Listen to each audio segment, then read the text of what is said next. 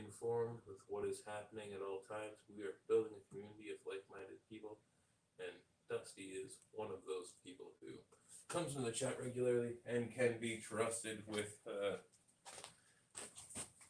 that type of power, I guess you could say.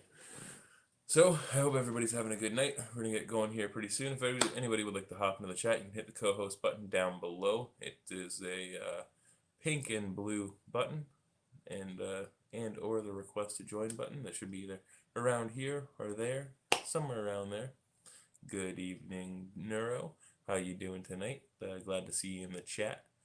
Yeah, just wondering what people are thinking. More direct, what's up with Russia, I guess. But what have you heard? What have you seen? What are you thinking?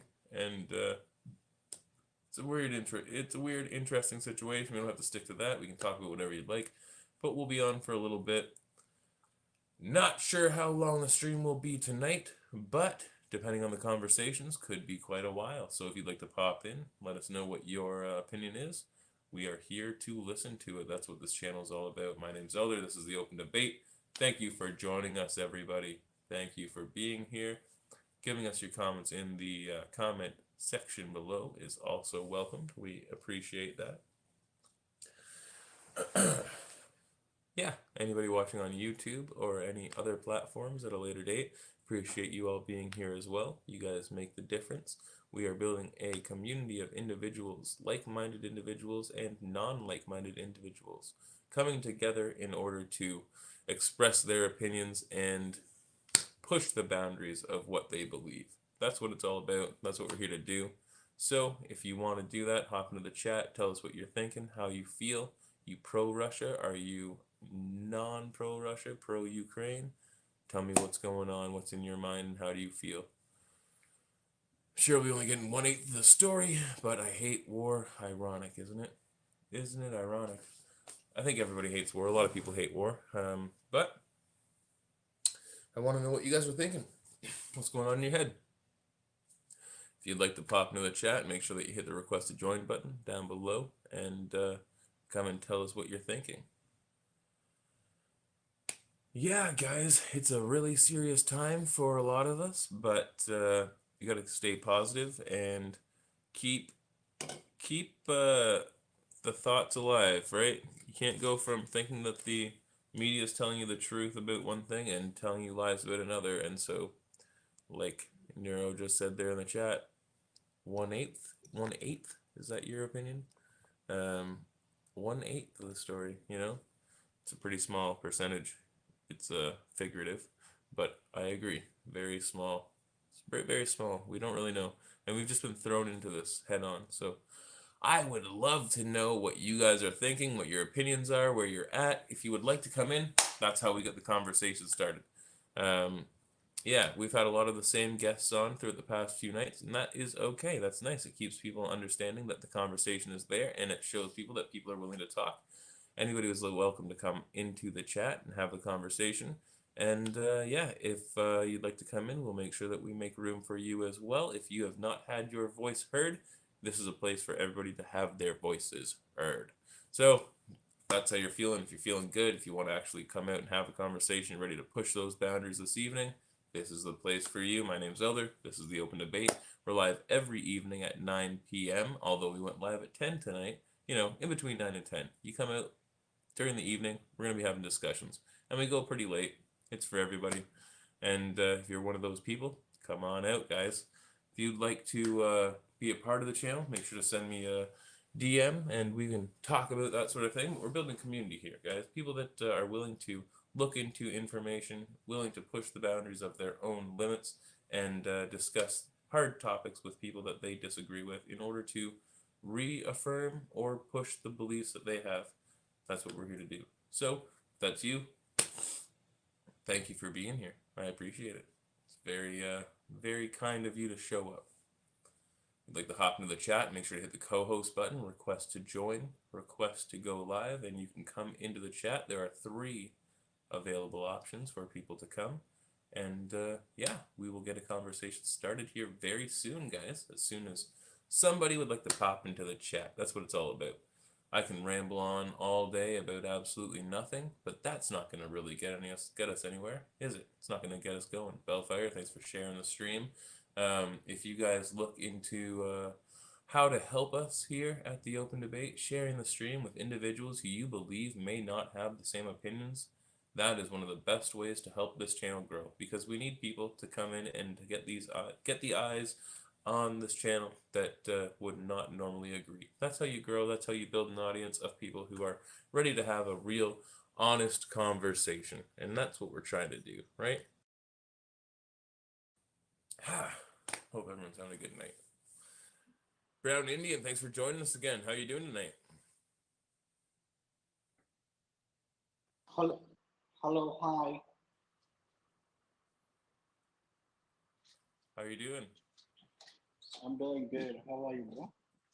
I'm not too bad. Nice. What's your So, name? What should I call people you? people call me Elder. Elder, like an old man. Elder. Senior. Maybe I should call you senior. Yeah, that'd be funny. What do I call you? Or do I call you by your username? Call me Brown. You Sounds good. I saw you in another live one time, and they were leery to bring you in, and then you came in, and you were a good guy. And so as soon as I saw you, I was like, I'll bring him in. There's nothing weird about this guy. He's got a funny name. Oh yeah, yeah, yeah. She was like, oh, I don't know, like this kind of names kind so skeptical. I'm like, how can you judge someone by just by looking at their Literally. profile picture and their username? And that's Well, how we came today as a society.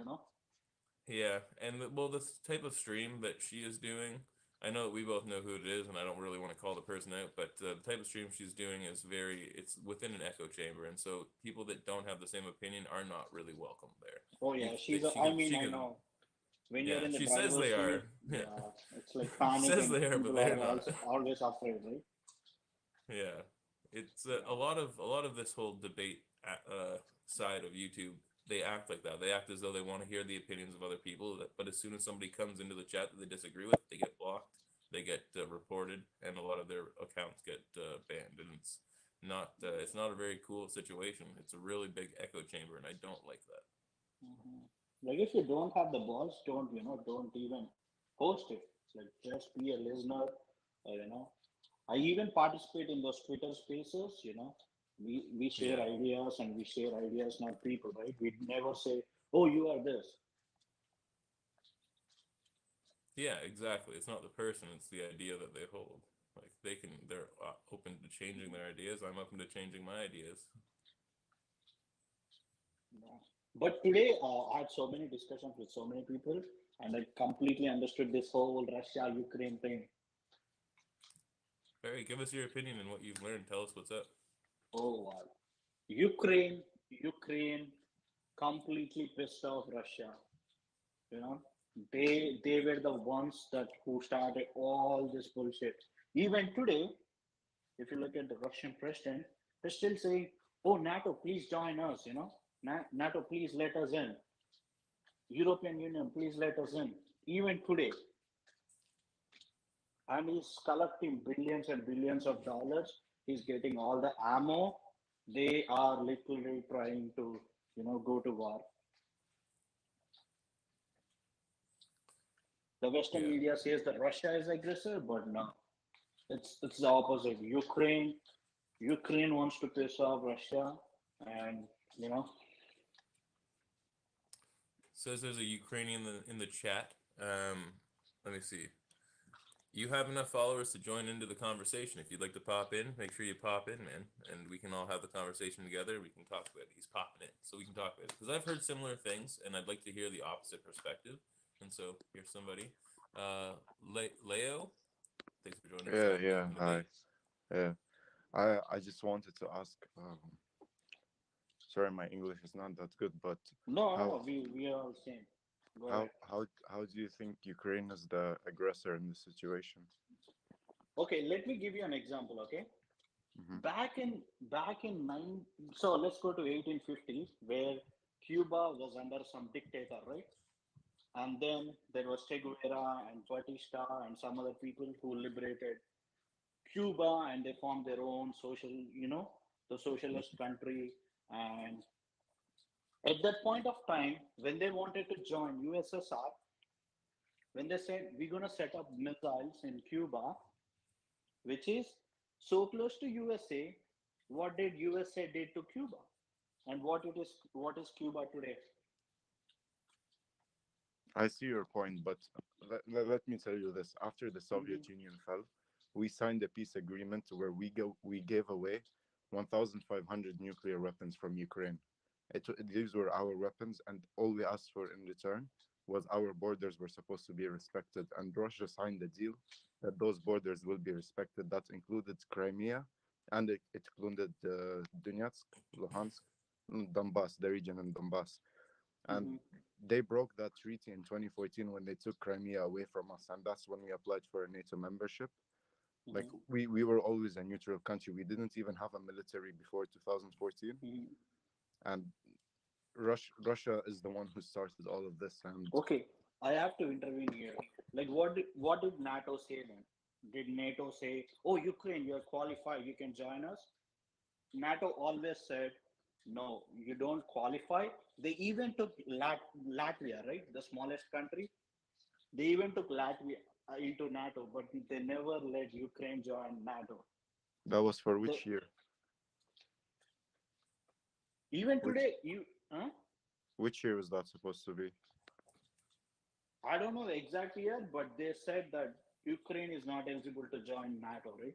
That could have been before 2014 when we were still a neutral country. But this is the whole point of this war, is that NATO wants to accept us. We did apply for the membership. That's what like sparked all of this today. And Hmm. uh, I heard you say that Russia is not the aggressor in this situation. And I I'm in Ukraine right now. I can tell you, like, from what I'm seeing, I don't know how you can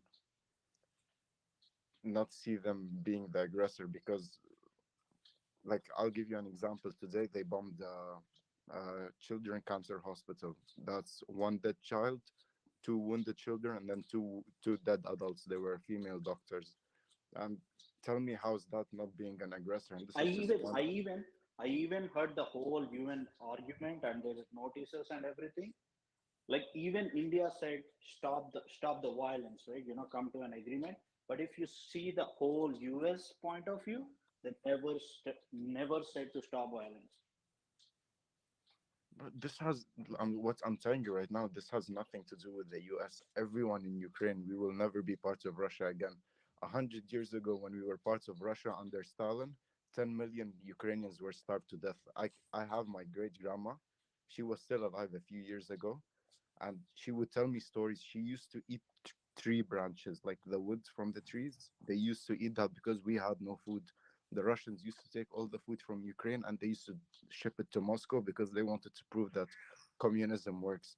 And they've always attacked Ukrainians. When Chernobyl happened, they never helped us with it, even though it was like a Soviet mistake. After the Mhm. Soviet Union, they took Crimea. They never gave us anything back in return. They funded separatists in the east of Ukraine.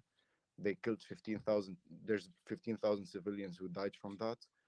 There's so many problems that happen. It's all because of Russia. The people in Ukraine, we will, like, genuinely, if they want to come to Ukraine and they want Ukraine to be part of Russia, they're gonna have to kill every single person in Ukraine. There's 48 million of us. It will never happen. But the So I want bottom to ask line you. here is, Wait. I want to ask you a question because that it brings up a question in my mind.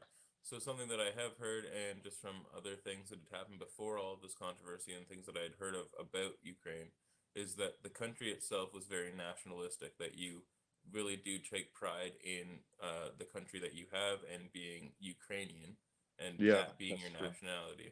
That's true. And That's true. yeah, but in response, I have heard that because I'm just trying to piece it together. I don't know anything, so I'm just here trying to get information. So don't take this as a rude statement when I ask. Yeah, It's yeah. just it's something that's out there.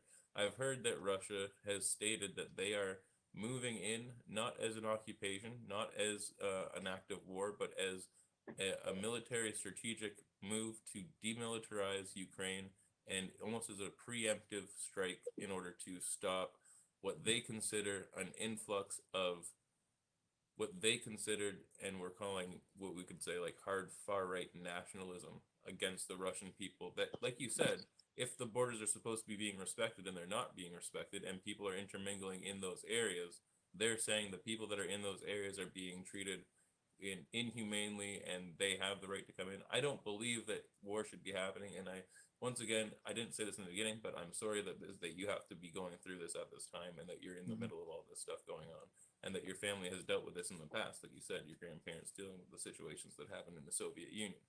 I don't agree with any of it. I'm just trying to figure out what the motivations are behind the governments, not the people. I don't think any of the people really care, like want any of this to happen. But it's like, what are the governments thinking? What are they trying to do? Okay, for the right wing nationalists you were mentioning, it's a battalion. It's called the Azov Battalion in Ukrainian. It's basically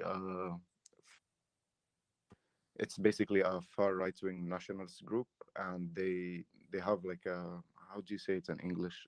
Like a, it's like an army, but not an Like a official militia. army.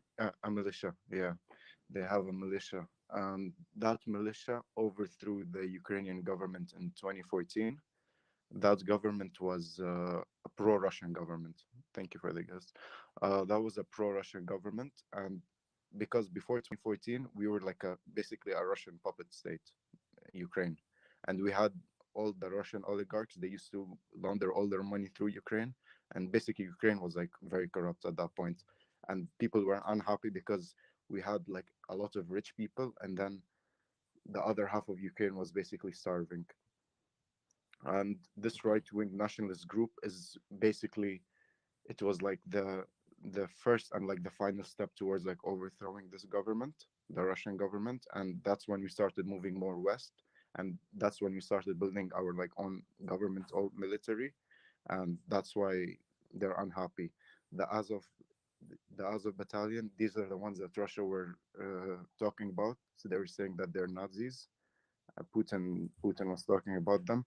They fought in the war in eastern Ukraine since 2014. They've been there, and I understand that like you might not agree with their like actions, but you have to see it from a point of view of us being Ukrainian in 2014 when Russia started attacking. If it wasn't for them, we would all be Russia right now. So like for you for from some of their actions, you might see them as like bad people, but for us, they're like national heroes, and you have to see it from our point of view too here, you know. Yeah, exactly. That's what I'm trying to figure out because you just confirmed that at least like that what I was hearing wasn't just a complete conspiracy theory, that there is more to the story that we're not being told because obviously there's a reason behind certain things. And like you said, for us to look at the situation that happened just from 2022 right now, okay, what's happening? Well, there's been a rise in nationalism and it's grown into a movement of a literal militia that's taken over the government with a military coup and then has been fighting against actively the Russians, which has clearly sparked uh, anger and a retaliation. But within the country, like you said, there's more to the story. If this didn't happen, there you wouldn't be living in the same country that you live in now, and the people that do live in the country that you live, you're saying support this movement. And so it's not that it was necessarily a military coup is a military coup, but if the country's behind it, then that's just kind of a change of regime powers, right? Like a Mm-hmm. change of powers. And so there's more to the story, and I'm just trying to figure it out. So I thank you for Mm. giving me that information. Yeah, and I want to mention that that battalion, they don't have the political power that the official Ukrainian government does, because our government is, we're a bit left leaning of a government, and they handle more of the military side of the government, because and like the political side is handled by other people. Okay. Someone's asking about the water and dam situation. I'm guessing that's about Crimea. Basically, when Crimea was annexed from Ukraine, we blocked a dam from Ukraine that supplies water for Crimea, and it used to supply like 80% of the water, and Ukraine blocked it as like a response to the annexation. And like many people see it as a messed up thing again, but you have to see it from our point of view. We can't just give them our land and not do anything in return, especially at a time where we were like a very weak nation. We have to respond in one way or another, you know. Yeah, and it's all like, there's just a lot to it. When you're looking at wartime scenarios, there's a lot to what's going on. I'm gonna bring this guy into the chat as well. Mhm. And we'll see what he has to say about everything that's going on. See what he has to contribute. What is the name there? Lime Treen. Oh, Lime Treen. Tyrone. How you doing? Tyrone, thanks for joining us on the open debate. How you doing tonight? I'm good. How are you? Thanks for having me. Good, It's good. nice to be able to talk to somebody from Ukraine. It's kind of cool. I'd like to. I'm actually very curious about the the standpoint of their view on the world from that area of the world. So like what it's like to be over there in Russia. Because I think our view from here in the USA, at least where I'm from, is Boston, is very limited. We only see what we see basically on TV and kind of which is almost like propaganda, and they only show us what we want to see. So you don't really understand the point of view from these other parts of the world. And so I'm glad to be able to speak to this gentleman. Mm. Um, Lau, are you willing to answer any few questions? Yeah, I can answer anything. All right. Tyrone, do you have Um, a few questions that you'd like to pose? yeah, you kind of asked the question already, which is I because I was watching the like basically how the nationalist group did take power over there in around 2013, and I was very curious about that. So I guess my other question is why. So I understand that you guys have a very great view on your country of Ukraine, and you don't want to be taken over by Russia, of course, and you want to stay Ukrainian. You want to be in power of your own country, of course. But Mhm. now, what would you do? You really do? You guys want to join NATO?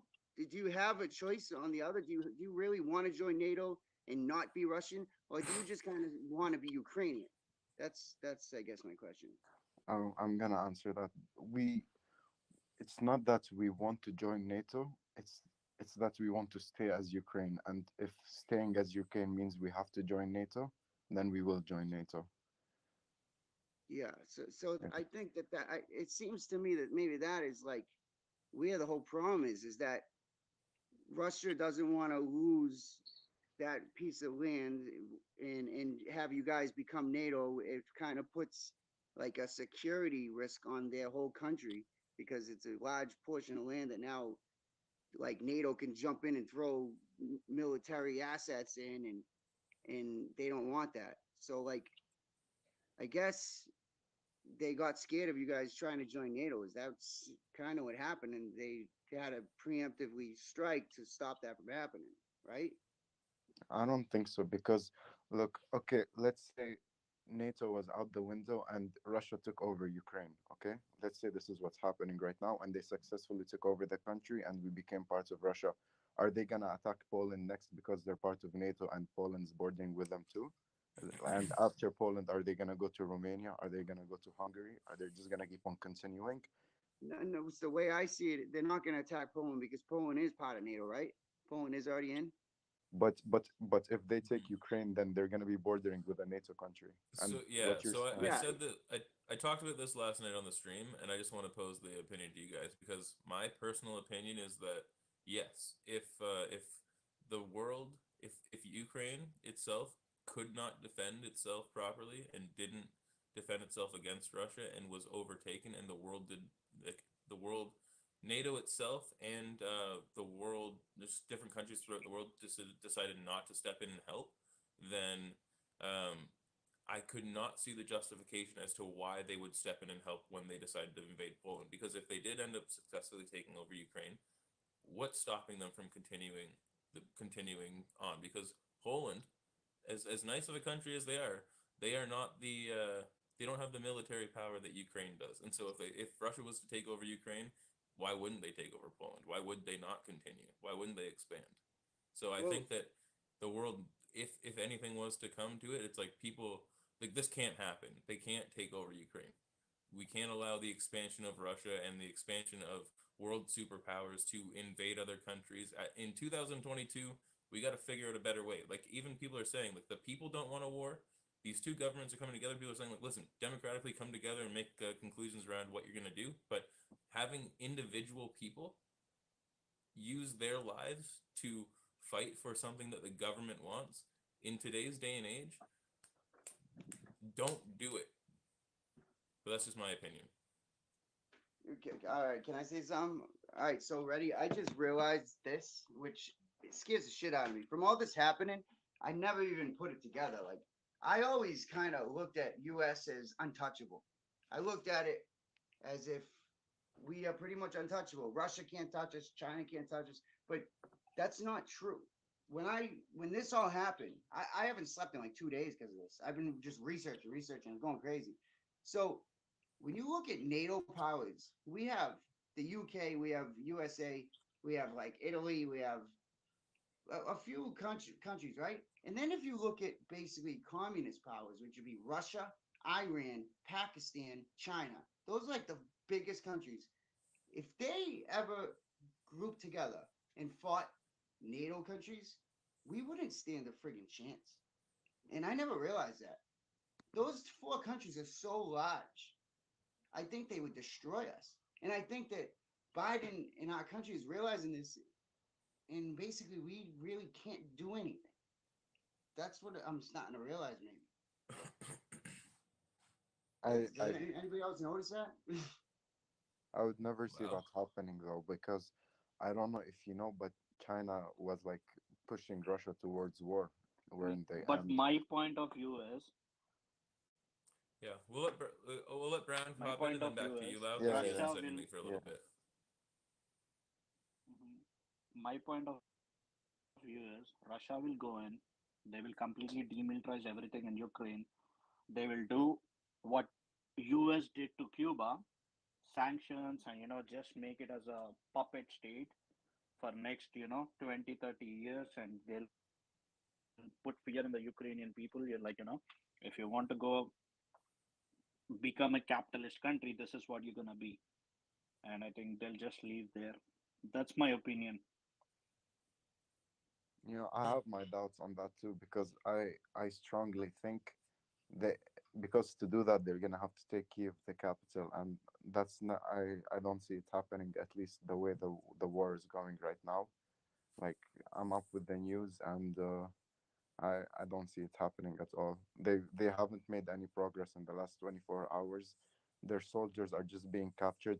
Today, Ukraine opened the hotline for Russian soldiers in Ukraine to call the ones that were captured. They're calling back their mothers at home, and there's a lot of things happening in Russia. I don't know if you saw. I I don't know. And this war is costing Russia $20 billion a day. They're all sanctioned. All their assets are frozen. They don't have that much money anymore. All the equipment being sent to Ukraine is mostly outdated. I don't know if you even saw, but most of the military tanks in Ukraine, they stopped in highways, the Russian ones, because they don't have fuel, and they were just waiting for supplies to come, but there's no supplies coming from Russia. I I give it at least another 3 4 days before Putin tries to find a like diplomatic solution, but I don't know how that will go either. I hope that happens. And see, I'm glad. It's nice to see your point of view. And honestly, my heart goes out to you, brother. Like, I'm so sorry you're going through this. It's a shame. It's sad. It's sad that our world has to come to this, and all these people are suffering. It's devastating. So God Yeah. bless you guys. Yeah, and thank you for coming on. Like, I'm not kicking you off or anything, but I'm just thanking you in general for coming on and giving us your opinion, and actually being open to discussing things. And like you said, you are Ukrainian, so you have a different upbringing than the average United States citizen. And a lot of people over here are very they're very leery to discuss anything that may be personal, even though this isn't, everybody in the country is going through it. It's your own personal opinion, your own personal experience. And many people are very reserved over here. They don't want to actually express themselves. And the way that you've expressed yourself tonight has been it's been very insightful. And I appreciate you coming on and speaking the way that you have. Thank you for listening. Yeah. A lot of people these days, like with the questions. They get upset because the way that we discussed whether or not Russia was aggressing or not, and how those could be discussed, that could be taken as the fact that maybe we're pro-Russian and we think that that's a good thing. But we're just trying to figure out what's going on and what are the potentials around why they are doing what they're doing. If you can't understand why somebody does what they do, then you can't understand how to get in their mind and even make a counter action against it. And so like the fact that you were so open and able to rationalize both points of views but have your side and stick to it, I think that a lot of Western citizens over here could learn from that mindset. Yeah, and I just wanted to say for the pro-Russian people, like we don't hate Russian people, normal Russian people, the ones in Russia, and for the pro-Russian people, excluding like the government, I just like I genuinely think they're just misinformed and they have like a Putin ideology in their head that like he's the greatest, you know, like this mindset, and I Let me think that's ask you why they're this. this way. Yeah. Let me ask you this, because I've asked this to other people, and because we have a very biased narrative that the news gives us, we get told that Putin is bad, that Russia is bad, and that we shouldn't mess with Russia, and that Putin's just like the worst guy ever. But we never get told why. Can you give any like insight around why the world looks at Russia as such a negative country, and Putin especially as a leader of the country is such a bad leader? Okay, I will give a honest answer to that. I'm gonna try not to be biased. Okay, first of all, I think they don't like Putin because as much as I hate him, he's very smart. The way that he stayed in power for so long, like it's like you can't deny the fact that he's a very smart person. And when you have someone who's smart and he has access to so many resources and he has such a big country, he could be a threat to like let's say the US, you know. And if you have like a chance to eliminate a threat, you'd want to do it, or like at least embed it in the mind of people, if that makes sense. But Mm-hmm. other than that, Putin has done a lot of stuff, like in the war of Chechen in Chechnya, it's like a province in Russia. He's attacked Georgia before. He's done like his part of evil, and in Russia, let's say like before the war, 12% of the population used to live in poverty. Putin's salary is $120,000 per year, but he owns like billions of dollars in assets, like yachts, mansions, you know. And like Russia, their government is all billionaires, but then all their people are just poor. A lot of them are poor, you know. They make like $200 a month, 150. Even in Ukraine, like we make more money than them, and we're nowhere like near as rich as them, like as an overall, you know, country. So I think that's why like he is an evil person, but like as much as I hate him, he's also very smart with the way that he handles stuff, and that's also like I think why the West probably targets him in that way. That makes a Can lot I of add, sense. Yeah. can I, Well, first I'm gonna go Brown, and then I'm gonna go up to Tyrone? Tyrone again. But Mm-hmm. Brown, I think that you have a little bit of stuff coming through in the background of your mic. If you're like hitting Oh, the sorry. keyboard or something. But just letting you know. But I'm gonna pose it to you. See, how do you feel about Putin? And then I'm gonna ask you as well, Tyrone. How do you feel about Putin? But first Brown, then Tyrone. Let's keep it going. Well, I kind of agree with this Ukrainian guy because basically USSR started as communism, but they're actually not communists, right? They basically own billions and billions of dollars in assets. They have oligarchs, and it's just uh, it's just Leninism with with a cover up like communism. I agree with them, and I think there are two possible ideologies of Putin that's going on through his mind right now. One, he wants to be somewhere in history and bring back the glory of USSR. Or second, maybe he just wants to make Ukraine like Cuba, just like a puppet state, and leave it there with sanctions, and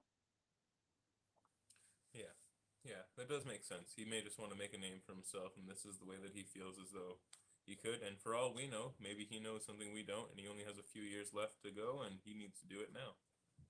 But I think this has been working for a while. Tyrone, how do you feel about Putin? Honestly, I don't really know enough to even make a judgment on how I feel about him. But I do have a question. Like, Hmm. so he Yep. said that. I'm sorry, the kid from Ukraine. I forgot your name. Yeah. Wow. Wow, how you Right? doing? Yeah. So you said that Putin is probably is running out of money and not having gasoline for the tanks and probably wouldn't have enough money to fight a war. But from my understanding, doesn't he own like most of the energy putting out to most of these NATO countries, like in SWIFT? So he like I think that they aren't they and like you said, they're billionaires, they're filthy rich. So which one is it? Are they rich or are they running out of money? But you're forgetting one part. First of all, like their personal money does not go towards the war. This is their personal money. The money towards the war is part of Russia's defense budget. And Oh, for the all right. SWIFT, today the German officials announced that Russia's gonna be cut off the SWIFT by tomorrow morning. So in a few hours, we're gonna have Russia's gonna be cut out. So they're not gonna be able to sell natural gases anymore to Europe. And I think that the gas prices will go up, but it's like something that we're gonna have to get used to. And like there how do I explain this? Like Russia, they obviously thought this through because they are a smart government.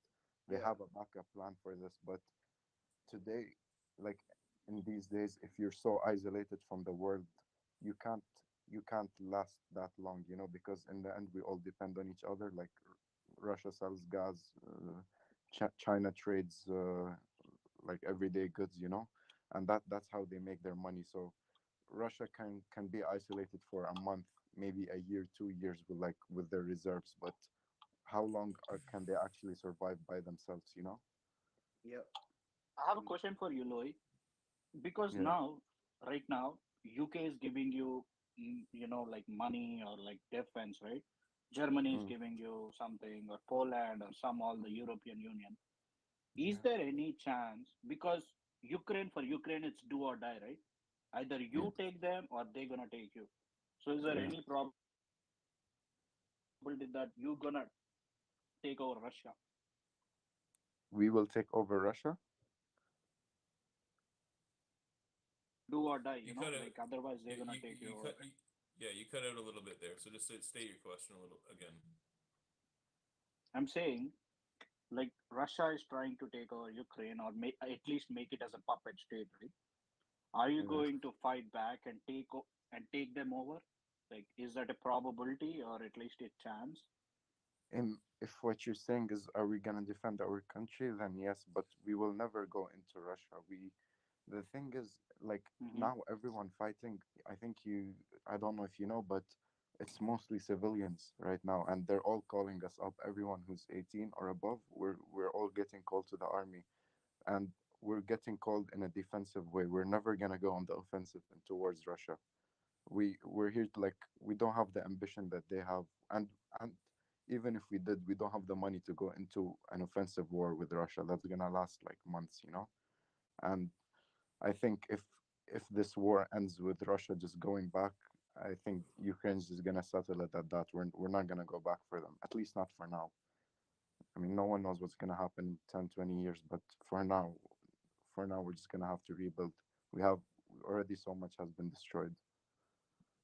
Hey, so you guys, I'm sorry, you guys honestly, if the pressure got really bad, you really don't think that you guys would give in? You think you would everyone would stand and fight until the end like that? No, we will never give in. Like the fighting mainly is happening in Kiev right now.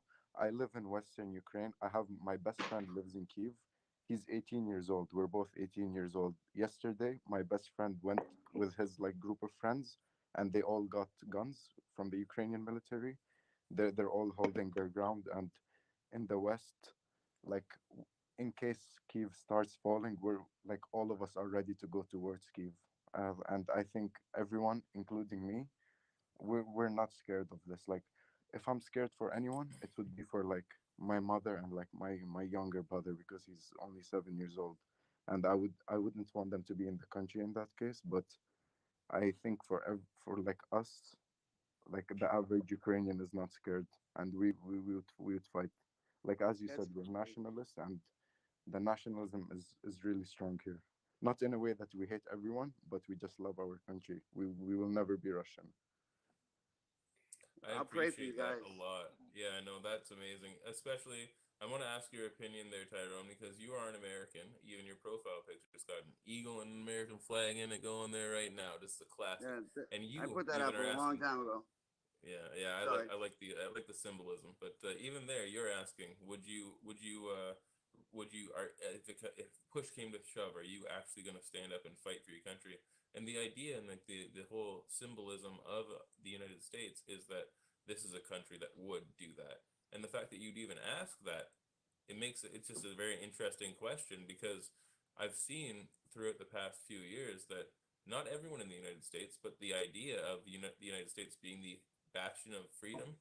They have the most freedom, but not everybody is willing to stand up for it. And when you see countries that do have a strong sense of nationalism, it can develop into something that is extreme, but that is not always the case.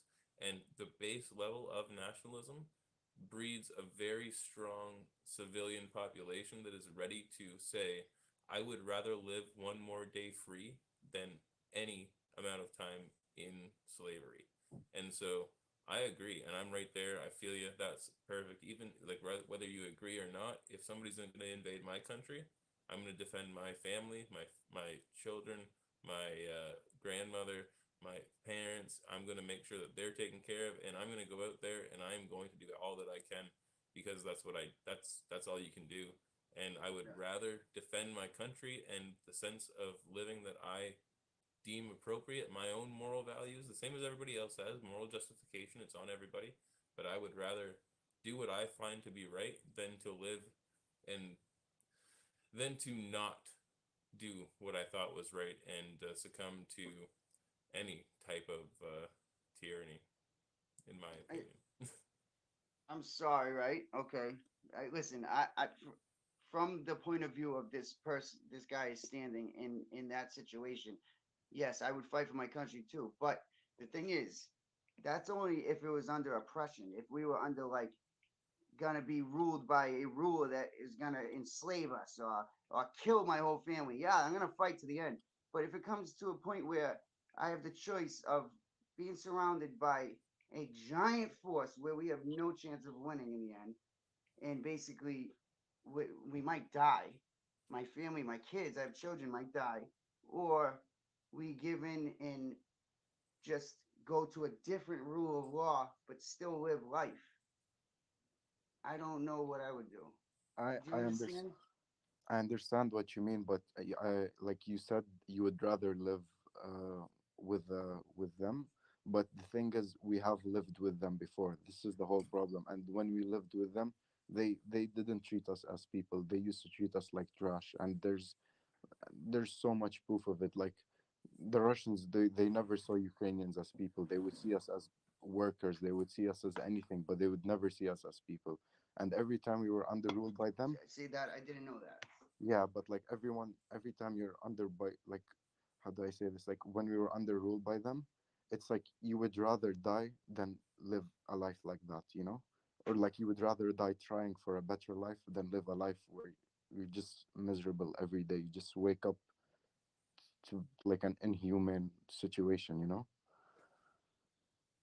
Yeah, yeah, And when you yeah. have, Well, I oh was my gonna say, God. yeah, when you have a history with a culture that has been through a series of oppression due to another culture, and then that particular culture is stepping in, there's a difference between the idea that we're talking about, the fact that Ukraine is very nationalistic, is separate from potentially like those other plights. The fact that like if it was a different country that was trying to invade Ukraine, it would be a different story. If they were invading because Ukraine was enacting civil, we'll just say civil disobedience to Polish immigrants that were on the border, and that was becoming an issue because Ukraine was so nationalistic that they didn't want anybody from Poland ever coming there, and when everybody was from Poland there, they'd treat them poorly, like you're talking about now. It's kind of a different situation where you have a history with the Russian people, or not the Russian people, the Russian government, sorry, to make that difference. The Russian government itself treating the Ukrainian people poorly. And so them trying to come in and say, let's take over this country is different than even a war with Poland, which would be on the other side. Yes Yeah, or no? I'm sorry that he has to go through that. I see. I was unaware that they live like that. That they are oppressing them to that level. And I'm sorry that you're under this pressure. It's a shame. I wish that we stood up a long time ago and backed you guys instead of allowing this to happen. It's sad. Mm. Like, So, yeah, someone commented. Wait, I'm gonna try to. Why has Ukraine backtracked on every treaty with Russia? What does backtracked mean? Like, Gone back on their word. They said something and then decided not to do it. oh, okay. Or I'll answer that question quickly. Basically, the treaty was broken by Russia first. I mentioned this before, but I'm guessing the person just joined. We gave away all our nuclear weapons for protection and for them to respect our borders. And Russia themselves agreed that Donbass and Crimea is part of Ukraine and is part of our borders. And they broke it in 2014 when they took over Crimea and started funding the Russian-backed separatists in eastern Ukraine. So after they broke the treaty, there's no point of us following it if they're not gonna follow it either. And someone also commented about the voting of that, like the people there voted to be part of Russia. It's proven to be rigged. Like the votings were just they're like as legit as people in Russia voting for Putin, you know. And even if it was true, I'm gonna give you I'm guessing you live in the United States, right? yeah. Okay, so I'm gonna give an example about the voting. Like, let's say a state like California or Texas, which, like, in history, from what I know at least, uh, like it used to be like a part of Mexico. Am I right or wrong? No, Texas, No, yeah, Texas, California, yeah, Texas, at one yeah, time, a long time ago. yeah, yeah, a long time ago. But like, if people now in Texas said, or like in California said, like a small minority of people said, "Oh, I want to be part of Mexico again," and like let's say U.S. wasn't a superpower, it wouldn't make it right for Mexico to come and just take away Texas and California from the U.S. You know, because as of right now, this is U.S. territory and it should be respected in that way. Especially if Mexico agreed that it is U.S. territory. Of course, I of agree. course. Or I It's agree. it's So one, yeah, I gotta say this though, Brown. I thank you for being in here. You've been in here the longest, and we have some other people that want to come in. But if you have something else that you'd like to ask, I'll give you the floor just for your last final question. And, oh, he's out. He's gone. He's listened in. He's got enough information. I've talked to him before, and he comes around and he's just tries to get information from different streams. He's a good guy, just out there collecting knowledge. But I'm gonna bring in. Well, I'm gonna ask you this first. Lau, are you able to stick around for a little bit, or do you need to go? I can stay for another like 15 minutes, 10, 15 Okay, minutes for sure. Yeah. because I have this guy come in, and I know that he has like an opposite opinion than I do, and I'm sure that he probably has a few questions for you. So I just don't want to like Hmm. put you on the spot or anything, but I'm No, sure it's that he fine. may have something that I didn't think of, and Yeah, yeah, that's what I want to learn, right? yeah. I appreciate the fact that and I'm sorry that like we all can agree that you should not be in the position that you're in. I appreciate the fact that you're able to come out and give your perspective and the knowledge that you have being in the position that you are in, and you're willing to do that. The more people that are able to speak with people and hear from people that are actually going through situations like this, the more human the situations become. And it's not just CBC or a news station telling you what is happening. It's somebody who's living it, and you have your own perspective. This is your perspective, but this is the life that you live every day. It's the same as somebody talking about the U.S. and politics that live in the U.S. You want to know, right? Mm. So this guy, the dog picture, and I'm gonna bring him in. How you doing? Welcome to Yeah, good the paint. evening, How you doing? gentlemen. Good evening. Thanks for being So, here. yeah, thank you for letting me in. Yeah, we do disagree on some stuff, but this is one of the issues I'm not disagreeing on. My ancestry, I found out, was from Ukraine. I was adopted. So, all of this has been hitting me pretty hard, watching it, jumping from phone to phone to phone in this app, live in Ukraine. It's heartbreaking and emotional and I've been just locked onto it for so long. Every day now, it's just drawing me right in. And I don't know, any one of these people could be one of my family. I just don't know. I only know my heritage is from Ukraine. So I appreciate the gentleman who's there and is talking right now. He speaks a lot of truth. I tell you, I've seen it from all different phones. So yeah. So something that I'd like to like ask, and like you guys can both converse about this whole situation together, and we can get an opinion. By the way, your TV may be a little bit loud in the background. Oh, geez, I'm so bad at that. My wife's here. I'm gonna go in a different room. Okay. Guys, I'm That's my sorry. bad. You're I'm okay. gonna sign off because I gotta help with my kids real quick. So thank Okay, you well, for having thank you me. for coming on. Thank you, Yeah, Tyrone. thank Thank you you. for coming on and having your opinion. In here. God Okay, it's bless nice you. and quiet in here. Okay. Okay, We'll get, that's much better. Alright. Sorry, guys.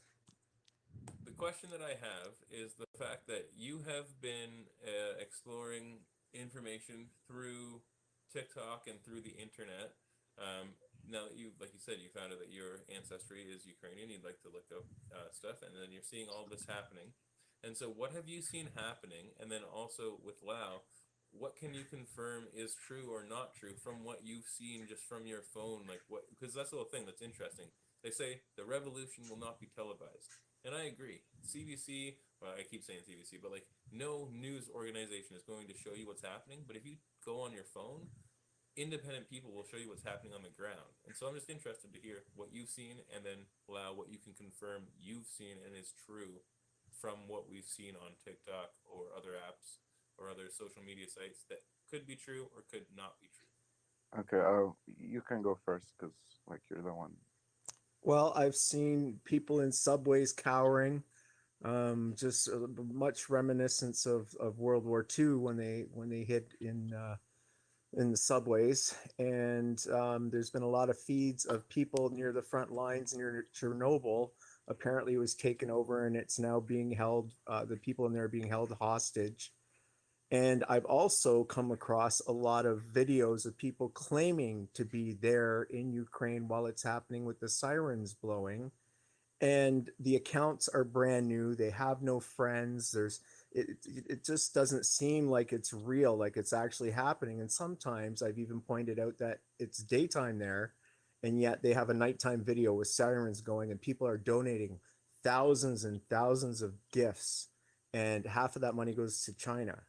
So I'm a little concerned about that part of it. If there really is fraud going on this app and people are donating to China, Putin's Putin's ally is getting Yeah. half the money that these people are claiming. Like they're sitting there they're crying and they're going, oh, thank you for donating. And they're speaking broken, broken. I don't know the dialect, Ukrainian, I guess. And they seem legitimate, but they've been doing it for days. It's been like 3 days now, same feed in the background, and it just seems suspicious. So I made a TikTok about it because I'm concerned that there's a lot of fraud going out and China's making 50% of the money.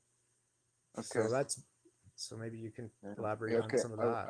I will start with the subway news about the people hiding in subways. Okay, so I have my aunt in Kiev, and I have family friends and my best friend, and I can confirm the subway part is true because my aunt is there, and she was there at least yesterday because yesterday was very intense in Kiev.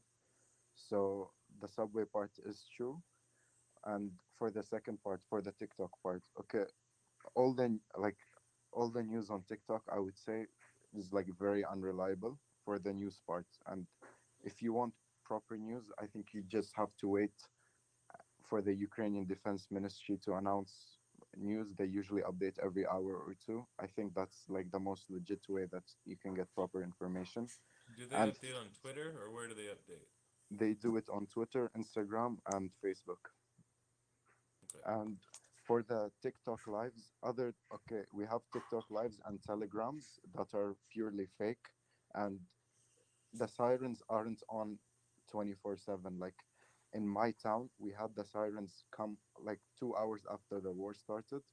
Our sirens went off, but after that, nothing happened, and they've never came on after that. And that's in my part of Ukraine, but it's still a very safe part of Ukraine. In other parts of Ukraine, like Kharkov, uh, they have sirens, but I doubt you would go live there because it's very dangerous there right now. I think it's the worst part of Ukraine as of the war. In Kiev, they also have alarm like sirens, but uh, they're on every night. But again, the TikTok lives, I would just suggest stay away from them. If you do want to donate, I would say just go to like a government website, like like the Defense of Ministry, or you can find them on Twitter. They're verified, and the money does go to them. So if Yeah, I anyone haven't does been want to donating. donate, I've been on there commenting saying, people, this is fake. yeah, It's daytime there or it's nighttime. The sirens don't go at night. People have said that the sirens won't blare in the middle of the night unless they were direct bombing with planes, but hmm, something seemed very suspicious. So I do have a TikTok about it. So if you could make one and verify and attach it, like maybe do the stitch with it, that would go a long way to helping fight the fraud that's happening because China's making 50%. I've been reporting these videos and China's not taking them down. Why not? Because they're making See, 50% of all the money being see, donated. yeah, see. yeah. This is where this is where we disagree. The dog picture. What's your name? What can I call you? Do I call you dog? Tony, Dog. Tony. Okay, Tony. Yeah, Tony. Tony. So this is where we disagree, but also agree.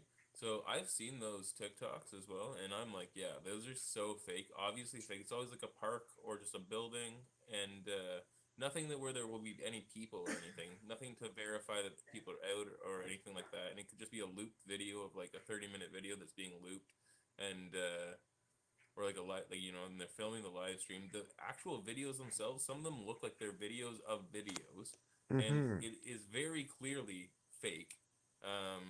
But then I understand, I don't care that China's making the money. This is a Chinese app. If we're on here, like my information's going to China right now. They can get all of my stuff. Like I'm really not like, and I don't agree with what they're doing with it. But if I'm using this platform to broaden my reach in order to reach more people and use the platform. I'm using their platform, but I do know that this platform is bad. The TikTok platform is bad, and China is going to make money. If anybody donates like through this stream, China makes money, regardless of like if their intentions are good or not. If they're Yeah, going to but donate through TikTok, China makes the money, and I don't agree with it, but I do know that I'm using their app. So I'm just saying like when you say, "Oh, well, China's making all the money, and that's why we should make the video," I disagree. But I do agree that I should make the video, or anyone should make the video, and call out the fact that these people have been making these because it also is very it makes you afraid. It's fear mongering. It's showing that like, oh, this is what's happening, and like everybody's under attack at all times. Yes, things are happening that are very upsetting, and that's why we're having real discussions and finding what's actually happening with people that are living in the country. But when you see something like that, that is really just to push the propaganda of fear against you and is getting you to donate, like you said, probably a Chinese algorithm that has created I'm not going to get into it. It could just be a person that is working, and the money, 50%, regardless, goes back to China. And but that's the whole thing, right? If you're going to complain about 50% of the donations going back to China, just complain about 50% of the donations go back to China in but general on the entire platform. but Everybody they're does. they're Like all of them fraudulent do. donations. The people are being deceived. That's my only problem. Yeah, Yeah, I know, but that's I want to have that question. We can have that like whole debate one time because like the open debate isn't just about political stuff. One time we can have the Mhm. whole conversation around like scamming people is like it's morally wrong, but if I can convince you to do something and you are not intelligent enough to figure it out that I'm tricking you, should it be illegal? I don't really want to get into it right now because it's a huge conversation. I want to like have a whole like Right. really Yeah, that's a in-depth good. Yeah, conversation. I'd love to But debate that one on you. Yes, yeah, definitely. yeah, right, because that's like a really Absolutely. interesting thing, right? It's like Yes. is it not, like, and what is and what isn't, but that is Hmm. definitely what's going on. They're being tricked into thinking that they're supporting something that's good, and they're not at all. And the money's going to Putin's ally. Yep, 100%. yeah. I Again, agree with again, I'd say like if you want to donate, just donate to like the official government organizations. And for Yes. you asked whether like you can tell if it's true. Mostly they're fake, but for example, if you see people walking on the streets, it's probably a loop because there's a curfew in most cities. again, not in my city, but like where the fighting is happening, there are curfews after 5 p.m. So if it's dark and you see people outside, then other than military like soldiers, then it's a it's a fake because it's not allowed. And Yeah. yeah, just like for news, I would like stay away from TikTok because again, like it's just everyone says whatever they want, you know. It doesn't mean it's true. Well, that's yeah, exactly. I agree. Can you tell us where the major cities that you have found? Because that's what I was going to say. That's true, and then everybody could also take that. Like, don't take what we're saying here as a grain of salt. We're assuming that you are a Ukrainian citizen living in the Ukraine, but like you said, if you're listening to something on TikTok, if I make a video about this, giving your information tomorrow, the same thing. Don't take it for granted. Go and look it up for yourself. Whatever you're saying, I Mm, can only assume is going to be true because you're giving us your opinion. And if you're truly a citizen of the Ukraine, then this is what you're experiencing, and you can go and figure it out for yourself. So that's what we're yeah, doing. We're getting real opinions.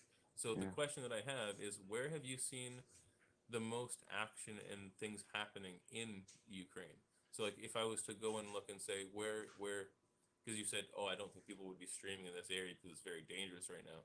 So if I was to go and look on like Google Earth and try to get like a live feed of what's happening, or like 12 hours back, Mm, or to like even type into like a weird, no matter where it is, if I was trying to figure like somebody who lived in a certain area and I was trying to get a hold of them, what areas would be the most impacted right now that I would be looking for in order to find the action that is actually on the ground in your opinion?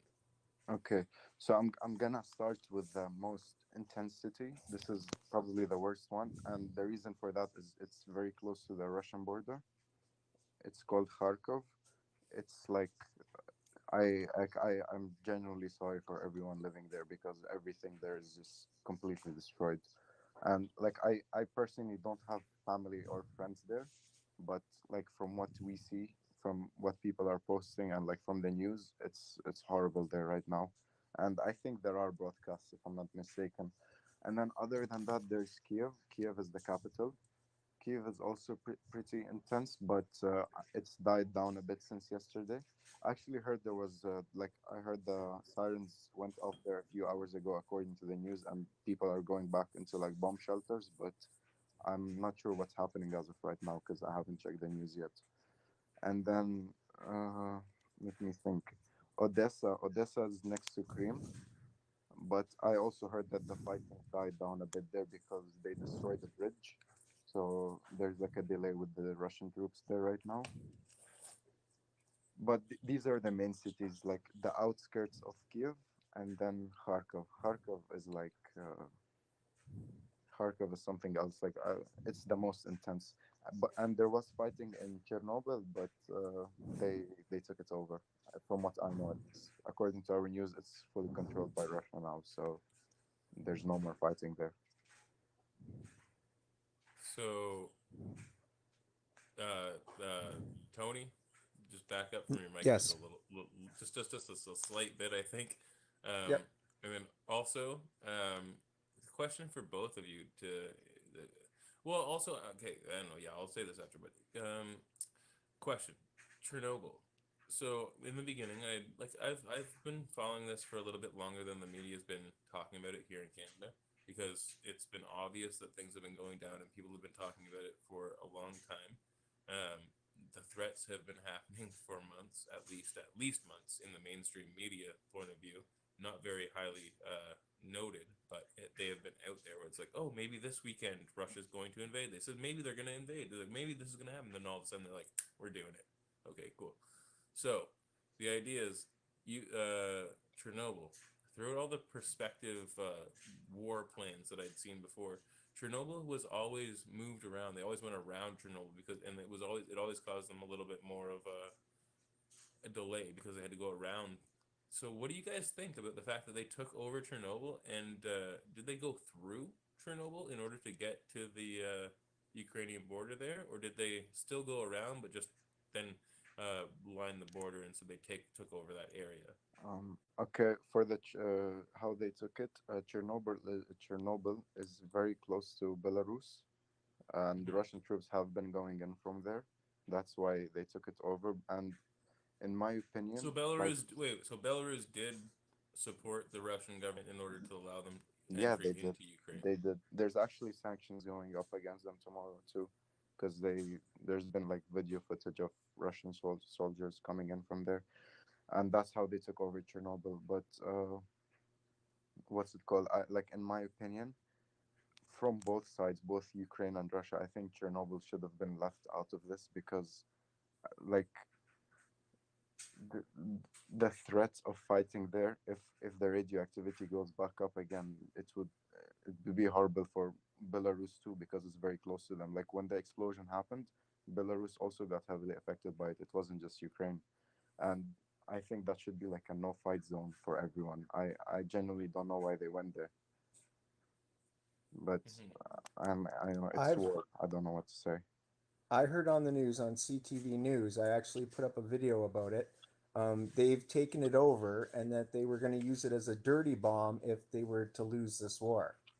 That's on CTV News. The clip's on my page.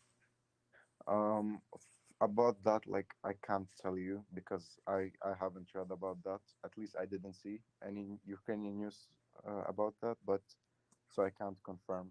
I don't know how to answer that. I just can't confirm. It could be true. It could be false.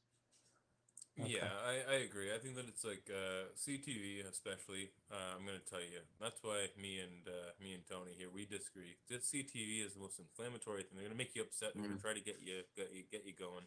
But mm, the idea that the entire area is going to be used, like, so we don't know really what's going to happen if they were to drop a nuclear weapon in that area and then reinforce the radiation that's in the soil and bring it up for the entire area. But they don't know what that would do to the world. Like that's the whole thing, right? Hmm. When you're driving in a car and it's a snowstorm outside and you're a passenger, you're a little bit worried because you don't know what's going to happen. You don't know if you're going to skid off the road and you can't do anything about it. But the driver doesn't want to fuck his car up. He doesn't want to kill himself. He doesn't want to kill all his passengers. He doesn't want this to happen. And so, um, even if you're mad, so the driver's mad and you're in an argument and you're not, they don't want to die. They're not like, and now we're going to like extremes. If there's somebody that's a radical and is not thinking correctly, that's where you have bad situations that they're not thinking properly and they hurt themselves and you. But in the Hmm. normal situation, if we're just going to look at things in a normal situation, um, nobody's looking to get hurt. And so Russia knows that if they were to drop nuclear bombs throughout the world, doesn't matter where they drop them in the world, they could do it anywhere. And they're going to be impacted as well. Everybody's going to be impacted. Even if it's not them directly in their country.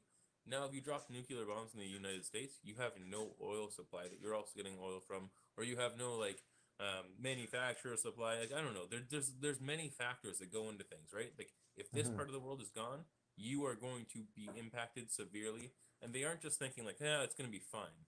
They do understand that this is not what anybody wants. It's all just a like a pissing Yeah, contest. correct. Yeah, but doesn't Ukraine supply like 22% of wheat to Libya, and a whole bunch of other countries get their wheat from Ukraine?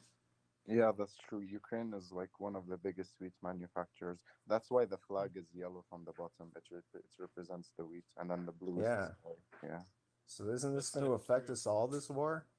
Yeah, and I also want to mention a lot of people in Ukraine. We have a lot of tradition here, and many people live in villages. Like a lot of the population lives in villages, and they rely on farming. Like my grandma in our village, we used to harvest potatoes over the summer, and we would store them throughout the winter. There'd be like a lot of potatoes because we have very big fields in Ukraine, and all the families do.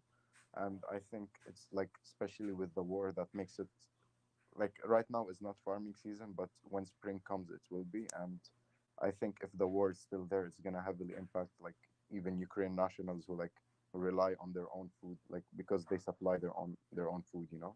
And Hmm. other than the wheat, like we have other stuff like potatoes mainly. It's gonna affect us too, not just like the rest of the world. Hmm.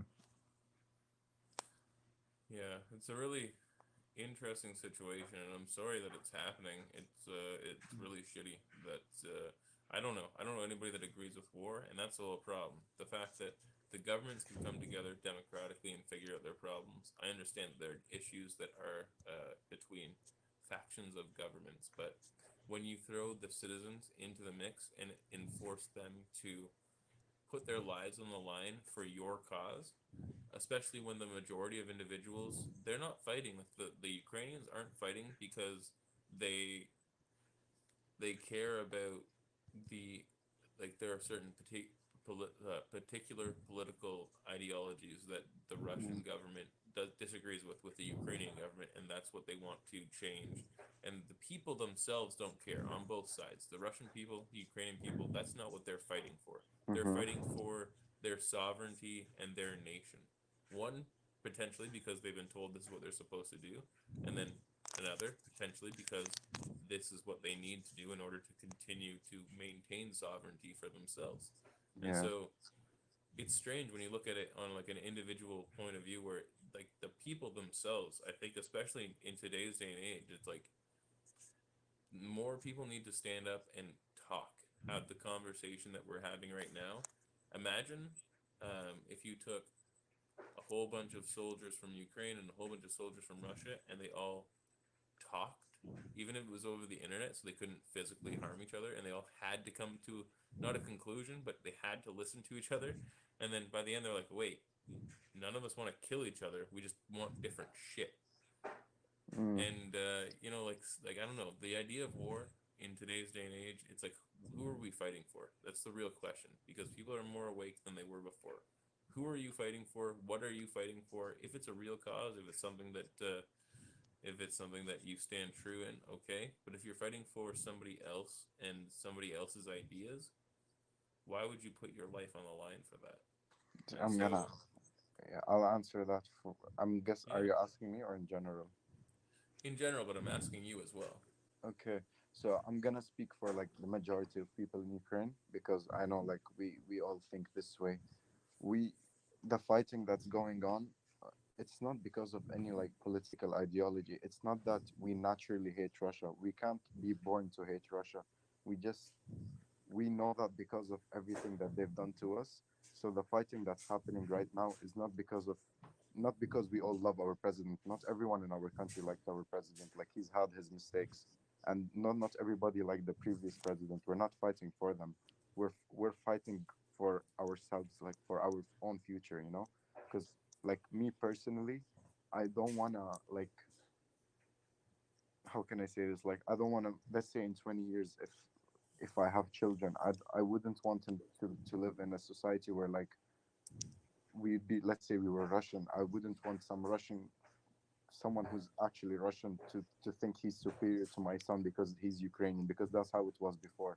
They've Yeah. always treated us that way, and like for example, there's this sign, and they've been putting it in many places in Ukraine. It says, "I was born a Ukrainian, and I'll die a Ukrainian." It's been going on for like 2 days, 2 to 3 days now, and Yeah. I think that explains it. Like, it's not about the fact. It doesn't say we're here fighting for the government. We're fighting for our country. It's different.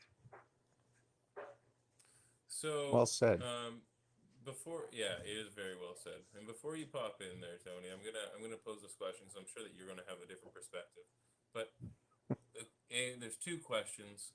I know I like that you come in, and I like having you here, and like we disagree, and that's why I like having people that come on that I disagree with, that are able to actually have conversations. 'Cause I don't hate you. I don't. It's not like I hate you. I Yeah, dislike a lot of absolutely. the ideas and the opinions you have, but you as a person, you're great. You're a good person. Like obviously, you're a good person. You're Yeah, gonna be looking for me too. like the answers. So, the question is the fact that you said that, right? For people that are standing up for their rights and like they don't want their children to be dealing with a situation that they may to be made to feel insignificant in the future due to a process that is happening. Have you heard anything about the protests that were happening here in Canada, or individuals that were protesting uh, like coronavirus crap? Well, I do know that some people got sick, like with mild No, no, no, symptoms. no, no. This is still Lau because he's in Ukraine. I want to know if you Oh, like oh, heard okay. anything about like what we were dealing with.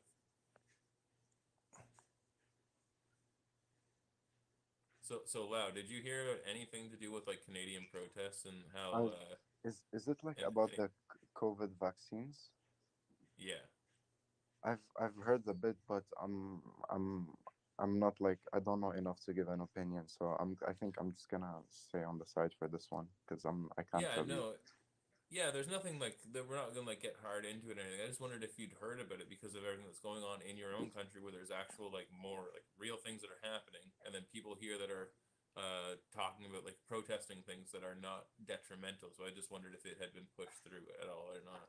Yeah, I And heard, but there's no news coverage on it now. It's just that I'm pretty sure it started before the war started in Ukraine because it's been happening for a while now, like a week or two, if I'm not mistaken. And that's when yeah, I heard about it. But I didn't like read much about it. So yeah. yeah, So Tony, to you, like just like in the same sense, it's interesting that like when other things start happening in the world, how quickly the news changes from everybody talking about one thing, especially when we're inundated with that information, too quickly, especially here. Now everything is just Ukraine, Russia, what's going on, and they're not talking about, especially like anything. They're not talking about the virus. They're not talking about the protests. They're not talking about nothing. This is all that's happening, and it is the most precedented thing in the world at the moment. And so the fact that they're pushing it through, it's just interesting how quickly things change. Do you agree? Do you disagree? How you feeling? I agree. I think it's that the media's jumped on this one because it is such a huge issue. Because you got to realize the two people involved here. I grew up in an area of nuclear war. I was born in the 60s. So there was that threat of bombs being dropped all the time, that Cold War between Russia. We had to learn to duck and cover and all that stuff in school when I was a little kid. And there was always that fear of nuclear war. My mom, when I was 11 years old, the worst thing she could ever done was took me to see the movie The Late Great Planet Earth. It scared the crap out of me, and for my whole life, I grew up thinking, well, we're gonna all be bombed one day anyways. So why do I need to follow government? Why do I need to follow rules? Why do I need to go to work? Why? It really screwed me up. I shouldn't have watched it at the age of 11. And here we are, full circle. I'm 55 now, and I've got that fear come back because Russia and the US have the nukes and the capability to erase 10 million lives within a half an hour. Just like that with one click because one side got more aggressive than the other and what said the wrong thing or stepped in and helped Ukraine. Because from what I've heard on the news, Russia said if the US steps in, they're going to nuke them. So this is very serious. This is scary times for those of us who grew up as children when we had to learn to duck and cover. It's bringing back so many memories of that, and it's really I've been riveted to my phone. You don't understand. I This has hit so hard home to me because of my Ukrainian descent, which I've only just started looking into when all this went down. So um, now I'm off Learning track, something but new. that's Yeah, fine. you learn something new every day. What is your picture from? Like, is that even your picture then? Like, that's I'm so Yeah, that's confused me. about that. No, my name's Anthony Carlo. I was actually on Oprah's $1 Million Neighborhood. I'm the blind guy from the show that was won the week one, 10 grand on the Born in the show and blah blah blah. '60s. What are you talking Yeah, about? How old are you, man? I thought you were like I'm 25. 55. No, I'm 55. I thought you were like No, I've been 25. around, my friend. That's why I've got a lot of intellectual perspectives from things because I've seen a lot in my life and I've dealt with it intellectually. So I'd love to have great discussions on philosophy with you because we're at a point right now in my life and philosophy where all everything I saw as an 11-year-old is coming true with this. I'm really worried about the wrong thing happening with Ukraine here because I think Putin's going to take Ukraine, take Poland, take his red curtain back, and it's going to start a war in Britain, which will lead to World War III and nukes. So, huh? I don't think it's gonna go that far. I don't I even hope think not. that I think they're not gonna take Ukraine. I'm not gonna lie. Or they're just Yeah, gonna finish up I pray everyone to in God. Ukraine. I pray to God it doesn't go that far. Uh, Also, And someone in the comments, he's been spamming it, but he's been saying, "How do you feel about Russian people being killed for speaking Russian in Ukraine and the burning of people in Odessa?"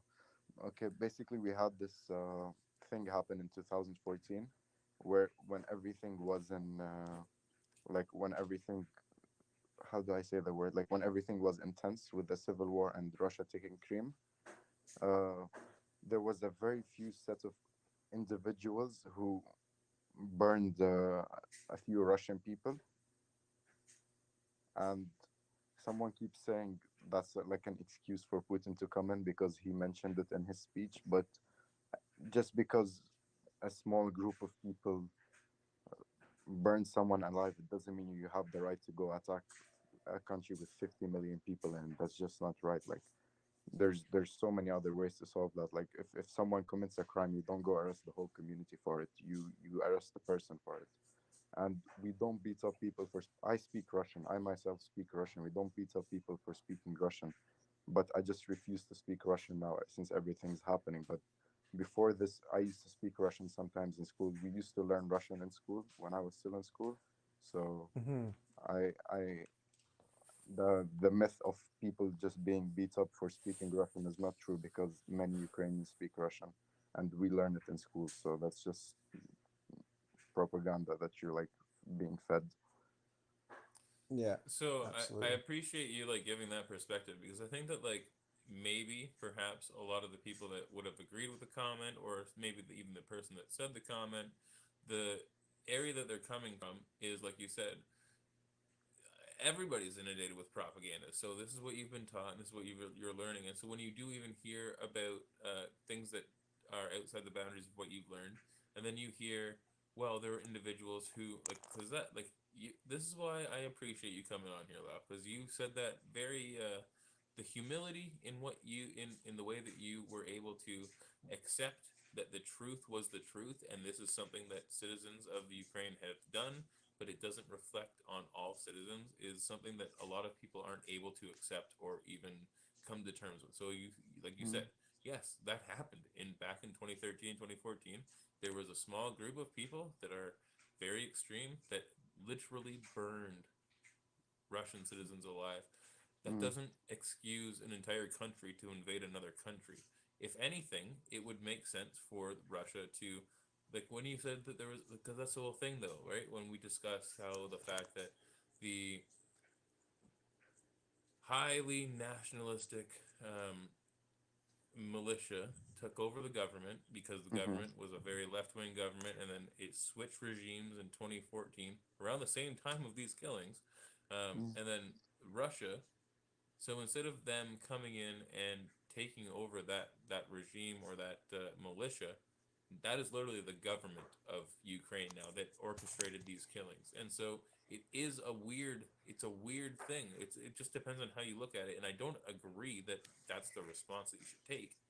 I just think that it's worth looking into the fact that in 2022 there are countries that are not just at ideological wars together, but physical wars, that things are happening. So this was 8 years ago, and something happened that has resonated so strongly still within Russian culture that it's being used as the basis for an attack on an entire country this many years later. And um, the idea that we're still arguing and fighting with each other physically, and that it's not black and white, that, you cannot argue that the Ukrainian people have done terrible things to Russian people, and Russian people, and in your perspective especially, have done, say, 1,000 times worse things to Ukrainian people.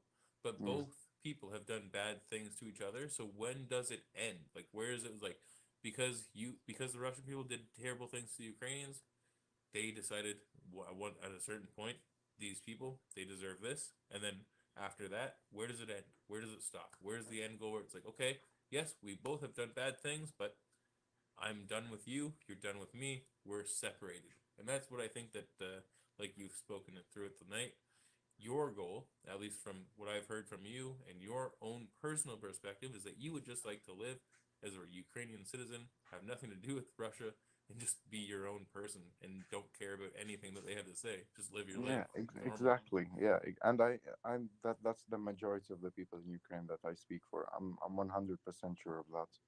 It's yeah. Yeah.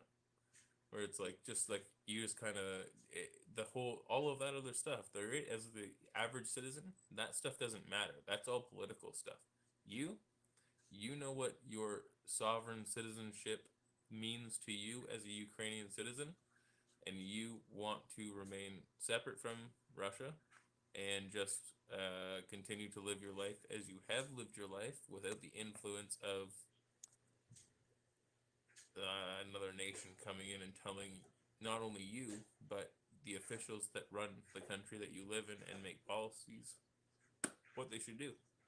Yeah, and someone in the comments is saying that it is political, but I'm just gonna give you an example. If you go, like, if you come right now to Ukraine, let's say to the areas where people are fighting, right? Let's say you get two soldiers. If one of them, let's say he supports a right wing government and the other is a left wing government, to prove that this is a fight for the country, not the government, they're not gonna fight each other. They're gonna look at each other and they're just gonna keep fighting because right now they're only fighting for Ukraine, you know? And the government could be a problem, but the government is like tomorrow's problem because today's problem is not solved yet. Our problem today is the war. Once the war is over, that's when we can start solving a government's problem, you know? Well, Because that's we, what I'm saying yeah, because, like, for you, you're an actual person that's living in the Ukraine that's being affected by these actions that are happening. The people that are out there that are shooting each other in the streets are people, the same as you and I. And so mhm, when you say that, like, the individuals are being impacted by the war and that's all they're thinking about, of course, because that's what's actually affecting them. The politicians, they don't give a fuck about me, about you, about any of us. They don't care. They're making policies. They're letting people go out there and fucking sacrifice their lives for the policies of these politicians. And the more that we realize that, the more that people should understand that you don't go out and you don't do that. You go out and you kill policies with information. If you can go out and you can convince if you can convince 100,000 people of a different idea, that's way more powerful than killing 100,000 people. If you can convince 100,000 people to believe what you believe, that is way more powerful than eliminating 100,000 people. And so the idea of war Well doesn't make said. sense. Thank you. But it just doesn't make sense to me anymore. Like, why would you be doing that? And why would the people be accepting that? Because when you go out, if you like one on one, this Russian guy and this the Ukrainian guy, I guarantee you both just want to fucking go home. Go home, eat some fucking soup, have a good, nice, warm meal, curl up in bed and watch a movie or something, go to sleep. Like, everybody wants to just live their life, go home, kiss your wife, see your kids, relax, see your grandma. Like, everybody wants these things. We all want the same thing. It's how do we get there? And when the governments are trying to push us into doing things, I don't know, man. Like, the fact that we have the information and we can talk. If this was 1997, there's absolutely no way that I'd be able to talk to a random person named Lau from the Ukraine during an invasion in Ukraine from Russia while I'm sitting here in Canada as a random Canadian citizen. We can just talk freely and actually I can hear what's going on in your life as you are there on the ground living your life. That would never be available. mhm, yeah. So I appreciate it. Yeah, and I'm just gonna say one last thing before I go to sleep because it's almost 6:30 in the morning now. But Oh, Oh wow. so, Thank you yes, for staying with us, man. yeah, someone keeps saying that the Ukrainian government is corrupt or whatever, but the truth is that every government in the world is corrupt. Like, just because the Ukrainian government is corrupt doesn't mean that Russia can invade us. In my opinion, the Russian government's even more corrupt than Ukraine, and the U.S. government's corrupt. Every single government in the world is corrupt. So it doesn't mean anything. Agreed. Like, just because you come from another country that could, like, maybe from the outside they might seem less corrupt, it doesn't mean that you're better than another country because it's, I can promise you, it's either equally as corrupt or it's probably even worse. It's just that they hide it better, you know. Yeah. yeah. And you're making a good 100%. point. We're at an intellectual point in time where we can all connect and be intellectual without pulling out guns and blowing each other up. You know, why does it have Yeah. to come to war? Why does Putin have to kill people in order to get his point across? Like, are we? I thought that was over in World War II. I really did. You Yeah, know. and Well, yeah, yeah. what annoys me the most is like Putin is sitting in his $500 million mansion in Russia right now, probably, you know, having dinner or something, and then you have like a bunch of 18-year-old Russians, which we don't hate Russians, but we have to fight them when we don't want to, and they're in our Mhm. land dying because he has like his own like he's a psychopath and he just wants to like fulfill his dream or something of like conquering Ukraine, and it's not affecting him in a direct way because he's just chilling, he's not getting affected by this. But then you have thousands of Russians who are just coming in and either getting killed or killing other people who never asked for this and never did anything that will lead to this war. Yeah, Yeah. I agree with you. Thank you so much for sticking on and talking with us tonight. I'm not going to keep you around. If you want to go to bed, that's okay. That's absolutely fine. And if you ever want to come back out to any more of the streams, we go live at 9 p.m. every night, but I do go live throughout the night, throughout the day sometimes as well, just as extra streams. So if you want to follow along, and you can pop in anytime. And your opinion is very much appreciated here. Just hearing somebody that's on the ground and in general, just your opinion and where you're coming from, and the fact that you're so open and willing to accept both sides of things and question not only your own beliefs but back up your own beliefs with the reasons as to why you believe them. Because like we've talked about, if you believe something, then you should understand why you believe the things that you believe, and somebody questioning those beliefs should not deter you from talking or expressing the way that you feel. And so I really do appreciate the way that you've spoken tonight, and the way that you've conducted your conversation. It's meant a Yeah, lot. I'm happy I spoke. I hope like maybe like give you a different perspective to everything that's happening. Mhm. And I sent you a friend request or a follow, so please follow me back. Yeah, I will. I will. Who knows, when I get my DNA results back, we might be related. Maybe you should visit. Yeah, You should visit Ukraine one day. Maybe when all this is over. absolutely. Yo, before you go, actually, I really do Yeah. have one question though that I want to know. Yeah. From the media that I've seen, they said that the Ukrainian international airport was blown up by the Russians. So That's like you can like basically like you can't even fly into Russia or the Ukraine right now. that's true. That is true. See, for us, since I'm a male and I turned 18 2 months ago, I'm not allowed to leave the country. And everyone who's between 18 to 60 and is a male is not allowed to leave the country. But for the people who are leaving, you have to leave by either train or you have to go by car. They usually go to either Moldova or to Poland. Okay, so that Yeah. is true. That the international airport. So I can't fly in right now. If I wanted to Well, be like a reporter and fly in like from another country, you cannot fly into Ukraine from the international airport. 100% true. And the Ukrainian airspace is closed, so to come Yeah, you'd have and to Russian airspace. So that's a huge fucking area. So yeah. like, how am I gonna get there? Like anywhere? I can't come over from Yeah. Canada. Like that's like, what am I gonna do? Like take a huge detour around the world and come over? Yeah. Yeah, well, when Yeah, you but kick their ass back to Russia, I'm coming to visit. You yeah, should me too. visit. You're always welcome to visit us here. Yeah, It's a I pretty appreciate nice it very country. much. Yeah. Yeah, I appreciate it so much, man. Like, yeah, I same thing. Yeah, I don't hope that Russia takes over. I don't hope that Ukraine takes over Russia. Like you said, nobody's even proposed that idea. I hope that everybody just remains the same, chills the fuck out, and Russia is able to join NATO. Ukraine joins NATO. Everybody just actually, I don't know. We're not getting into that. I don't want a one world government. But Yeah. I just hope that all the citizens and the people are just chilling and we all have a good time and live our lives. We I live hope our so lives and our too. children have a good life. Yeah. But yo, man, thank you for coming out, and I really do appreciate you. I don't want to hold you up and stop you from going to bed. I do understand that it's super late for you, and I really do thank you for sticking around with us and answering the questions that we have as Canadian citizens who don't really know what's going on. Yes, I'll I'll try my best to come back again too. I dropped you a follow, so thank you for Thank, having me here. I'm glad I could be of help for you.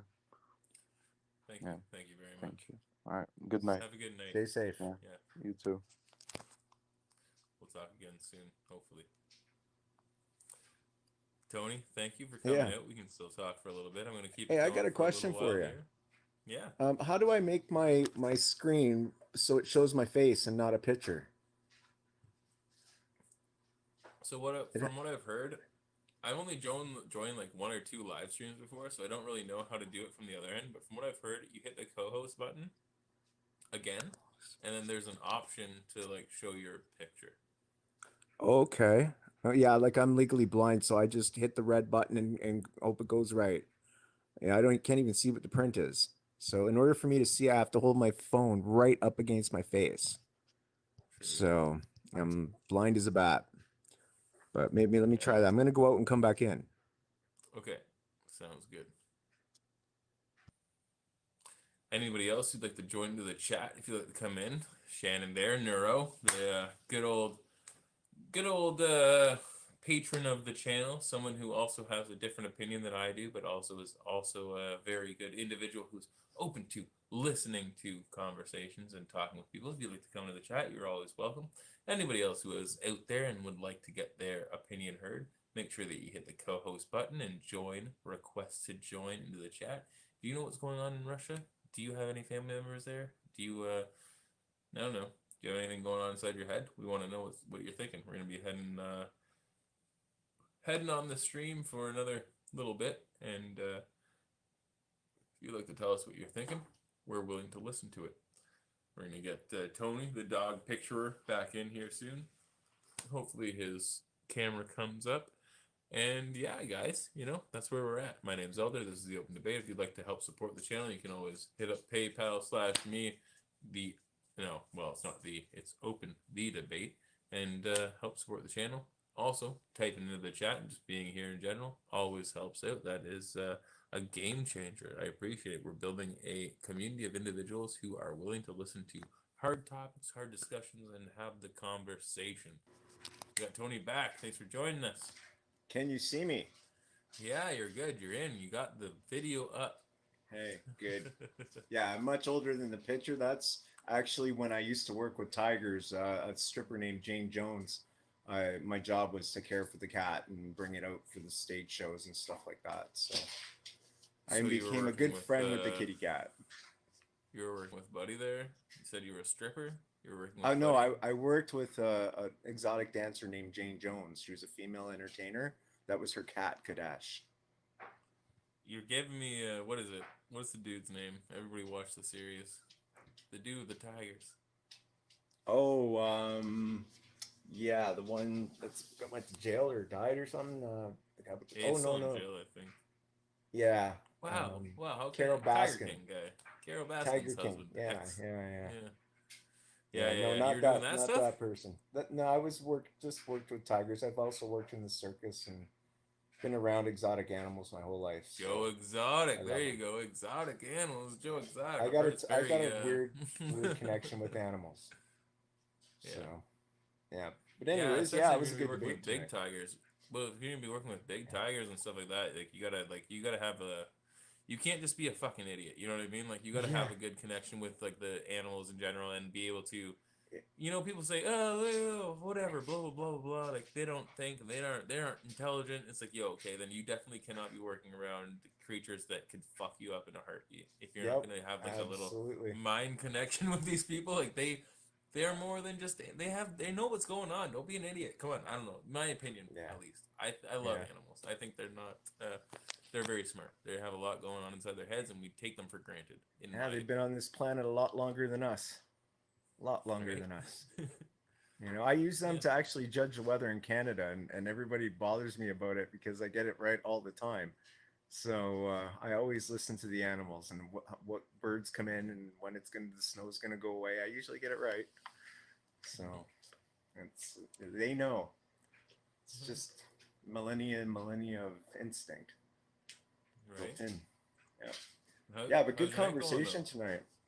Well, Thank you, good. yeah. I really enjoyed that conversation. Like I said, I found out my ancestry was Ukrainian, but I've never really delved into it. I've never really had a passion to. My mom died of cancer in 2014, so after she passed away, my adoptive mom, then I started. Maybe I should look into my Ukrainian background. Maybe I should research more and find my family. I know she had 7 brothers. So, I have a lot of ancestry and family out there, but I just never wanted to do it. I was happy with my adoption, my mom and my family that I've been with my whole life. So even though it was a turmoil life, but it was still, I considered her my mom in the end, and I respected that. But now with this happening in Ukraine, I tell you, it hit my soul. I mean, I cried when I was watching some of the videos. I just, I don't know what it was. So I'm like, yeah, you know, I need to find my family and look a little into this.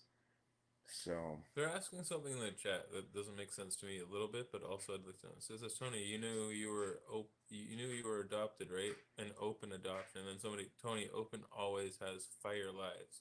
So like, did you know? I think that what they're asking, did you know that you were adopted growing up, or was it something that you learned later on in life? well, I grew up coincidentally with all this time with the indigenous people and the reconciliation and all that thing. I was in many of the homes that the indigenous children were in throughout my life. I started running away when I was 7 years old because I found out when I was 5 my parents were adopted. My dad was breaking up with my mom, so he got mean and started weaponizing me against her, telling me I was adopted. She's only getting money for you, and it really twisted me up. And by the time I was 7, I started running away, and I ended up in group homes and foster homes. And the OPP called me the little Houdini because I would run away so much because I didn't trust anybody after that. It really messed me up and took me a long time to heal. And that's why I was so loyal to my mom in the end, because she was the one that stuck with me through it, even though I was made a ward of the Children's Aid Society and taken away from her because she was having breakdowns from the trauma my dad was imposing on her and all the problems he was causing with the lies that I believed at the time.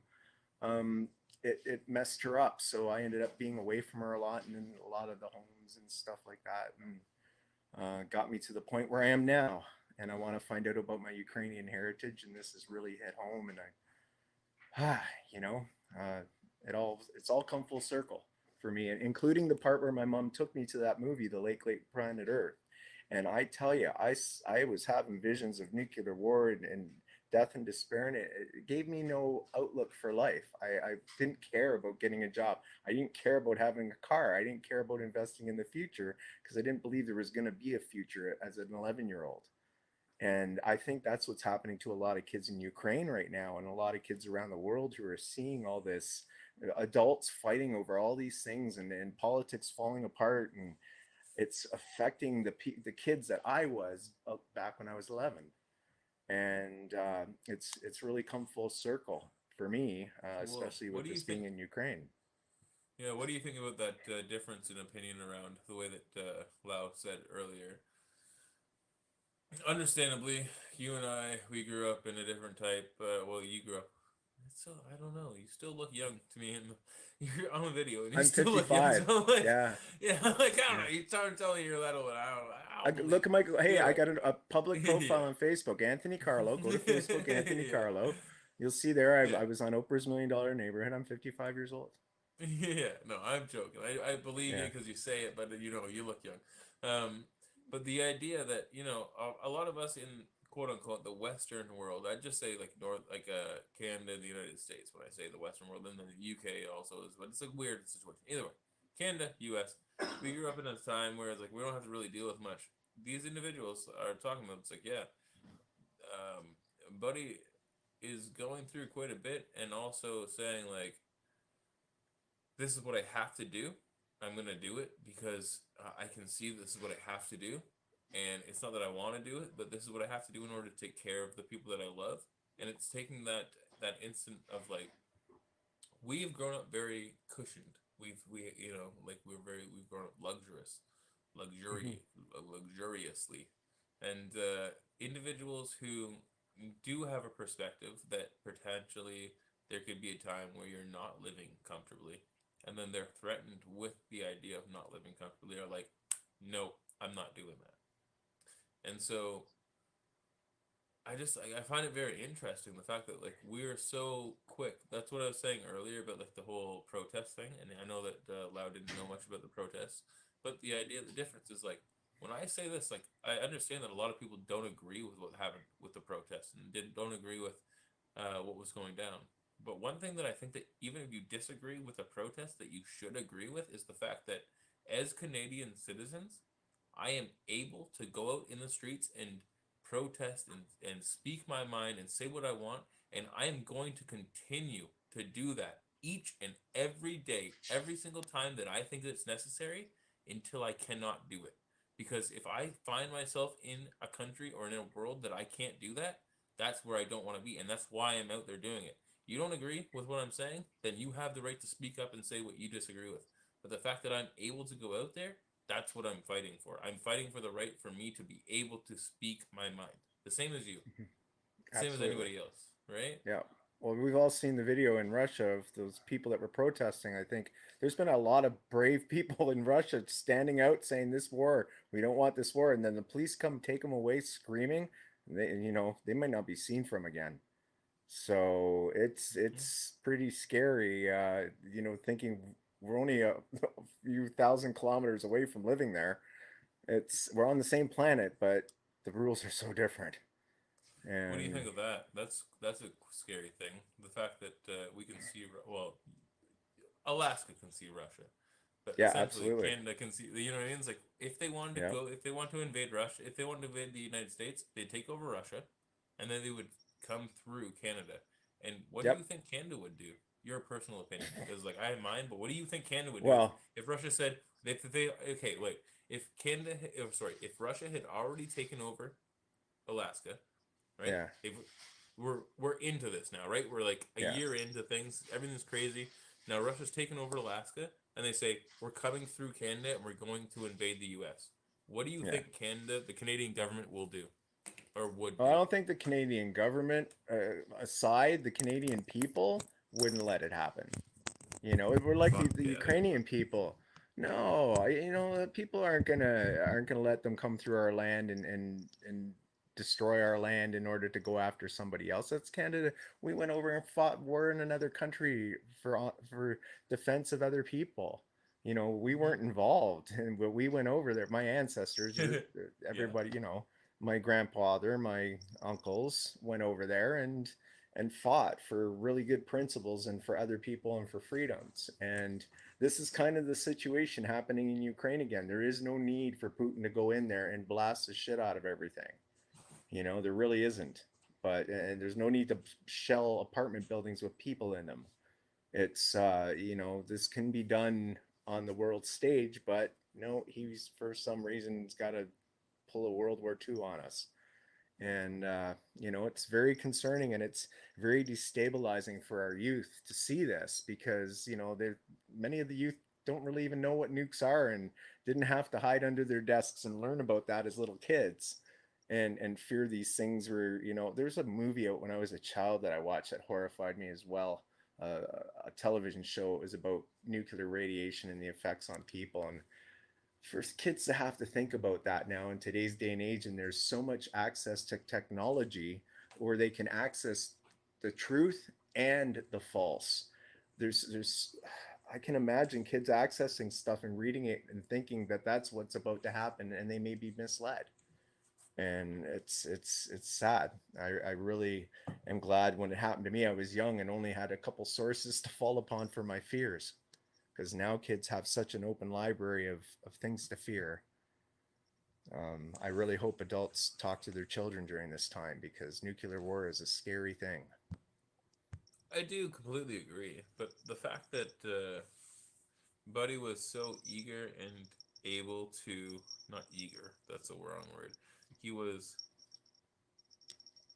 so able to.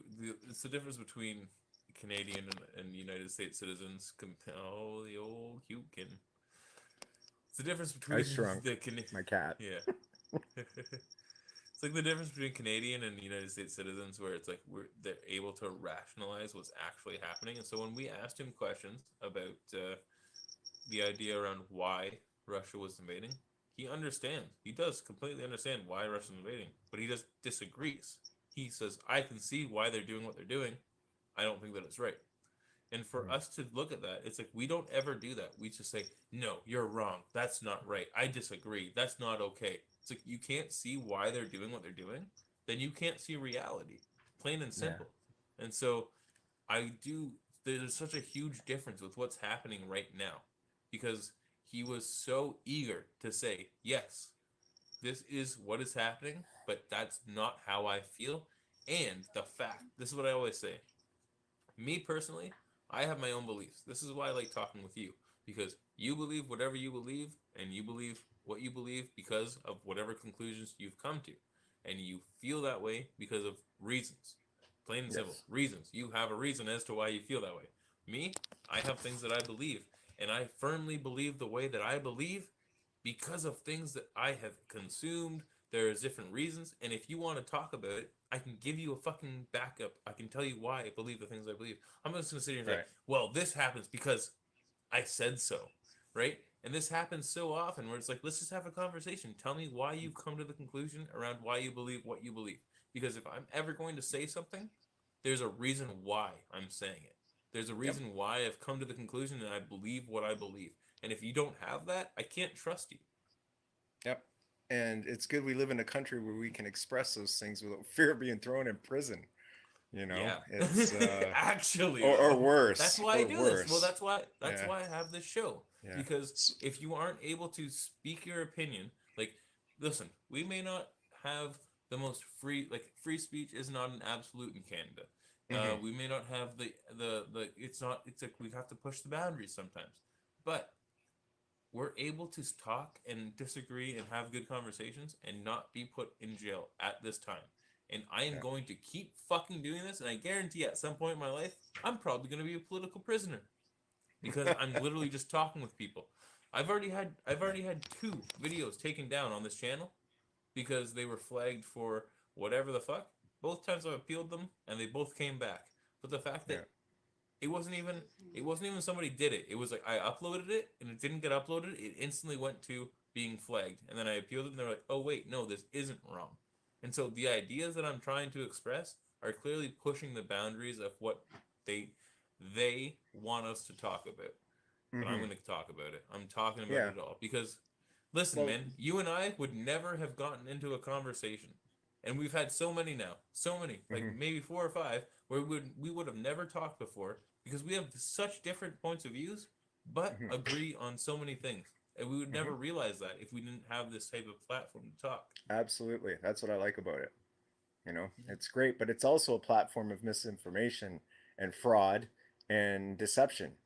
So it's and TikTok seems to push more of that stuff. Like my video when I pointed out that video a while back when we spoke about China having the vaccinating all their people all of a sudden for whatever reason, that country that doesn't vaccinate is now mass vaccinating after one 4-year-old girl dies. I put that story up, and this app has frozen it and not let anybody see it unless I send people there. So I paid the app $55 to get 12,500 views, and they've blocked it. The only way I can get people to see it is if I send you there. It's shadow banned. So they owe me my money back, but I haven't got it back yet. So why would they do that? Why would this app from China not want the story out about them mass vaccinating because of a 4-year-old girl? Is there a new variant coming? A little worried. Well, they do that with a lot of things. The same sort of situation. Like I've had a video in the works about, let's just call it HK, and you can't talk about that shit here. And one thing that like I will say to that I'm going to put this to out to you as well. If you remember, a few years ago, people were waving the American flag, the United Kingdom flag, even the Indian flag, like so many flags of countries that were quote unquote free from HK, and that was being used as a symbol of freedom and not nationalism, but nationalism, but not in a bad sense. Sorry And for my ignorance. What's HK? I can't say the word. The So Chinese it's a, state that has been overrun by China within the last few years. You know, the little island there. okay. Okay. You know Okay. what I'm saying? I get it. Yep. Yeah. Absolutely. And if you try to look up what's happening now, there's literally zero coverage, zero like independent media. Any of the independent media channels, like Zot, he's a person that has been independently walking around Ottawa and showing live streams of what happened through the last Hmm. 3 weeks. It's a YouTuber named Zot. Yeah. Okay. The relation is that dude. Imagine trying to find if he was in Hong Kong. Like he's I just got a health warning. Consuming tobacco could influence minors. We limit the ability. Nobody's consumed tobacco. Who's eating cigarettes? Yeah, nobody's consuming. Oh my That's god, funny. that's fucked. Sorry, With, hold on one sec. What did you want, honey? Is that sweater not dirty? No, just my under. Are you doing another load? Yeah, don't worry about it. Sorry. The wife wanted my clothes from today from hiking the dog, but yeah, True. I'm not stripping on camera. yeah. Maybe when I was younger, but not now. Yeah, Yeah. that happens. Yeah. They're not dirty? Nah. But yeah, anyways, it was good conversation tonight. I'll definitely be popping back in. I'm working on TikTok right now about a dream catcher that many years ago, my wife and I were at an Aboriginal First Nations festival in London. We had $5. We're in between paychecks, $5 in our pocket, and we came across this beautiful, beautiful powwow, and they're all dancing. And my wife saw this dream catcher hanging up, and she says, "Oh, honey, I wish we could buy that." And I said, "Well, we only got $5." So I went right over where they were all dancing. No disrespect, total respect. And when you learn a bit about me, you'll understand how I have this connection. So I raised my hands up in the air and I said, "Great Spirit, bless me. I'm going to take this $5 and go into the mall to the Nevada bin, and I want you to multiply it so I can bring the money out amongst the people and share it." And so we went in, and my wife said it looked like people were ready to jump me and beat me up for doing that beside their festival. And we go in, and there's a lady with a gold, she had a gold sweater on. And I asked her to get $5 from the bin of Nevada tickets, and I let my wife open them up. So, yeah, so I let my wife open them up. Sorry, I was just getting this because I want to show you guys. She opened it up, we won $400. And we went back and we bought her the dream catcher and spent all the money amongst the people. And it's just this weird connection I have that has allowed me to win trips, to win. I win the lottery all the time. When I was on Oprah's $1 Million Neighborhood, they tried to push me as somebody that doesn't win the lottery. So I brought out all my winning stubs from the last 20 years of all the prizes I win. And I showed them, I said, "You can't say that I'm some bad gambler. I'm one of the best gamblers known. I can figure out a win before it happens." And I did it when my pets die. I've done it over and over for other people's animals. It's just my ability to recognize things before they happen. And that's why I got so upset with this Ukraine thing, because I recognize a lot of death coming if this goes any further. If he starts taking over Poland, and that it's bad for all of us, bad for our planet, bad for everybody. So, I have this really deep connection that allowed this to happen with the Great Spirit, and has allowed me to do many things throughout my life of good for other people, because I usually turn it around and give away money.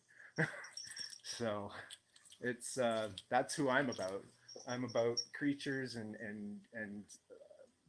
the environment, and not war. Definitely not war.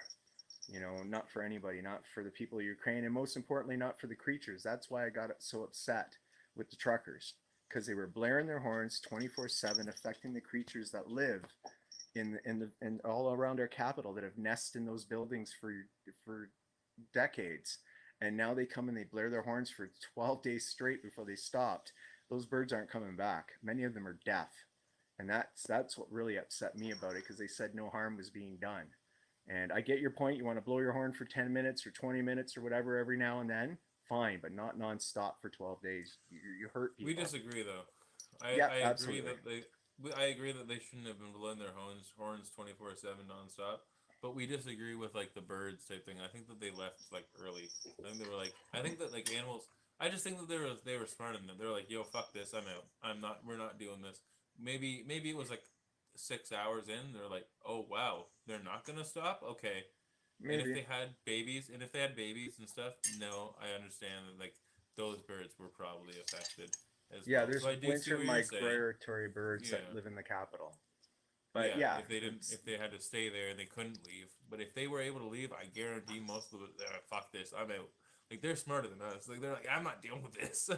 And they're probably not coming back though, like you said, which is unfortunate for the citizens of Ontario and Ottawa in general. So they cannot have that influx of migrational birds and winter birds that they were able to enjoy that lived there that were influencing the like little microbiology that was happening within the Ontario culture because it's a city and you still need birds and bugs and all this stuff to like Yeah. keep things growing and keeping your city working well together. It's a small Mhm. thing, but it does add up, and I do agree with that. I just disagree that they left strictly. I don't know, just like that. It was such a huge impact. I think it was Yeah. only a small minority of the birds, but I don't think the small minority of the birds should have been impacted. So we agree Yeah. and we disagree. Yeah, Absolutely. I do. But to segue that to Ukraine, imagine the impact it's having on the environment of Ukraine. And you know, the longer this drags on and the worse it gets, the more destruction it's going to have to the environment and to the creatures. And is really all of this necessary to hurt the planet, to hurt the environment, to do this in this day and age where we all have this ability to talk? Mhm. I'm gonna ask there, Shannon, how do you feel? And also, if anybody knows, so I got to get my battery. yeah, no, I'm just gonna ask Shannon, how do you feel about what's going on with Ukraine and like what we're talking about tonight? And how are you feeling? Thank you for joining us. I mean, I don't like it. I don't like the war. I don't like war at all, anyways. But I don't think that Russia should be invading Ukraine. I think that they are. He's just a dictator, and he wants to take whatever he can, and will find any way to spin any kind of propaganda to do so. He's kind of done so in the past. I'm not saying that there hasn't been a history that goes back and forth of like small groups doing things either, because of course you get that everywhere. Like you get that in America, you get that, although we've also done other things, but like I think that them at this point, this day and age, going in there just to like, I think he's just going to like expand everything. He's going to get as much land as he can, for their resources, things like that. And I don't think he's going to stop there either. I think if he is successful in this, which I hope he's not, he's going to continue, and he's going to continue until somebody stops him. And that's what's going to happen. And not that I want the US to get involved half the time either, because I don't want us getting involved in tons of wars. We've kind of been the entire world police forever, but it's because of our own motivations. We've never helped any country that we couldn't get something from, if you realize that. Like it's always been a country that's had something we could get from it and exploit them from. So like I don't want to get involved, but on the same note, like I also, I don't know, I don't have a solution for that a problem. I just wish it wasn't a problem. I wish it wasn't happening. So as silly as that sounds, I just wish it, that we weren't still dealing with wars in 2022. Agreed. It's ridiculous. Yeah, I think we all agree with that. It's pretty there are different ways that we can come to the conclusion around how we're going to negotiate I don't know. That's the whole thing, right? Because countries are looking at how they're going to advance for the entire country. So they're going to enact policies that influence the citizens that live within the countries. And so if you disagree with the policies they're going to enact or influence the citizens, it's the citizens that need to stand up and say, no, I disagree with this. But it's never the citizens that stand up and say, we're going to band together in order to say we disagree with this. It's the government that says, we disagree with this, so you as the citizens come and fucking stand up for me and make sure that they know that I don't like this. And it's like, okay, but how do you feel as an individual? Because that's what I'm trying to get to the point. Like, in 2022, I do not see the idea of war. I don't see the citizens of any country banding together to fight other citizens of another country. The government systems, I get it. I feel you, right? We may want different things. And if it comes to that point, but as of right now, in 2022, in fucking February, not right now. it could change. If you're super ideologically opposed and the individual people want to change you as a person, I can see fighting against them. But it's just not what I'm seeing as of this moment. But I could be wrong. That's just my personal opinion. That's where I'm at. How do you guys feel? We'll start with Neuro and go back to Tony. Shannon, Tony. Hey, Shannon. Well, I think hello. I think that like have you ever heard of System of a Down, the band? Oh, I love them. love But System of a Down. Yeah. Serge Yeah, me Tankian. too. But he had a line from one of his songs that's like, why don't presidents fight the war? Why do they only send the poor? And it's a song about, how the poor from every country is the one to end up like killing each other off for, some rich guy who's never ever going to have to battle anybody, but he's going to send other people to their death. And, for his own, his country's gain or his political gain or whoever's, funding him, you know, them to gain, or, for a country that is paying him or resources that he can exploit. So it's always about like money. And I think this is true for many wars. I mean, obviously with my country, big time, unfortunately, I don't like to admit that, but it's true because we are raised, very nationalist kind of like our country's the best. We help everybody. We're the hero of every story. And then it's like whiplash when you actually start to learn and unlearn the fake history that you were taught. So it's kind of that was hard for me because I was like, what? I've been told a whole lie, but it wasn't hard for me like ego wise. It was hard for me because like there's still so many people around me that don't know the actual history of America. And if I try to have a conversation with them, they're like, what are you talking about? And I'm like, you don't know all the people we experimented on? Oh, okay. And because like it's just important to know real history, in my opinion. And we're getting to the point now in our country where we're trying to get rid of what little bit we have left of the records, which is terrifying. But I hope that this whole thing with Russia, I don't know, finds a way to not start World War III. And especially with us, and I know it's ironic because that's what we do. We just go to war constantly, America.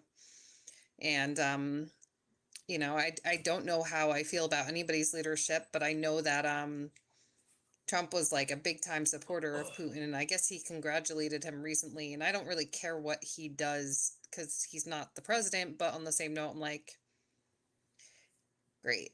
So I'm not, very happy that he did that. But that's not really something I have control over. Yeah. Then on top, What do you then think, I don't know Douglas? if you guys heard about that or not, but What do you Believe you what do you me, think? I was voted by Facebook Donald Trump's #1 fan because I used to go every time he went live, starting back in 2020 in February when he started holding his events. I would go on there and comment to the people and warn them about the virus and what was coming. And I mean, I was virulent about it over and over and over again because my wife at 24 years old spent 3 weeks on life support from early COVID. So this thing is that's back when she was 24. It was from back then it was called COVID C something D or something. It was like a bird flu, but it's mutated from that point. It's got to a point now where it mutates frequently, and it just needs bodies to keep going, and it's going to turn into something that takes us all out. And that's why I created the video about China now mass vaccinating all their people. I am concerned that they know something that we don't because China doesn't mass vaccinate. Sorry, my cat's in the way. China doesn't mass vaccinate. They just lock everybody down, and you go out of your house, you go to jail. And now they're mass vaccinating everybody. So that concerns me why China's doing that. So I made a video. It's been suppressed by the app. So, I don't understand why this Chinese app won't let the video be seen by everybody and why they don't want everybody to know that China's now mass vaccinating, because that story got pushed under the rug because of what was happening with the COVID convoy and Ukraine. nobody's really talking about COVID anymore or why China mass vaccinates now.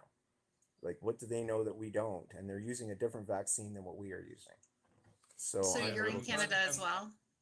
yeah, I'm and I sorry. follow. So I got off track, but I know a lot about the politics of U.S. I throughout that whole thing, I spent a lot of time watching and listening to Donald Trump because I was on reality TV. I used to love Trump, and I was a big fan of his. And I got into reality TV, and he was one of my idols until he became president and started holding super spreaders during a pandemic. And then I became his number one fan on Facebook, and I had to let everybody know, look, this thing's deadly. You're going to lose family members. You're going to spread it to people. Don't do it. You don't want to see your wife on a respirator. You don't want to see your dad on a respirator, because I lived it for 3 weeks every day, and thank God she survived.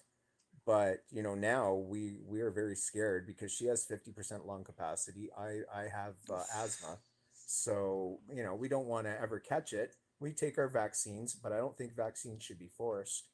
And that's something I disagree with. But I'm going back and forth off course here. Sorry, it's been a long day. But No, it's all right. I'm so sorry um, about your wife. How's she doing now?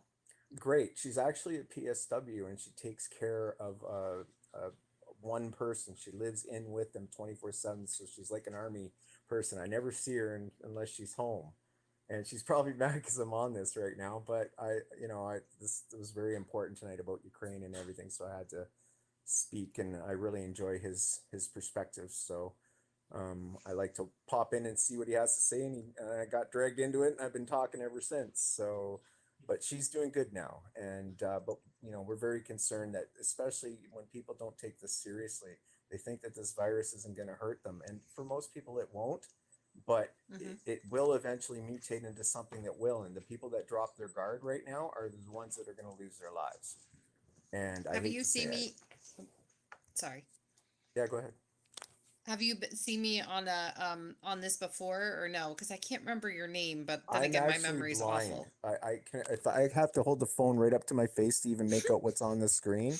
I have no Okay. central vision, so I'm legally blind. So Oh wow. yeah, I can't even make out the comments. I miss out on a lot on this app. So I appreciate it when people say there's a comment that I need to know, because I can't see them unless I, like I said, hold it up against my forehead. So yeah, it's how I see it. This device is my eyes. It's my magnifier. It's my directions. It's my everything. So, and talk to text is how So, I communicate. yeah. So one thing that I'll say is that both Tony and Shannon, neither of you have been on the open debate together before, but you both have very similar outlooks on life, but are very open to hearing new discussions, and that's why I am very happy that both of you come on to this show, because the more individuals that we can come and find that. At least for myself, like I completely disagree with most of the things that you both feel and think, but I respect both of you as human beings and human beings, little beings that we are, and the fact that we all have different opinions and we all have different experiences that have formed our opinions and the way that we've grown and the way that we experience life. Even like when you think about things like this, like when I taste something or I smell something or I see something, none of your eyes look the same as mine. Just like Tony said, he can't see very well. Nobody's hearing is the same. Nobody's taste is the same. And so when you look at all of the senses that we have and put them together as like a whole sense of how you experience the world around you, everybody experiences the world differently. And so understanding how people understand and experience the world and why they experience the world makes us who we are. And I'm glad and thankful that you guys are willing to come on and give me and the people that are here listening your experiences, because most people only want to hear confirmation around why and what they feel. It's like I agree that I feel this way, and so thank you for telling me that you also feel that way. It's like, okay, I want to know what people feel that don't agree with me, because I know how I feel. I'm set in my ways. I'm good. I know what's good with me. I want to know how you feel, because if I disagree, that's gonna make me expand my information, my knowledge, my understanding around what's going on in the world. And for me to just continuously sit here and be like, yeah, you believe the same thing as me, cool, I agree, yeah, we know. I get it. I'm good. I just want to know what everyone else is thinking. And the fact that we can all come together and not get upset, the fact that we disagree with each other and listen to the opinions that we have and just take that in as information, that's what I'm here for. Because if I didn't hear what you had to say, what would I know? I wouldn't know anything. I just know what other people are saying that I agree with. Like, yeah, this happened and I agree. Yeah, sure. What do you think though? I don't know. That's the crazy part. Because in the US, nobody wants to hear what anyone else thinks. And if like you even like if I even just bring up a different perspective, I go, oh well, I feel like this. I won't say like, oh, I'm right, or oh, you don't know what you're talking about. I'll just be like, oh, I feel like this because of this or whatever. And they'll go, well, you're wrong. And I'm like, it's an opinion. There's no right or wrong. And they're like, yes, there is. And I'm like, okay, you have a good day. You know what I mean? Like, it's not like we're talking about something like 2 + 2 is 4, like to where you can go, okay, yeah, 2 + 2 is 4, you know, but an opinion is totally different. And a lot of people in America don't get that. And they're like, no, you're going to agree with me. Otherwise, you're an idiot, or you're a liberal, or you're a sheep, or you're, you know, Yeah, a redneck if you're on the other side, or you're this. Like, it's just, it's annoying. It's just Yeah, very as annoying. soon as the intellectual name calling, the trying to belittle somebody with words instead of facts and statements, well, that's where it ends. It's like the comments the trolls put in. I can't see them, which is great. I miss all the comments that are negative. It doesn't affect me at all. So one day I'll hopefully have a text reader that will read the comments as they're scrolling by to me in my ear. That would be nice, but unfortunately I can't do that right now. So I do miss out on a lot of it. But this platform does allow a lot of people with bad opinions to say a lot of bad things as well, and it's supported by the app. So it's up to us Yeah. that think in a manner that's I don't know. It's our job to kind of police this app. I would think, in the sense, not to take away someone's opinion, but if somebody's saying something that on here that's totally detrimental, wrong, and harmful, I think we as a community we should all speak up about it. So I Well, yes disagree. and no, And because in yeah, America, oh, sorry, I you was go. gonna say, just let me say, yeah, you can respond. I just want to say I disagree. Just because, at least in like live streams, I do agree that you should not be saying things that are out there just to like make people angry and like that are harassing people, especially, or putting people down for no reason. But if you want to block people, you can do that. I don't think that you should, but at least in this live stream, this talk show, whatever we're gonna call it. We're gonna build up Mm. to back like Mm. back in the day when it was a call in fucking whatever we're gonna call it. A situation where you don't have control over who calls in and who says what. And the idea of somebody coming in and trolling and saying things that you disagree with, trolling, okay, if you want to come in and say something like super crazy and inflammatory just to get a reaction, if you guys don't react, like I'm pretty good. I don't care about trolls. I'm not gonna react crazy. I'm not gonna let them get to me. I think it's kind of funny most of the time. I can understand because I'm a pretty philosophical guy. I like to look at everything that's going on.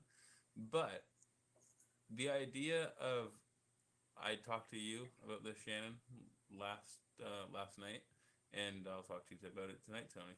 If people come into the chat and they're talking mad shit and they're talking like they're making you upset, the idea of letting that pass and not letting it get to you and letting them go on as much as they can and say as much as they can, like say whatever's on your mind, go on, let it all out, like get as much out as you can.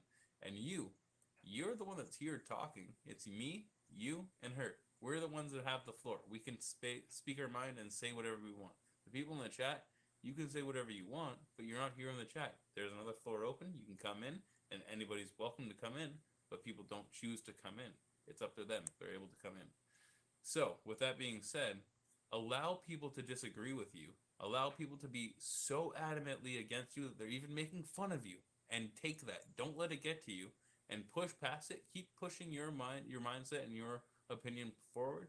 And eventually, if they're still in the chat after 30 minutes, if you're here for 30 minutes and somebody's making fun of you for 30 minutes, They've listened to you talk for 30 minutes and they're still here. So you're getting your point across and they don't have to listen to you. That's the point. Like, this is a debate should not be you making somebody else believe what you believe. A debate should be you pushing forth your opinions, and hopefully in the future they look back and they reflect on those ideas that they've heard, and maybe they will use those to push forward a better life for themselves. But none of us. I love everybody. I love everybody in the Christian form of things. Like, I absolutely love everybody. I want everybody to succeed. I want everybody to prosper. But listen, I will give you the information that I have, and if you don't choose to take it, I don't give a fuck. I do not care. No, plain and simple. I don't care. I'm not sitting here trying to coax you through life. I'm sitting here trying to give you the information that I have, and you're not my kin. You're not my son. You're not my daughter. You're not my wife. You're not my fucking mother. You're no relation to me. But I do love you as a human being, and I will give you the information that I have. If you choose not to take it, I can't make you take it. I'm not going to try to even coax you to take it. I'm here to give you the information that I have. If you want it, here it is. If you don't want it, go ahead. I don't care. I don't care what you do. Absolutely. Same as like when people, oh, you're gay? Oh, like, fuck fags, the fucking flags. What is it? The Christian thing. What is it? You guys know what I'm talking about.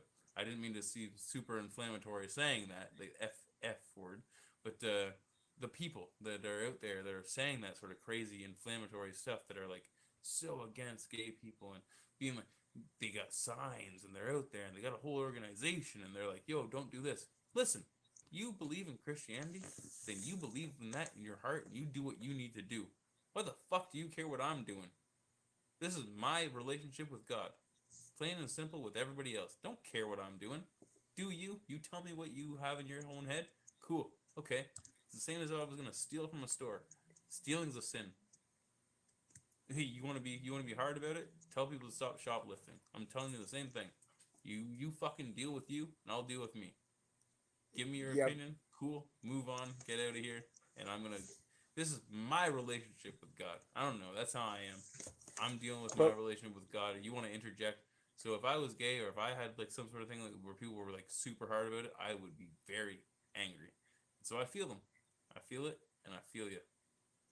That's my opinion. I disagree a little bit, because I believe in a community where we have laws and things that we all put in the books through voting and through many years of building up a democracy, and of laws and principles and foundations of respect and following those laws. We can't just all of a sudden start going, well, you know what? I don't agree with that law, so I'm going to break that law and make everybody else who follows that law uncomfortable while I do it.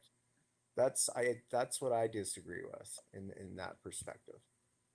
Before I let you respond there, Shannon, because I'm sure that you have some information as well to give us, the reason that I disagree with you, and this is why it's awesome, because we disagree with like everything. Everything you say, I'm like, I don't agree. But we also agree with just like life. Like, I don't know. I don't agree with, I don't know. I agree that we should have the conversation. Either way, the reason that I disagree is because why the fuck do you think the government should be telling us what to do? Why do you think they have the right intentions in mind? Because we are the government. We elect the people who are in our communities, that come from our communities, that we know and have grown up with, many of us. And who was elected? I want to say this: who was elected in your community as the representative for the O'Toole. premier, or like?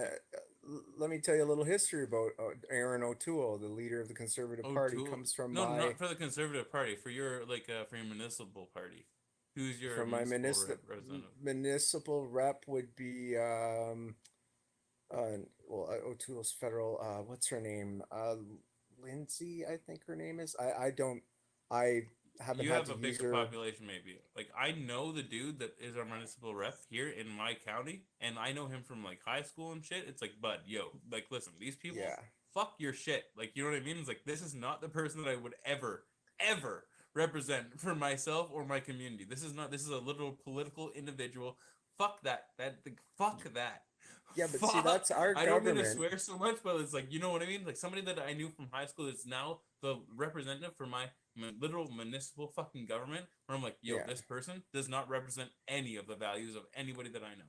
Not See, one that's person. why we have elections every 4 years, is to keep the government changing with people in our community, so it kind of helps weed out corruption, because you've always got a constant different people He's not going in corrupt. there. It's just the fact that like it's a popularity contest. You know what I mean? The same as high school. Yeah. Who's the president? Who's the like class president? It's like a Yeah. dude that everybody knows that has a popularity within the town, but doesn't represent the actual values of the citizens within the society. Yeah, and In my and opinion, that's though, it's just yeah, my opinion. yeah, yeah, and that happens a lot in politics. Is people don't get the people in that they wanted to have in to represent them, but we have to accept the vote of the other people who might have wanted those people in if they outnumber us in a democracy. And then in 4 years, we're going to change that shit and get our people in who represent our views, because Trudeau didn't do such a good freaking job. I didn't, believe you me, I didn't vote for Trudeau. Yeah. So the But question, I'm the not question gonna is definitely, force like, him the out of 4 office year. unless it's a non-confidence vote or something. That's how you get him The out. question is the 4 year thing, especially is like, is that too long to hold like power? Well, right now Especially it's in every 2 years. 2022 when our mindset is so like it's like we move so quickly. It's moved quicker Yeah. than like in the past. Is Mhm. 4 years too much? 2 years seems more reasonable. I'd vote for that. I'd say 2 years. Well, in and a then we minority have another government, election. it's 2 years. Am I not Yeah. correct? So With a minority government, but yeah. regardless, minority or not, I think, but because in Canada, I'm gonna let you respond here, Shannon, in just a second. I know we're just like going on about like government shit, but in Canada, it doesn't matter if Trudeau was the leader. Like the Liberal Party can vote Justin Trudeau as the leader of the Liberal Party as many times as they want for as long as they want, and as long as they win the leadership, the majority government, the majority of seats in the House of Commons. Justin Trudeau will always be the Prime Minister of Canada, regardless of how many years he's in. It does not Mhm. matter. As long as he is the leader of the Liberal Party and the Liberal Party leads the majority seats in the House of Commons. It doesn't Yep. matter. And that's Yep. literally a weird like stipulation around a dictatorship. Like Canada Well- can have a dictatorship as long as we vote for it, essentially. Oh, that's democracy. Sometimes it really sucks. Yeah, I've experienced it for 55 years, right? Well, not when I was a little child, but from ever I could start voting at 18. So ever since then, I've watched it go blue, red, blue, red, blue, red, blue, red, blue, red. It's like beating your head up nothing against a changed. wall. Things are getting Nothing worse. It's not changes, that nothing's ever. changing, it's getting worse. But at the same time, that's a fault of the people, because we have the ability now to communicate like we're all communicating, and we can work some wicked stuff in voting in the years to come by all coming together and doing it and getting our views heard our way by using this I've platform. I've thought about voting. The last municipal election, I was going to run for a city councilor, and then actually I was going to run for the town mayor because why not? I've been here for 30 years. I'm a black individual in a town of 20,000 people. I think it'd be pretty easy to actually win the popular vote. But with that being said, I didn't do it. I may do it within the next coming election, but I don't like the town that I'm in. I don't know. It's just an interesting thing. The whole idea around politics. The reason that people get discouraged is because your family's involved. It's not just you. It's your family. It's your entire life. Every single thing that you've ever done. If you've done something wrong, be ready to have that out. If you feel weird about something, be ready to talk about it. Because if you're not ready to talk about it, do not run for politics. Let Yep. everything out. Be open, and that's all you can do. You can either be honest or you can be a fake honest. Like I don't know. It's a weird thing. I don't know. Well, with the that new segues day all and the way age, back right? around, right? It segues back around to it being about government. Who are the people in our government? They're the people in our community, and it's all about us knowing the people in our community and having that connection. And the ones that are on the TikTok and on the apps and on the Twitter and are communicating with all of us, like Jack Layton was very good at doing that, communicating and connecting with people with the limited ability he had back then. We were just getting into the age of devices and different things like that, and he managed to do an Orange Crush and communicate with a lot of people. I think it's our fear in government is because of our lack in belief that our vote is being heard. 100%, and because it's been shown to not really amount to much. Mhm. But maybe not. I don't know. It's weird. Like with the last election during the pandemic, we saw what I would consider the largest split in Canadian citizens that I've ever seen. It was like what 36% liberal, 32% Democrat or conservative, and then split 12% NDP and Mhm. like 6 fucking Green Party, and then 1% PPC. Yep. Yep. It's we're a fragmented country right now, so it's we got a lot of healing to do. If we can get this Ukraine thing to stop, we should all be in good shape. If not, we're going to be right in between Russia and United States as they launch their nukes, and they're going to fall on us when they knock them down. I agree, and that's what I say to other people, though, right? So if we can get ourselves to stop complaining about everything that's going on, you'll realize that throughout the last few years, we realized that we all had the same worries and the same complaints, and that's what we've been talking about. So we need to, like, I don't know, stop conflating things to each other and acting as though we've talked about it all night, right? Yeah. Yeah. The people, you and I, man, okay, I love having Shannon on. If Oh I yeah, was poor to Shannon. have, We've been yeah, I know monopolizing. she hasn't said anything yet. She's like, She's cause been- that's what I'm saying. She's super polite. I know she has a lot of things going on inside her mind because, and you and Shannon follow her for sure because you and her have a lot of I think I similar already am. ideas. Yeah, you guys have a lot of similar ideas, and man, I tell you right now, half the time, Shannon, you're saying stuff, and I'm fucking sitting here like angry. I'm like, fucking Christ, like I don't agree with this shit at all, and like you know what I mean. But I don't have anything to say to back it up to say why, and so it makes me go and look it up for myself, and then I say, oh well, maybe that is correct, and maybe it's just like it's the difference in the perceptions, and so we view things differently, but we have the same mindset around what we want to see and what we want our end goal to be, and we're not going to get there if it's just me saying, oh well, this is how we get there. We need to converge together and come together in agreement to say to actually look at what's happening in life, because my view is not the only view. My view is not correct, and I don't ever pretend to think my view is correct. My view is simply my fucking view, and if I don't push my view to the limits of what I believe with people that completely think opposite views, then I'll never grow and I'll never have my view like pushed past where it is already. And so if I believe something, it may not be correct, and then you give me other information and I compare that information with what I believe and then mix them together, and then it moves a little bit further. You Yep. know? One way Yep. or the other, back or forward, but it gets somewhere. It moves into a direction that has more clarity than it did before. Because somebody telling you something that you disagree with should not make you disagree with what you believe. It should either reinforce your belief or make you reevaluate your belief. But either way, that is progress. Yep. In my opinion. I agree. And I just wanted to tell you, you can't tell anybody that I'm polite because I'm from New Jersey and that's unheard of. So shh. You don't I'm have rude, a Jersey okay? accent, though. Yeah, I know. I say quarter, not quarter. I can do the fake Quarter. Jersey accent though. Go walk Well, my the guy from dog. Brooklyn early. Isn't Brooklyn and Jersey like close? They're like 45 minutes to an hour depending on traffic, but yeah. You shouldn't have an But, accent for 45 minutes away. And Buddy was like, "Yo, Oh. yo, what's going on? My name's Tony. I'm from Brooklyn, and I'm here to And- tell you what's going on." I'm like, "Yo, bro, you got the accent. I like it."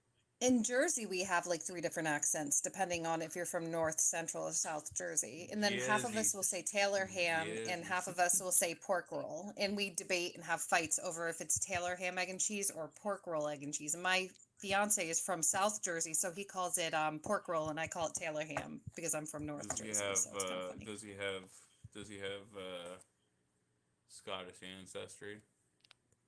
Actually, he is German, Italian, Irish, and English. I swear, cottage roll? That sounds so like red haired. And then I'm Scottish, Irish, German, Scottish. Scandinavian. You're Scottish. You don't think of the cottage roll. My grandma's so Scottish, and she thinks of she always likes cottage roll. That's like a huge. Well, I have celiac, so I barely eat anything anymore, anyways, because I can't eat anything with gluten, which is a great time. It's pretty much living the most miserable life possible. But you know, Cottage I got roll? diagnosed I- at 29. Me too. Well, Me you're too. right, You you're right. too?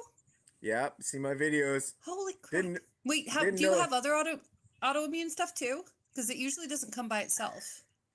I have a real bad skin condition. I get really bad like psoriasis, but I also get the psoriatic arthritis that comes with it. And I was gonna say yeah, you can't see my screen probably, but no, I can if I Red zoom spot on in. hand. Now I've just blew you right up. Now I can see your face, okay. so I can actually. Can you see? Yeah. I can't really make out any detail on the skin, but I could see your eyes and where your nose holes were. That makes sense. No, I'm just kidding. I don't have the ability Yes. to focus, but I know what a face looks like. I got you. But what was I going to say about the whole conversation before? I'm trying to stay on track, which is not easy because my brain's kind of going all over now. But the whole conversation with freedom and everything else. So in America, it's kind of like become a polarized thing, right? This whole cancel culture, which is funny because both sides have done it. However, like it actually originated, I hate to say it, with Republicans, which people get really mad when I say, but I'm like, they originally started when they like started canceling disco. It started back then. Then it was Dungeons and Dragons because that was the devil thing. And then after that, it was, you know, rap music and oh, you can't let your kids listen to Marilyn Manson because that's what's causing all the school, you know, I can't say the second word because I'll probably get banned. Yeah. But I think you know what I mean. You know, all of our episodes of that, because we have some of the highest rates of violence in that department with a certain thing. But I'm also pro owning that certain thing. If you can do so responsibly, reasonably, you're mentally sane, all those things, you check off all those boxes and you don't have like a history of DV and stuff like that, then yeah, you should be allowed to.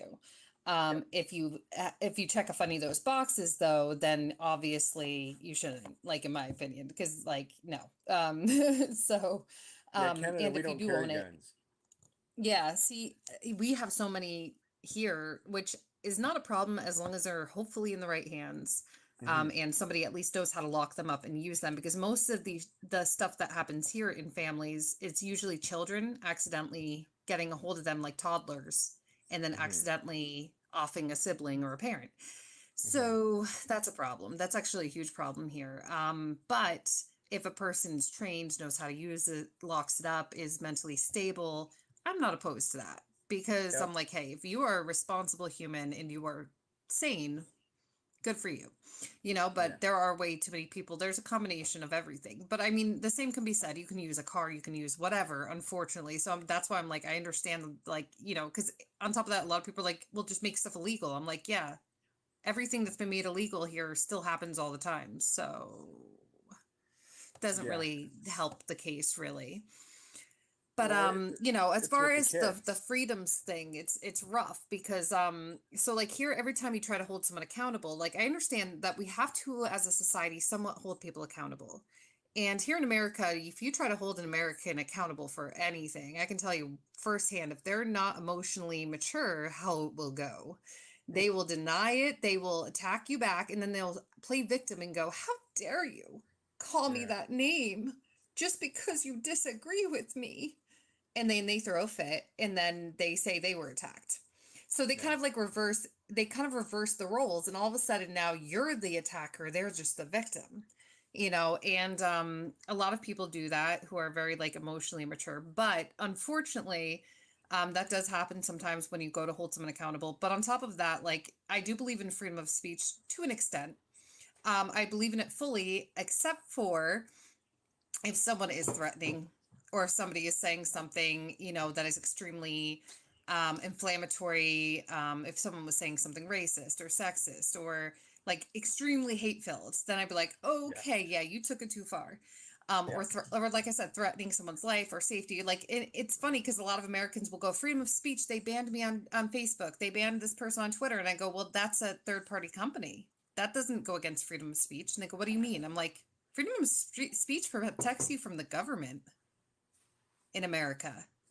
It protects you from the government coming after you. And a lot of people don't realize that because half of the Americans don't read the Constitution.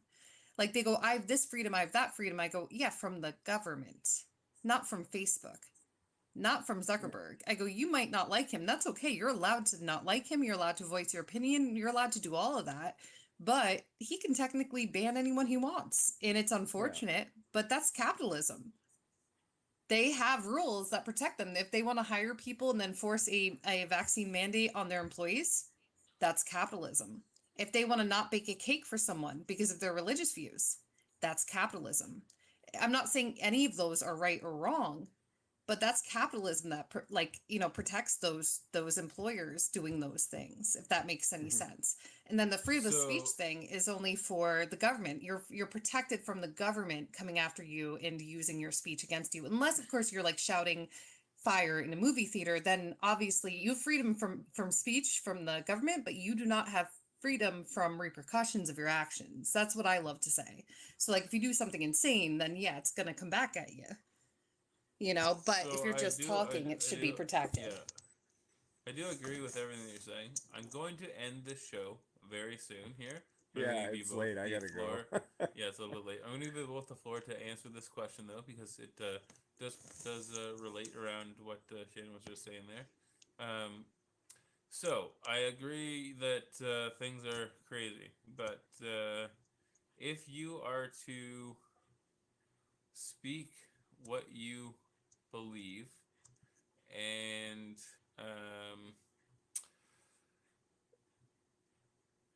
obviously you can't they say you can't say things that are inflammatory or that are going to go against I don't know, speaking against individuals, but it's all of a perception. Once again, what you believe is hate speech. How much you believe is what you can say, and how much you believe the government should be censoring what you are saying. Obviously, you should not be provoking individuals into inciting violence against other people. That's a little bit of a different conversation and a little bit of a different quote unquote debate if you want to have it. But how do you feel about that in general and just the idea of the government censoring the words and the speech that you say and coming up with so the government has the idea around, they have the end all be all say of what is and what isn't. So in the United States, you have different rules in here in Canada or in the United Kingdom, but within, at least we can say, places like Yeah, 10 minutes. the Scotland, the old Scotland place, they got a dude named Count Dankula, as he goes on the old internets, and he was arrested, and I think it was 12 months, like 1 full year he was imprisoned, maybe it was 6 months, because he made a joke, made a video on YouTube, posted it to YouTube, where he taught his pug, which was super cute little pug, this little pug that was so cute, he taught it to do the Hitler salute. Okay? And the joke was that the pug was the super cute thing that should not ever be associated with that sort of symbolism. And the fact that he taught the thing to do it, it was like, it's dark humor. It's not a funny joke. Can't say that it's good, but he is a comedian. He does stand-up comedy. He is a comedian himself, and it was a joke. It's not like he wanted to promote Nazism. The joke was the fact that this animal is the cutest thing you could see. Well, in his opinion, it's a very cute little innocent dog, and it's doing something that is so absolutely horrific that the two contrasts, the juxtaposition between the two translates into joke. This cute thing is doing a bad thing, right? That's the joke. It's very Well, simple. no, Cute thing does a bad thing. disagree. I don't think the dog even understands what it's doing is bad. It's got nothing to do with the Dog dog doesn't at do all. anything. Take the Yeah, take the dog doesn't dog do out of anything. it. It's the person that's creating that context that's doing Yeah, it. he's It's the got context. nothing to do with the Yeah, dog or the yeah. cuteness. No, Whether he no, drew no, a no. The pug doing it cuteness. or made a poster of a pug doing it, it's Yeah, his creation of putting that yeah. It's from his Nazi mind. symbol forward. Right Yeah, now, it's funny. as a comedian, like Eminem, I grew up with Eminem and all the things that went through with him speaking his mind in his music. And we've all seen all the different challenges that have happened in the courts with that. And there has to be a societal limit where you can't cross over that line. And we agree as a community what those limits are. And I think Nazism is one of those limits, my humble opinion. Well, it Just depends on don't what want to go what there, you know? Nazi. Well, what is Nazism, right? Because, like I said before, and we had this conversation, we discussed it, right? Putin's calling the The Ukrainians Ukrainians Nazis. Nazis, yeah, which is So I mean, like, ridiculous. so where is the line? And how can you say that's ridiculous when it's like, okay, so your definition of what a Nazi is okay, but his is not? Well, Why no, and where?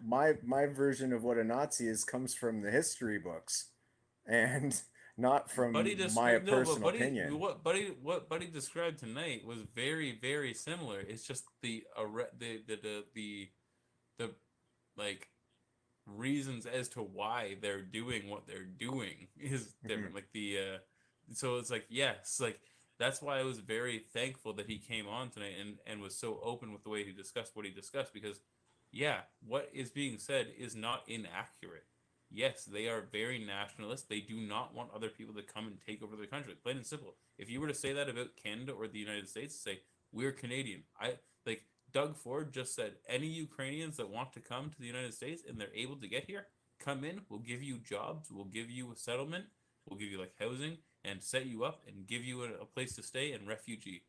Okay, that's not happening in Ukraine because they're like, we do not want an influx of other cultures coming into our society and changing the way that we live.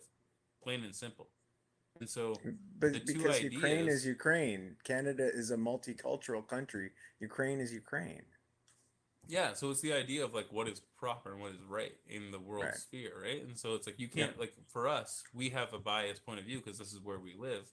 That's where they live, and now we're defending them and backing them up and saying, "Yeah, that's cool. We don't want you to get invaded." But then again, you don't want that for us, but we Yeah. want that for them.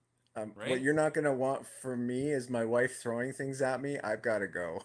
She's giving me I that. guess She's she's giving like, me "Yeah, the I gotta like. go." This has been my time home, and you've been on this thing for Yeah. like 3 hours. What are It you shows you how doing? much I enjoyed your show tonight. So, but I Yeah, gotta go, I guys. appreciate Thank coming you, here. thank you. It was nice talking to you. Yeah, absolutely. You Yeah. two. We'll talk again soon.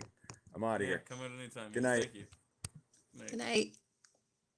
That was good. How do you feel, Shannon? Well, in America, for example, like it's very hard to arrest somebody for hate speech. For example, you would need to prove intent. Like they would have to threaten to cause harm or worse. And then they would have to basically prove that they have full means and intent to carry that out or that they're inciting people to do so. So even if you use hate speech, I mean, obviously you might lose your job. You might lose, social standing, blah, blah, blah. Because people are like complaining about people getting fired. I'm like, well, that's not the government a lot of times, unless they work for the government. But a lot of times it's private sector jobs. And they'll get angry and be like, oh, well, they just said this, now they're fired. I'm like, well, it's not the government. That's society you're mad at. They held them accountable to a standard that they held. And they're like, well, they shouldn't do that. I'm like, well, then you need to have a conversation with whoever made those choices at that company to let that person go. Because at that point, it's not the government. You know what I mean? So I think people get very confused in the US and elsewhere, but it's actually very hard to like come after people and to censor people with freedom of speech. Obviously, if you have a court case going on actively, you may not be able to speak about the court case, right? Then there's if you're threatening to cause harm, then yes, or creating an emergency, like if you're yelling fire in a, movie theater, you know what I mean? Like that's not allowed either. So yes, we have freedom of speech, but we don't have freedom from repercussions. Because if you yell that and cause a stampede or cause emergency services to be dispatched, or you say, oh, my kid's been missing for 2 weeks, and the emergency services go out and search the desert with helicopters, and you know what I Because I have mean? You're super gonna get a bad, bill because for I, that. You know yeah, what I mean? because So listen, because I have super bad ADHD, I have to cut you off. I'm not trying to cut you off. Please, hopefully you have things written down. Are you gonna be able to respond? Because I cannot respond. I won't be yes, able to I'm listen okay. to everything. Okay. I almost have forgotten It's probably okay. already. Um, okay, fuck. What were you just saying? It's No, I okay. did it. I I straight was up talking did it. about how in the Everything, US, everything was like I that thought is so hard about responding to you that everything just was like left my head. I was like, I now I'm have going to so move many away from things. you. Yeah, I was like, I have so many things I need to It's say. okay. I need to say them So I right now. mentioned, What is it? yeah, so I mentioned freedom of speech, basically that you're not usually arrestable for hate speech unless you make threats to cause significant harms, and you can prove that Okay, the okay, person can okay. prove This, that you have full yeah, means yeah, to yeah, with and yeah, intent to do so. yeah. This is what I was gonna say. This is And what then I was gonna is respond that to. the one you want to start with? Yeah, yeah. It's because like in general, I think that normally the individuals that we're responding to and the people that are talking and that we interact with, they're not worried. They're not talking about like legal repercussions. They're talking about like, okay, what's happening in the courts. We're talking about societal and the way that society is moving and moral societal fucking shit. You know what I mean? Like when you go out, it's like you're not gonna. It's not. I don't give a shit. I don't give a fuck if the government's telling me what I can and can't. I do really care about what the government's telling me what I can and can't do. But in the United States, that's not what the worry is about. And that's not what the problems are being projected. And so like when we have these discussions and you're coming from it in the frame of, well, the government isn't telling you can and can't do this. Yeah, no, they aren't telling you can and can't do this. But when you go to a government funded college, they are going to tell you that these are my mindsets, and if you disagree, you're not going to be kicked out of the class, but you're going to be ostracized and treated differently than the individuals who don't agree with what I'm saying. And so like not that's just one thing, but it's a society thing. So yes, I agree that fundamentally in the government system they're not being favored, but in society, yes, I agree, it is not that it is why like so in the same sense of Canada, we just had an election. 36% we just said voted Liberal, 32% voted Conservative, and then it was 12% NDP, which is another party, and then like 1% another party. And so when you hear every single thing on the news promoting what the Liberals believe, and that's the main point of view, everybody doesn't think that. It's literally split. There are people that believe, I know I said those numbers. If I said those numbers and they're wrong, please tell me what they actually are, because I'm pretty sure they're close to that. It's like 30 something, 30, 20, 30 something. But people don't believe the exact same thing. Individuals are split between their opinions. And when you hear everybody, like, the majority believes this, okay, a slight majority of a vocal majority especially, but a slight majority definitely believes this one certain perspective, and that's the only thing that's going to be promoted. And so it's so strange to see and to hear and to listen when only one side of the perspective or the aisle is being told. In my perspective, though, that's just my personal perspective. So I think you're talking about like the societal response. I mean, I will admit there's times where people definitely take it overboard, but I also will admit that there's times where I've even experienced it myself on both sides. So it's not even a right or left, because you can be on the right or the left and say something awful. It doesn't matter what side you're on. You can be racist on the right. You can be racist on the left. You can be bigoted on the right. You can be bigoted on the left. There's no real, or you could just be somebody who didn't realize something was offensive and look, you said it because it's something you heard in a small white town you grew up in as a kid. And then you find out when you get older, oh my gosh, that's highly offensive. I'm never going to say that again. Or you could be someone who said something that might have been used as a different term and you just found out that it's highly offensive and you had no idea. You know what I mean? So like it is possible all of those things could happen. The problem that I've noticed myself, and I grew up, I'm clearly, you can see the color of my skin, white as a sheet of paper. Not good in the sun. Um, but SPF 100. But either way, I'm sorry, I'm just mocking myself a little. But the one thing is, I grew up in a tiny, tiny town in New Jersey where like there was really no minorities. Like I didn't know anything, just complete ignorance. Not like hateful ignorance, just didn't know. Like much of history, as far as that goes. I only knew what they taught me, which was very little in history. So I didn't know, how people were different. I didn't know what views people had. I didn't go to college either, so I didn't go to any liberal schooling. I didn't, I just lived through experience, and I started to educate myself the older I got, and met a few different friends, as time went on, as I got like older, and so I saw different perspectives. But the one thing I will say here is the problem I think that we have here a lot of times is either A, people will go extremely hard on each other because of the bad bigoted individuals. They now assume anybody who says something must be just like those other people, but also there are so many people that have said extremely problematic things, and even when they're corrected, they play victim. They're like, how dare you call me this? And you're like, well, you said this thing and it's highly problematic. Can you apologize? And they're like, I'm not going to apologize. And I'm like, you don't see how it's wrong? And they're like, no, I'm right. Yo, I'm like, whoa. I gotta ask you two things, I guess. One, and then the second thing will be based on the response from the first. Have you heard of Pat King? Vaguely. Isn't he Okay, like the so- trucker dude? He's like, isn't Well, he like pro, like peop- like he has some type of people- group he yeah. supports? Yeah, no, people appoint him as one of the leaders of the convoy trucker movement here in Canada. And so I want you as you don't have to do this, I'm not like making you do this, but I would love to know what your opinion is around this topic. And so if you could go and just what can you find around Pat King? What do you see? What do you find? Because people always call him racist and that he hates everybody and yada yada yada. From what I've seen, not a great guy. Like he's not like a nice guy, right? But listen,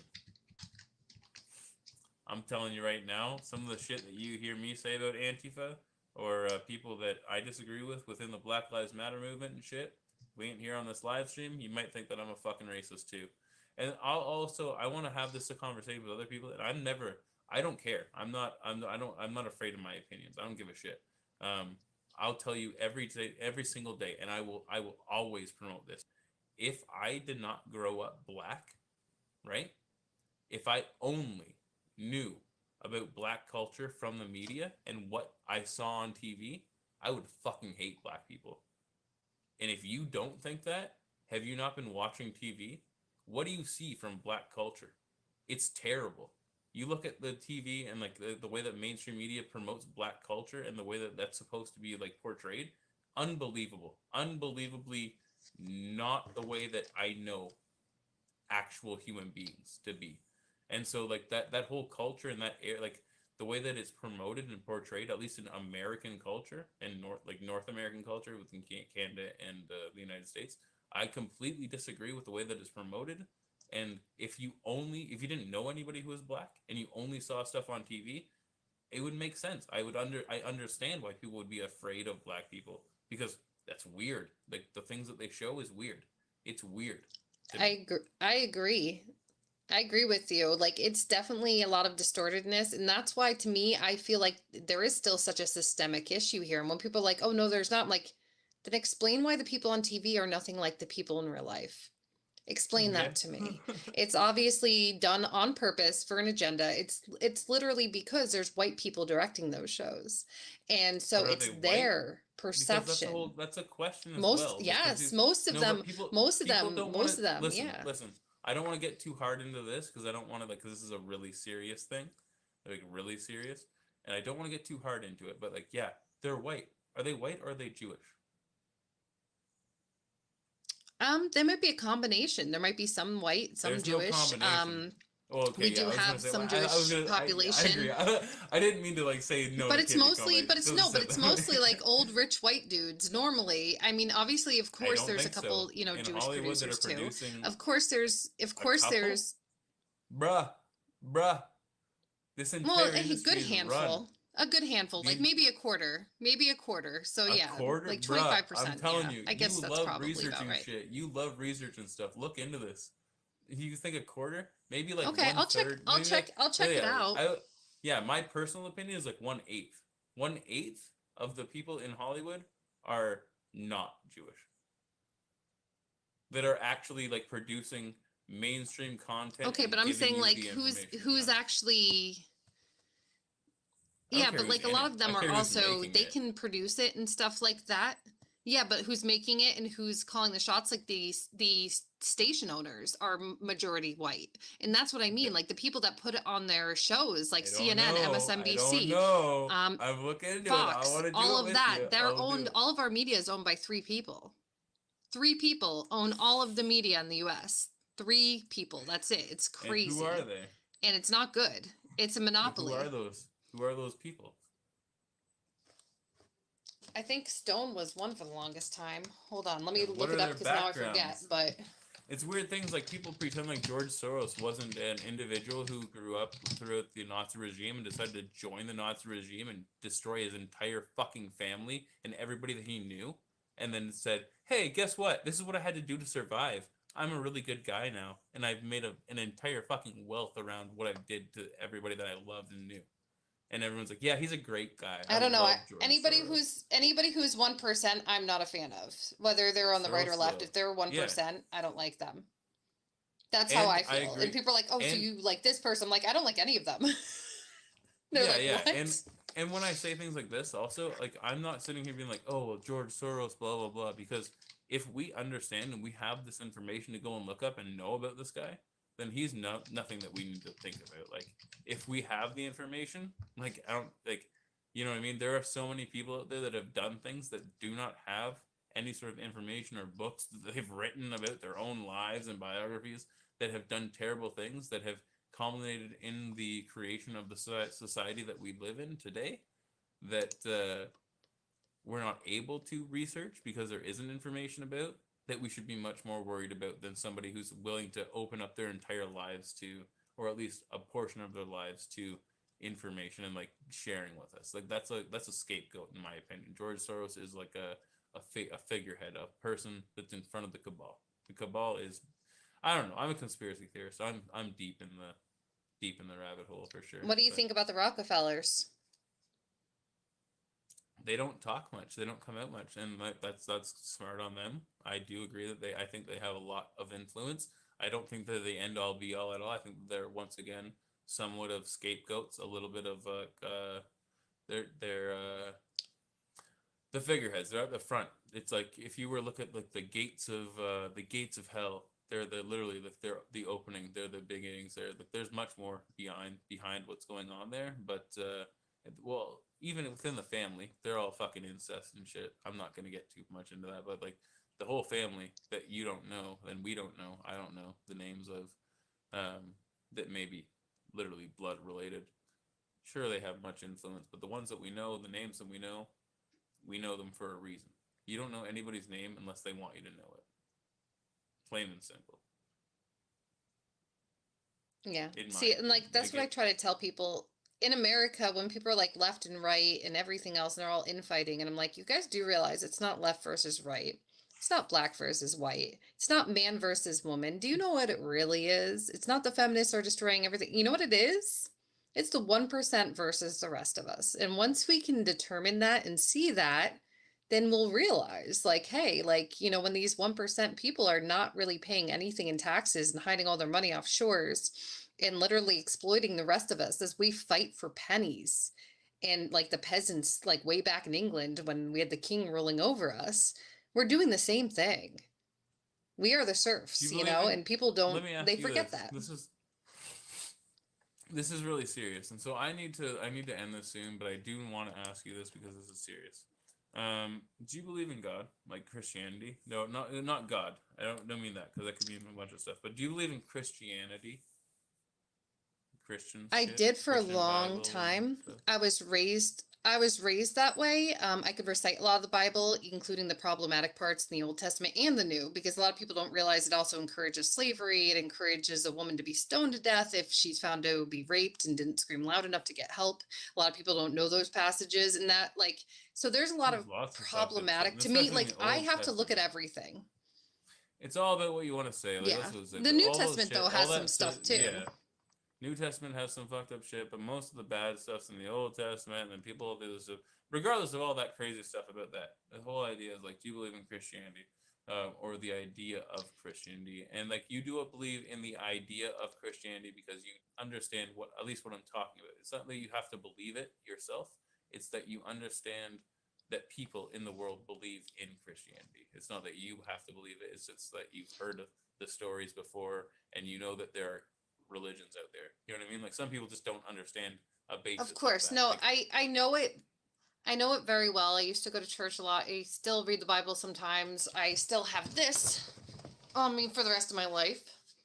well, that's but, a Celtic cross. That's a Celtic cross, you Celtic Yeah. woman. But it's still You. yeah, but I'm very Irish, so mostly Irish. I was like, you. But Irish, Celtic. you know, like yes, I love potatoes. That's a true bias. I'm obsessed. I if people go like you're obsessed with potatoes, I'll be like, yeah. And if they're like you drink, I'll be like, no, I can't. So I don't, but I do eat there's the one that potatoes. misses me. I eat a lot of them. Yes, but I'm not anti No, but- other people drinking. yo. Like have one for me, but just I'm not into it. Yeah. But But before I you forget know, everything, right? but either way, Yo. my whole thing is It's not about Mhm. it's not about the religion or anything. It's not about like God or anything like that. Jesus Christ, I hate doing this. I always fucking forget things. you want to ask me the hard question of what do I think about Christianity and its foundings and what are the real reasons for it?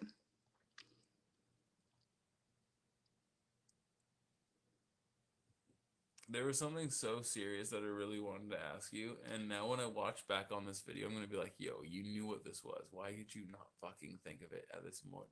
And that's what I always think. At certain points of time, I have ADHD, and so thoughts will come into my head and fleet out super quick, and I've come to the realization You just gotta walk that- back in the room that you had the thought in. Just walk back in that I room know. and come back, and you'll remember. I know. I will Sometimes. eventually remember it, but I know. Hopefully, yeah, I know. Sometimes I do. Hopefully, I will remember. But I'm just gonna like move on to this discussion now. The fact that like a lot of people with ADHD so I was born in 1991, okay, and I'm a male.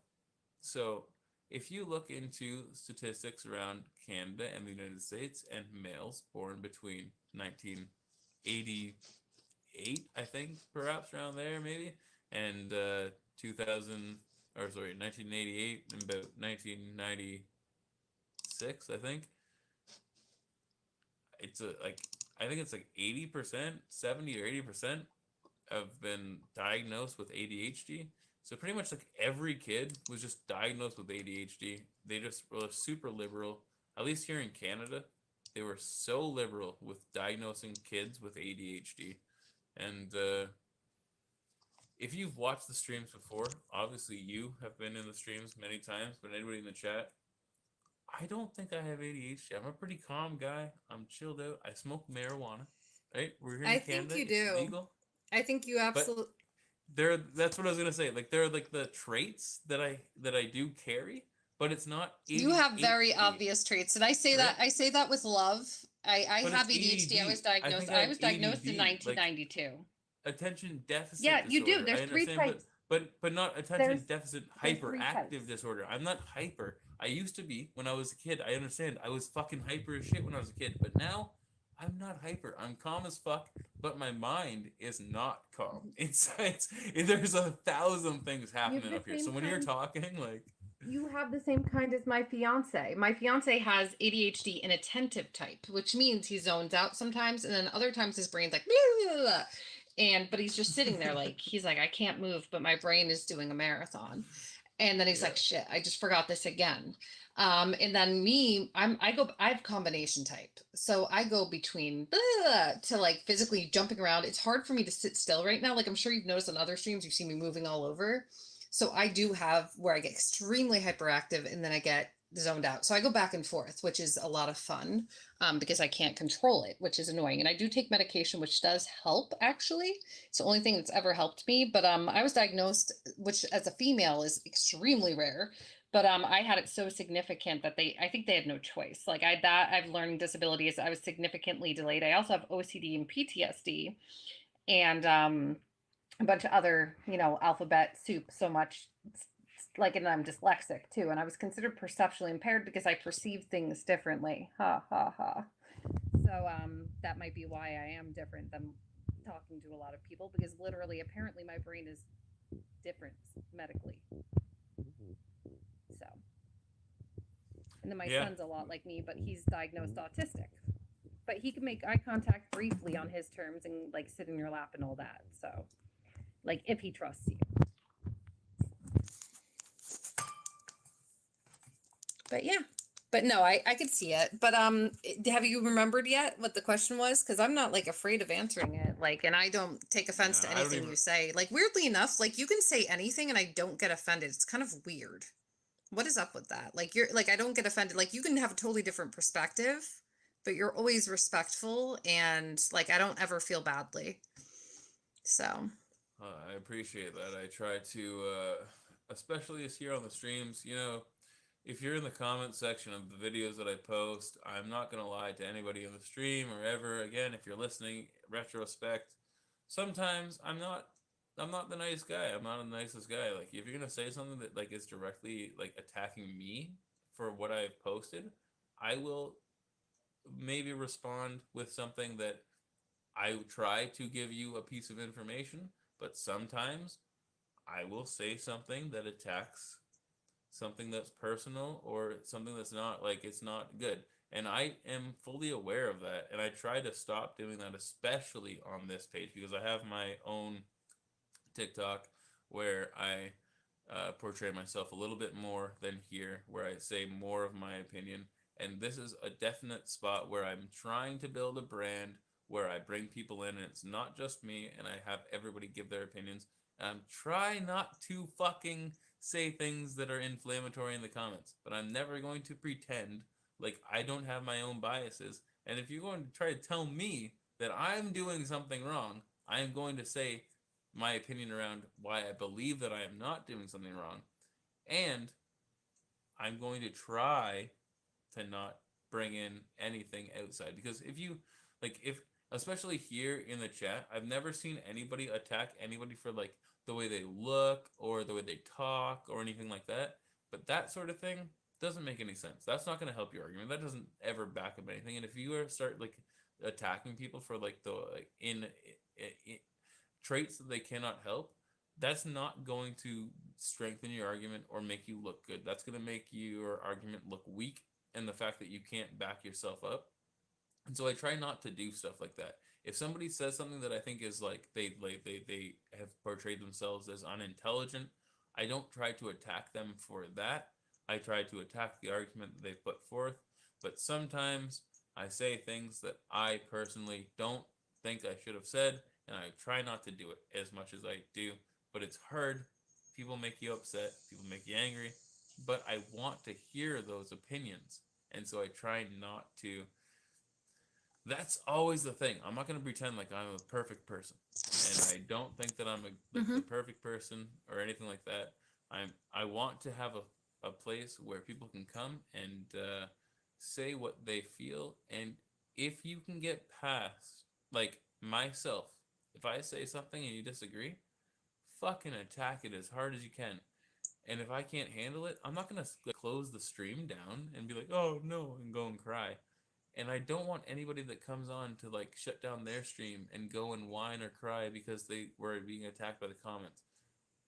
Get past that. Get past the point of people saying things that you disagree with and keep pushing forth your point of view. And then if you can't, I will try to, but like pin out those comments that are being productive and actually learn from what you're hearing, because there are people out there that are willing to have the conversation. And like I said, I don't want to block people because I want people to have their own point of view and I want them to be able to say things. But the more people that join the stream and the more people that find this channel, the more productive conversations we can have. Because even if you adamantly disagree, that's when we're going to find common ground. If you firmly believe the complete opposite worldview of me, and then we can sit down, yell at each other for 20 minutes, and then talk to each other for an hour, that's going to be fucking amazing. Just push past the anger and the Yeah. the I mean, vitriol and I like, can totally agree with that. yeah, it's like it has to happen. And if you if you don't allow it to happen, like that's where we're at right now. Because basically in society, where we're at is that anger and that vitriol point where it's like all we ever do is yell at each other. We're gonna have to get past that. We have to yell and like understand that we don't agree. And now what do you think? Why do you think that? Well, this is what I think, and this is why I think that. Okay, listen to what you say, but just push past the point and let it out. Let out your fucking anger, because you don't agree with me and I don't agree with you. And if we can understand and agree that we disagree, and let you say what you believe and let me say what I believe, then at least we can start talking. True. I mean, sometimes people are too polite to where they're afraid to say how they really feel, or they're afraid that they're going to hurt someone's feelings too far. And then other times they take it way too far off the deep end. And I myself have done that in the past. Especially like I don't try to ever respond emotionally. I get hyper sometimes and passionate and loud, but that's the ADHD actually. Which is great when you're female because people instantly think it's emotions, but I'm like, no, it's excitedness. Like I get loud. But you know, like I don't normally feel highly emotional, except for rarely I am. I think all of us, if we've ever experienced anything difficult in our life or any kind of trauma, we're going to be triggered. I know everyone hates that word, triggered, but it's real. Like we all get it, like, you know, and it's okay. Like, you know, it's just sometimes we're gonna have a moment where we go off, as long as we're able to like recollect ourselves and then have a conversation afterwards and kind of like not take it too personally, because theoretically, if you or I are triggered by anything the other one says and gets angry and yells, that's not personal at all to the other person. In fact, it has nothing to do with the other person theoretically. It has more to do with us and our perspectives. I don't know if you feel that way or not, but that's the way I look at it. Like I don't take many things personally because I've learned like very little things that people say have anything to do with me. Like I don't even exist on their radar. Like, you know what I mean? Like I'm not even like I'm a person to them, but like I'm not what they're angry at. They're angry at something bigger than me. They're angry at the government, or they're angry at, you know, things that happened where other people tried to control their life, or they're angry at the fact that right now they can't find work, or they're angry at, you know, the laws that have just been enacted that restrict their rights, or they're angry at this, that, or the other thing. And I can understand all of that and respect all of that. But like, I don't take anything personally anymore because of that. So that's how I view things. That's why I don't normally get emotionally charged at things, you know, but I used to. So we And I think a agree lot of and that's like disagree. trigger from trauma.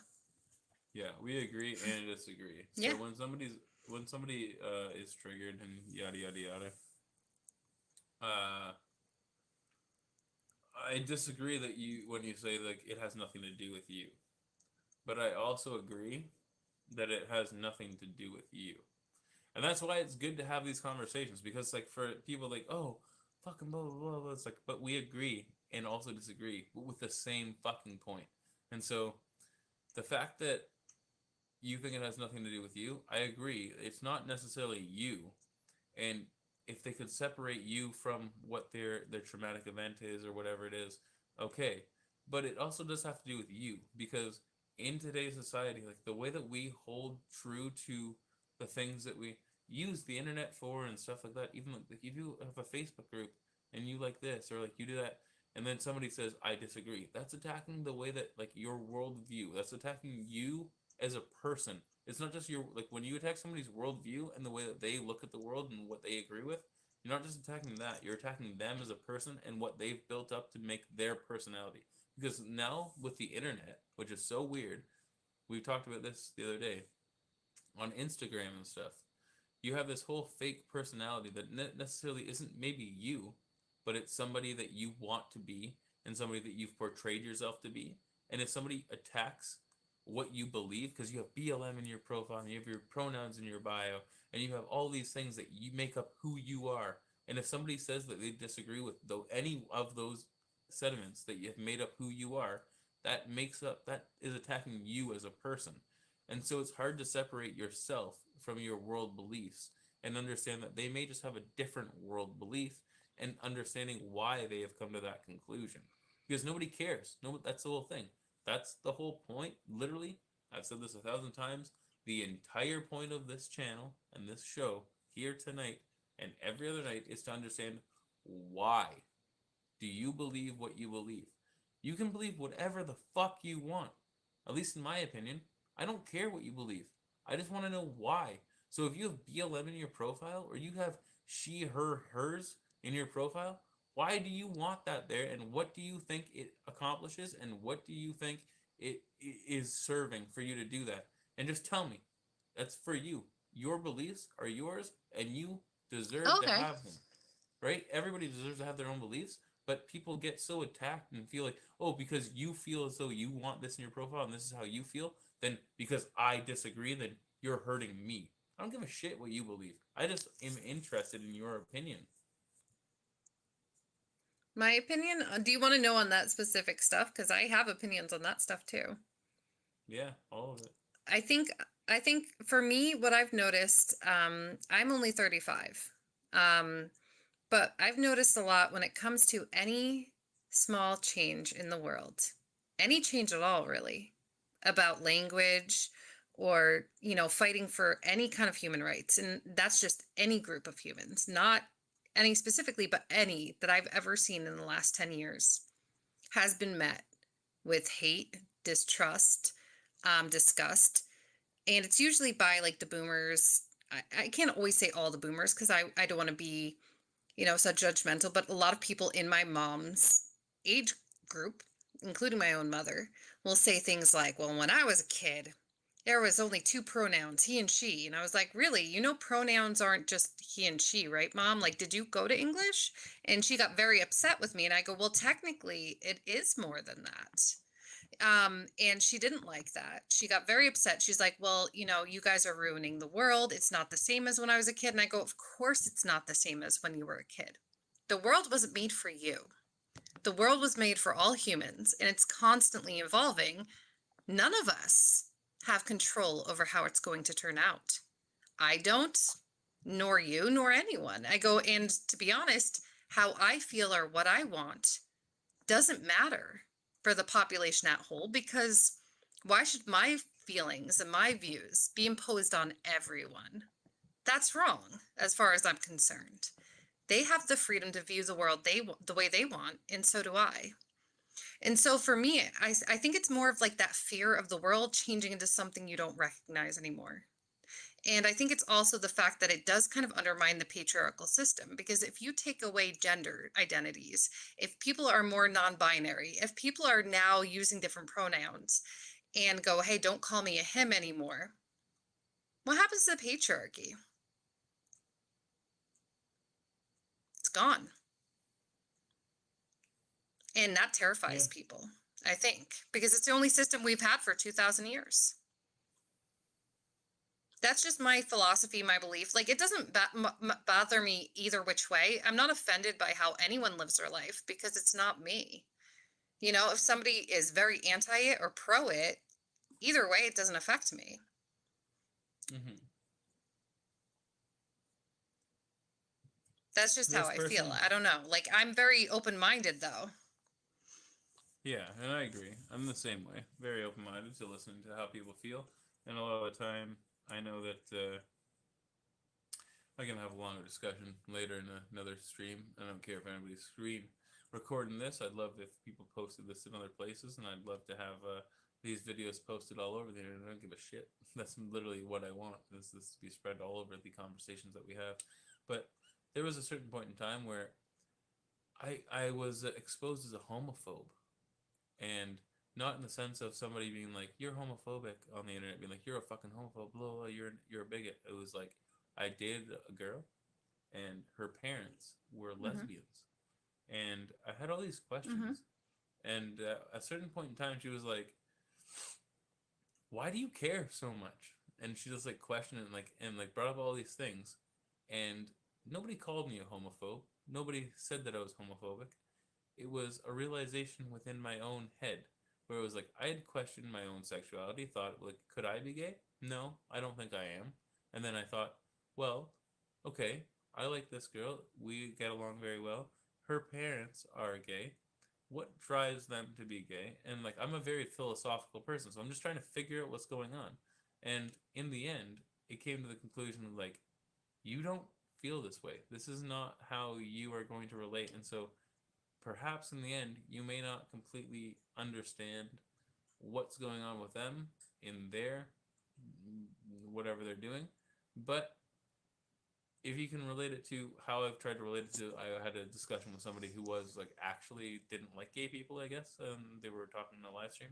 And the way that I could describe it is like, when you look at a woman and you are attracted and you want to have sex with her, do you do anything? Like, did you choose to do that?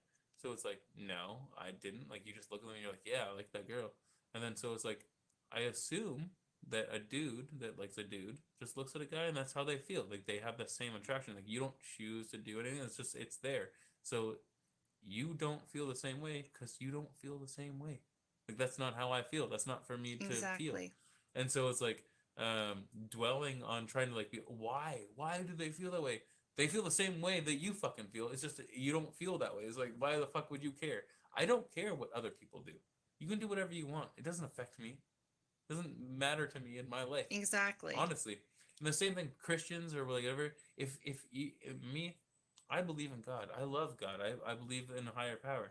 I don't believe in man-made religions and all that sort of shit. But if you do believe in God and religion, the Bible and all this stuff, and you think that being gay is a sin, well, guess what?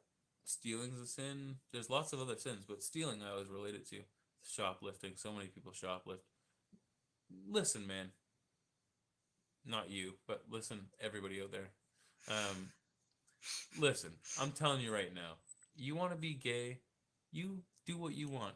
I can tell you, if you're my friend, I'll say, if you're a Christian in the Christian, in the Christian religion, it's frowned upon. That's not like what is. It's considered a sin. It's not my problem. That's between you and God. It's your relationship. It's not my problem. You do what you want to do. If you steal shit from a store, listen, man, I don't want you to steal from a store either. I'm gonna be just the exact same. If I'm gonna be complaining about somebody being gay and thinking that it's a sin, I'm gonna tell you that stealing is a sin. First of all, I care less about being gay than stealing from a store. I would call you out more from stealing from a store than being gay. Do whatever the fuck you want sexually. That's not my problem. If somebody had a foot fetish, this is the whole thing. Somebody has a fucking foot fetish or something, and you're gonna tell me about that stuff, I'm gonna be calling you out as a weirdo. And so why are you not like, I don't give a shit what you do. I do not care what you do. Do whatever you do. And live my life. Live your life. Yeah, to me, that tells me you're not whatever that person accused you of, because that doesn't come across. I consider myself to be pansexual, No, which I know no one sounds silly, accused but me- I no just one found out it's accused a me of term being for when you're homophobic. attracted No. to the soul, but not the person. Yeah, no one accused Oh, me I of was being gonna say, because you homophobic. don't come across that I- way to me at all. I came to the conclusion myself. Okay. Before I came to that conclusion, I felt like the idea of homophobic is not how people say that. Like, I personally was confused and weirded out when I saw gay people. When I saw gay people, I didn't know what was going on. I was like, why the fuck are you gay? Like, what do you see in a dude? Like, I don't understand. Like, how are you attracted to a guy? Like, how does that work? And then I met people that actually had the attraction. They broke it down. I was like, oh, you just love this person like anyone else loves someone else. Okay. Yep. I was pretty It's dumb because you've to been think the socially way I did. conditioned. All of us were. All of us are socially conditioned. It's just some of us, if we were more likely to be like, open-minded with like, or we had that attraction to other people. Like I always had attraction to women and men, but it was more like I got to know people and then I would fall in love with the person. And it didn't matter what gender was attached to that love. I would see them as a person. I'd fall in love with their soul.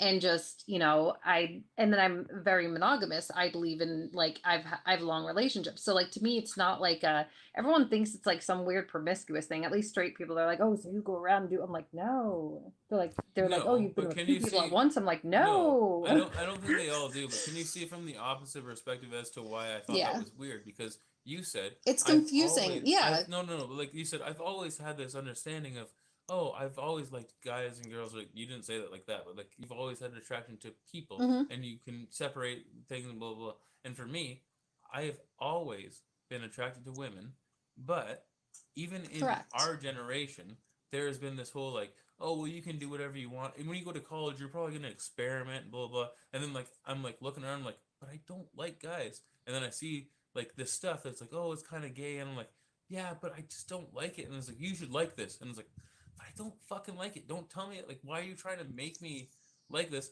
And then I look at it and like, you know what I mean? So like trying to figure it out for yourself, being like, well, should I like this? Because everyone's telling you should. I'm like, but I don't. I don't fucking want to. And you can't make me. You can't make Yeah, me. see, And the same thing. The that's same as weird. everybody else. That's weird to me. So people were trying to make you, or No, Canada is so like if you don't if you're at my age, especially, I'm 30 years old. If I'm a 30-year-old man, I've never made it with a guy, you're a weirdo. Like like in the grand schemes of like exploring life and knowing what's going on. Like if you've never experimented with your sexuality, it's like listen, I've looked into myself in my inner self and wondered whether or not I want to or not, and I don't fucking care. I don't want to.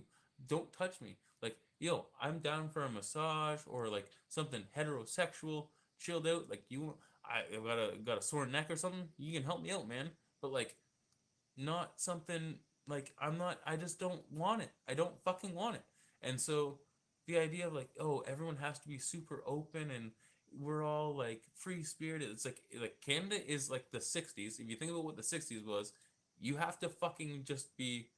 And if you're not, if I was to say this to anybody normal, like if I wasn't like having a good conversation with you, I'd be being called a homophobe right now for not being open to the idea of wanting a gay experience. Where I'm like, I thought about it. I don't want one. I don't fucking want it. No, I think that just means you're straight. That's all. Like, and there's nothing wrong with that. Like, think. actually, in America, we're the opposite. We're the opposite. Where like, if you're gay or if you're bi or if you've had experiences, you're the one who's, whoa, what's wrong with you? What did you choose to be gay? And I'm like, it's not a choice. First of all, you're just attracted or you're not. But like, we don't push anything on anyone. But it's funny because like we'll get accused of people be like, oh, you guys are pushing your agenda. I'm like, what agenda is that exactly? And they're like, you're trying to get in schools and teach children. I'm like, okay, excuse me. Most people that you know that are gay, are their parents gay too? Oh, well, I guess it didn't work, did it? Because their parents are straight. So like, there's no agenda. It's just you are or you're not straight or gay, and that's it. It's not something you choose. It's something that becomes. But I didn't know that Canada was like that. That's like the opposite. And then in America, people are like, oh, there's gay people pushing agendas, and when it's really not. And I'm like, do they have a book where they stone to death straight people? Because I don't think that's going on. So it's a weird. I don't know. Maybe it's an upside down world. You guys are like the opposite of America in that department. So, did you run away? I think I scared him. No. I think he just ran away. I hear you somewhat in the background. Okay. Half the time it just like. Okay. I hope I didn't make no, you no. feel uncomfortable. I'm totally No. comfortable talking about anything, including that. So Oh, like yeah. I freak people out because they're like, "Why are you so comfortable?" I'm like, I can talk about anything. Yeah, I know. I'm weird like the that same and not way. get bothered. No, I'm the same way. I was gonna It's the say like, I don't ADHD. think But you can't do small talk, can you?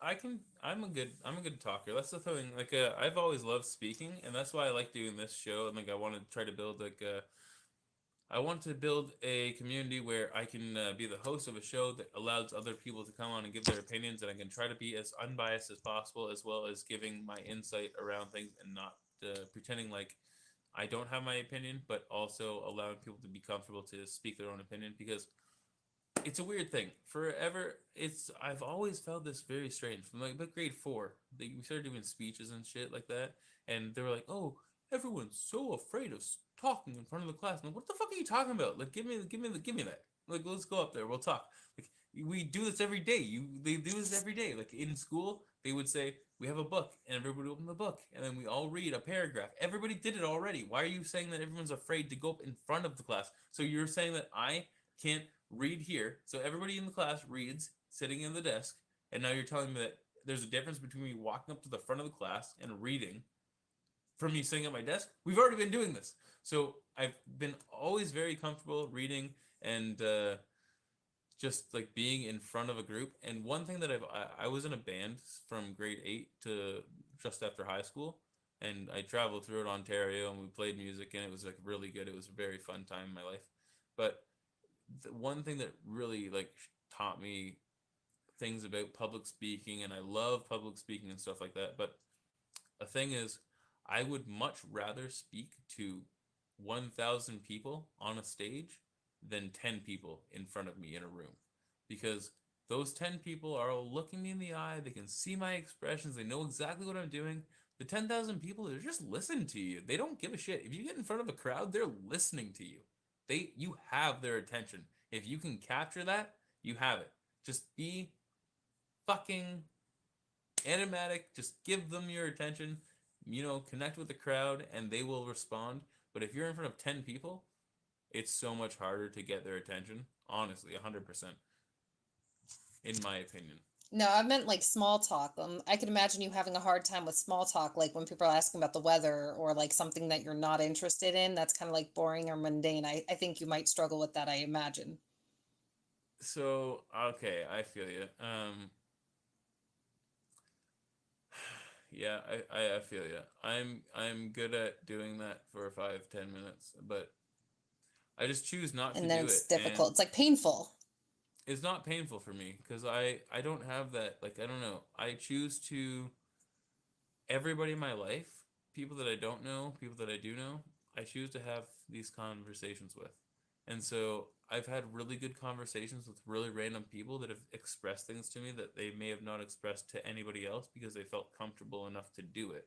Because instead of talking about the weather, I said, what's happening with you right now? You know what I mean? Where it's like, there's clearly something more going on, where it's like, who gives a shit? It's clearly sunny out. We all know. We all know that it's warm out today.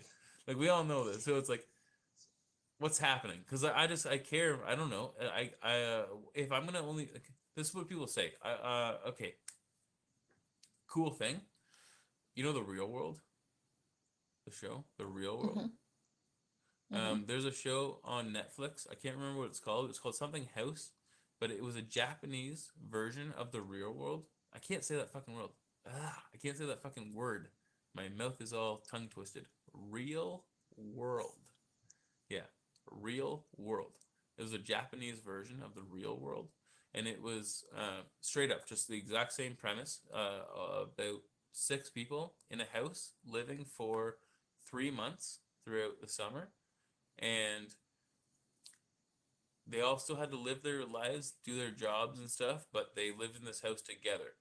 And I thought it was going to be all like sexual and like provocative and cool, like The Real World. Like, oh, cool, like let's see what happens in like the young lives of Japanese fucking young people. And literally, from the very beginning of the show, it showed me the differences in cultures, and it really put things into perspective. So the very first episode, instead of like anything, they come in and they all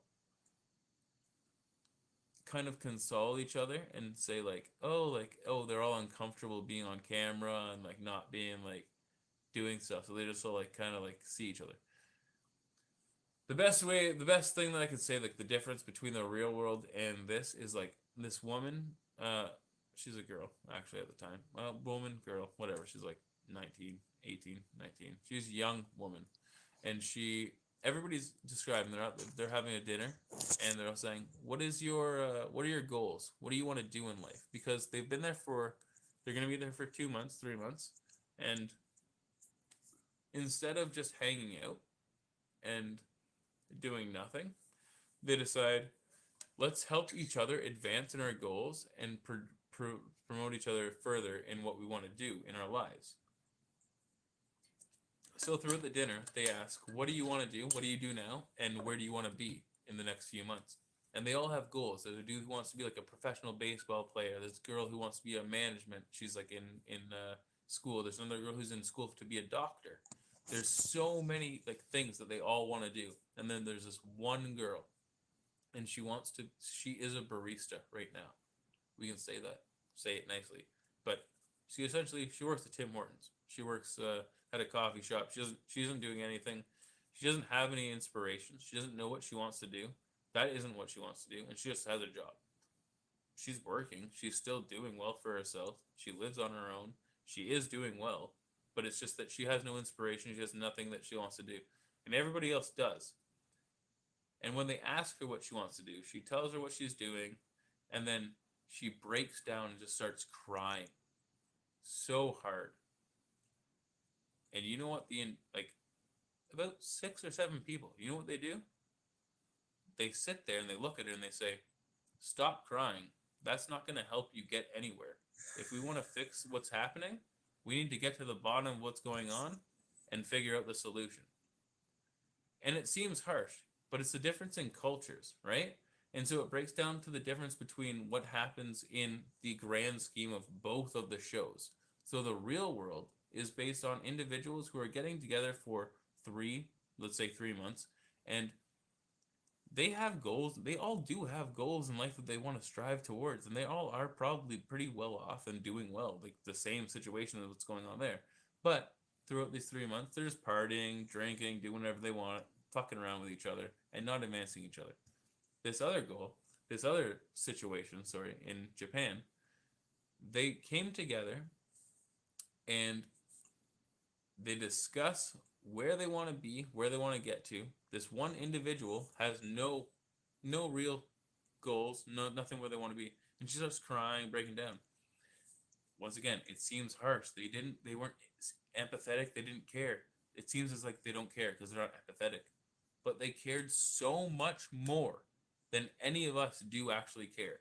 Because it wasn't just that they said, don't cry. Don't fucking cry because it's not going to get you anywhere. They said, don't cry. It's not going to get you anywhere. Let's figure out what we can do to fix where you are and what we can do to get you to where you want to be and where do you want to be and what are your goals. Because every single one of them know where they want to be, and she's the one person that doesn't. And instead of feeling bad for yourself and sitting here and having everybody else feel bad for you, they said, no, we don't feel bad for you. We understand where you're at and we want to fix the problem. And so let's work together in order to advance you in your situation. And just the two societies, they work so differently together, where it's like, yes, I understand being empathetic and the fact that they weren't, it seems harsh. But in the end, the next day when she woke up, I guarantee she felt so much more motivated and ready to go. And the fact that everybody around her was there. It's not that they don't care. They do care so much. The fact that they're all there, they all had ideas. She wakes up, they're ready to be there to be like, yo, I'm here to do whatever you need to do to help you get to where you need to be. You know what I mean? And if everybody was just sit there and cry and say, yes, you're right. I feel you. You're so hard done by and you can't get anywhere. You haven't done anything in your life. She'd wake up tomorrow and feel like shit, in my opinion. Not that that's No, gonna I work get every you. time. I actually, It's not gonna work. It's not gonna work every time. Just that one example. mm-hmm. No, I could relate to a lot of what you just said, and it's funny because like hearing you bring up that as an example, all of our societies like that, like I get it, like they were harsh maybe with their words, but it was normal for their culture to just be very blunt, which I can relate to because I say things very bluntly, and sometimes it gets me in trouble because I don't mean the malice usually when I say something bluntly. Like it's not like I use that as an excuse to be a jerk. I'll just say something and all of a sudden go, oh my gosh, and realize how it sounded and then feel awful. Because if I'm trying to be a jerk, I'll be like very sassy and sarcastic and give a lot of attitude when I say it. But like there's times where something just comes out. And I think that's part of the ADHD, neurodivergency, whatever. But it sounds like she might be like that too, because that was me graduating high school. I didn't know what I wanted to be. I still like jokingly say, I still don't know what I want to be when I grow up. I'm 35. I'm clearly grown up. I still like, not that I can do much now with my health, but like, even if I could, I wouldn't even know where I'd want to go because my brain wants to go in 20 different places. I'd want to go to 20 different schools for 20 different things because that's me. And I think that's like the hard part of growing up with a different wired brain is that sometimes we don't have the answers. And because we have 20 million thoughts going on at once, pulling us in 20 million directions, we don't know which road to take because we don't feel safe on any of them, really. Like we feel like all of them kind of, we want to take them all, but how? You know what I mean? Like, and we don't feel like any one is the right one. We feel like constantly pulled back and forth. So to me, I'm like, that sounds like that girl might have been neurodivergent or just different mentally or psychologically, even if it was a minor difference. Not saying anything The was girl that was necessarily crying? wrong with her. Like, yeah, The girl she that was might have felt crying about- lost, you know, like, yeah, not knowing what she wanted to do and not knowing what she was passionate about, because I always struggle with that because I do have like so many different ideas of what I would do. And I think a lot of people with ADHD, OCD, autism can probably relate to that, learning disabilities as well. Even PTSD or anxiety, because your anxiety will be like, no, do this instead, or, you know, your family wants you to do this, or, you know what I mean? You might be more easy to sway or more easy to, more of a people pleaser, so to speak, when you're neurodivergent, because you're so used to hearing that you do everything wrong your whole life. So then you're afraid of making a decision because then what if it's the wrong one again? And I realized like a lot of this growing up, the more I worked on it, I'm like, oh my gosh, this all like ties back to my childhood. This is not good. Like all the years that I would hear, you're not good enough, you're not trying hard enough, you're not applying yourself, like blah, blah, blah. Even though I have all these learning disabilities, they still treated me like that. So I started to internalize it and I started to bully myself. You're not doing good enough, Shannon. You need to try harder. You're, you know, so like it got to an internal voice kind of monologue 24/7. And I found a lot of other people like me, unfortunately. I wish there wasn't because it makes me sad because I'm like, that's not cool. Because it's not a fun thing to battle, and I feel bad for everyone else battling it. You know, it's not a fun thing to have, but I've noticed there's a lot of us, and our society is very ableist. So if you're different, you're told to stop being lazy. You're told to try harder. You got the same life as everyone else. Suck it up. Pull up your bootstraps. But the problem is, if we only have one boot, how the heck are we supposed to pull ourselves up? Like, you know, like some of us don't have two boots. Some of us don't even have a house. Some of us don't, like, you know, so like I understand that we should all try to strive to be hard workers. But some of us are literally different, and that isn't something we should be punished for.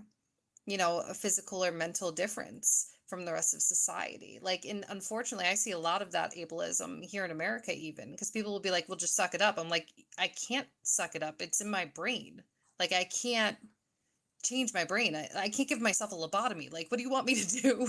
Like, I wish I could. And people are like, no, you don't. I'm like, yes, I do. You think I want to be 30 minutes late to the movie I wanted to see for like years? You know, like when I was a teenager, I'd be late to all my favorite events. And I didn't do that on purpose. Why would I choose that? You know, so like there's things that people don't understand. Yeah, so one question that I guess I would have is, what are some of the common traits that you have found through your experience researching ADHD / ADD, whatever you want to call it? I think they both converge pretty well. But what are some of the common traits that you find in people that they experience? Because we do, you know, we do have some very similar traits, and I've always said I don't think I have ADHD, but I feel you. I feel what you're saying. I probably don't have ADHD, like just generalized, but you know, in the fucking head. In my head, in here, I definitely do. Out here, being hyper, I ain't hyper, but in my head, I'm too damn hyper. It's too much going on up there. This is me usually. If I'm sitting here, I've got my hand going like this. I'll usually have like my hand over that's the like, I have table my ring, I'm so always people like, I'm can't sitting see here me. like- I'm Or sitting I'm here like tapping, that. or I'm tapping the foot, tapping the foot, or I'm playing with my hair. And I've done that my whole life. And like I was talking to my therapist, I'm like, I've always done this. And then when I was younger, I still am socially awkward. I just don't care anymore. But when I was younger, I had like nothing in common with anyone, and I didn't even know what my interests were. And so like I would just copy other people when I was younger, literally copy all of their interests, all the way down to how they dress, their TV shows, everything. And I told my therapist, I'm like, that's totally normal. And she goes, no, it's not.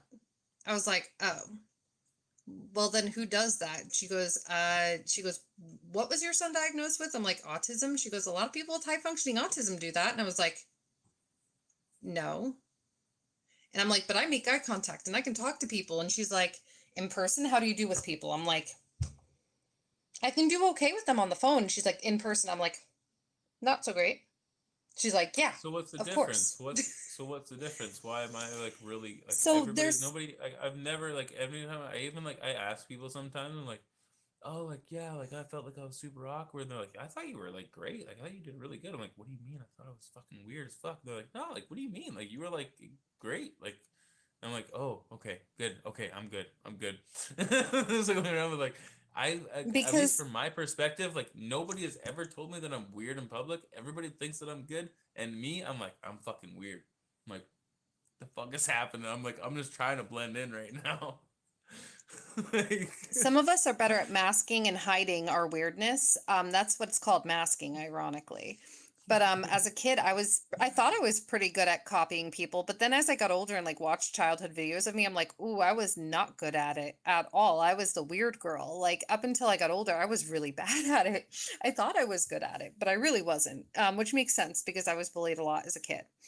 I did have one best friend since 8th grade. That's it. And now she just got diagnosed with ADHD and called me crying, going, I can't believe I have it. I'm like, I can't believe that you just figured it out because Yeah, you're my you've had best it friend. You're the forever. only If one you that have ever it, you've understood had me. it. You've had it. If you have it, you've had Exactly. it. You don't just Exactly. develop So it. she That's like called something me you've up crying. had. Yeah, no, so she called me up crying, like freaking out. And I'm like, Liz, you've been my only friend my entire life. I go, and you understand how my brain works. Think about that for a second. Nobody else does. So think about that. And she's like, oh crap. I'm like, yeah, because your brain works the same way. People with ADHD tend to always find each other. We always do. Like my fiance has ADHD too, but he has the inattentive type. You know, like I guess it would have been called the ADD. But like, you know, like, so like we always find each other. There's tons of us. I think there's as much, if not more than neurotypicals. I think like we're everywhere. But a lot of us are told to hide it. A lot of us, or some of us don't even know we have it, but we have blatant obvious ableism where like I even have that where I'll yell at myself even when I'm sick, like having my bad health days. And I'll be like, get the up off the chair. I know you're in pain, but get up and just put away the laundry. Like I'm so mean to myself. But like in my OCD, because then I'll be like, I can't go to bed until this is a certain way. So like it will drive me insane, which is if I'm like not feeling great, it doesn't help, you know. Yeah, I just brought Mac into the conversation. We're gonna go for another 15 minutes, and then. Hey, Mac, how's you it got going? Good. You got ADD. You got ADHD. How do you feel? I thought I How do lost the you, internet for a I second. have ADHD. You were diagnosed with ADHD, or what's the deal? Yeah. You just self-diagnosed, or what's the deal? Diagnosed at 14. Yeah. Woo. Yeah. So, party on. The only thing is I just wanted to add some stuff to that, what you were saying. For me, right, at first as a kid, yes, I suffered from all the same things. But then as I was getting older, I started to look at myself, and I started to look at different things. Like, for example, ADHD, we have a habit of dyslexia to go with it. So I learned I had issues with my B's and D's, for example. I learned how to use my hands to show the difference between B and D. And then over time, I memorized it, so I don't even have to do that anymore. I learned ways to get past things. Same with memory. I used to play a lot of memory when I was a kid. I got my parents to tell me a set of numbers and then ask me about them later on. I retrained myself and my brain to work different. Although I still have the problem of shutting my brain down when it comes to like bed or whatever. But for the most part, I've actually used it to my advantage in the sense of I don't stop. When I go after something, I go after it full tilt, right? It helps me achieve the things I need to achieve. Not only that, I remember I was talking to this one person. I was like, yeah, I got ADHD. He goes, that's not a bad thing. If it wasn't for you guys, we'd get nothing done, right? So I've always seen it as a blessing, aside from a failing or a disability, so to speak. Neuro, if Like, you I can, don't need- pause your or mute your screen there for while we're talking. It's super loud. I saw that we can do that. Who, me? I think. Me or It might be me too. I'm standing in the subway, so Oh, okay, there's a okay. lot of I other didn't stuff mean to- going on. I Right? don't mean to call you out there, Neuro. No, but I completely agree with everything that you're saying there. No, everything's fine. I completely agree with everything that you're saying, and it's really interesting thought to think about that. You know, we are not always set in the ways that I don't know everybody perhaps perceives the individual to believe. Like the things that I portray, a lot of the you said sleep. I love sleep. Sleep's fine. There's nothing wrong with hate sleep. sleep. There's no my mind does not race. There's nothing wrong with my mind racing or anything like that.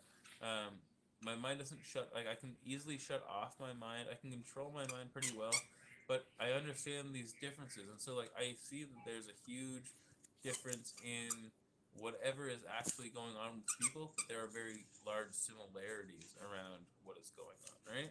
Or no? Oh no, yes, you're absolutely right. I don't think it affects everybody in the same way. Like there's classic things, but then there's other things that separate the difference.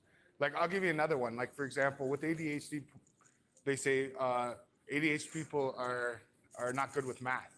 I excelled in math. Right? Like I mean, math is my favorite subject. For me, it's the only constant in the world. Right?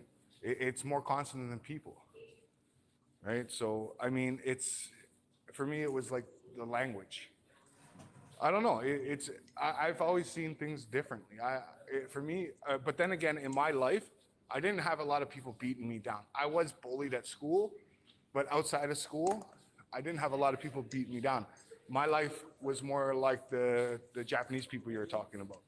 That's why I always say the best motivators in the world kick your ass. They don't coddle you. Right? Right? I agree. I think home mean, environment plays a part.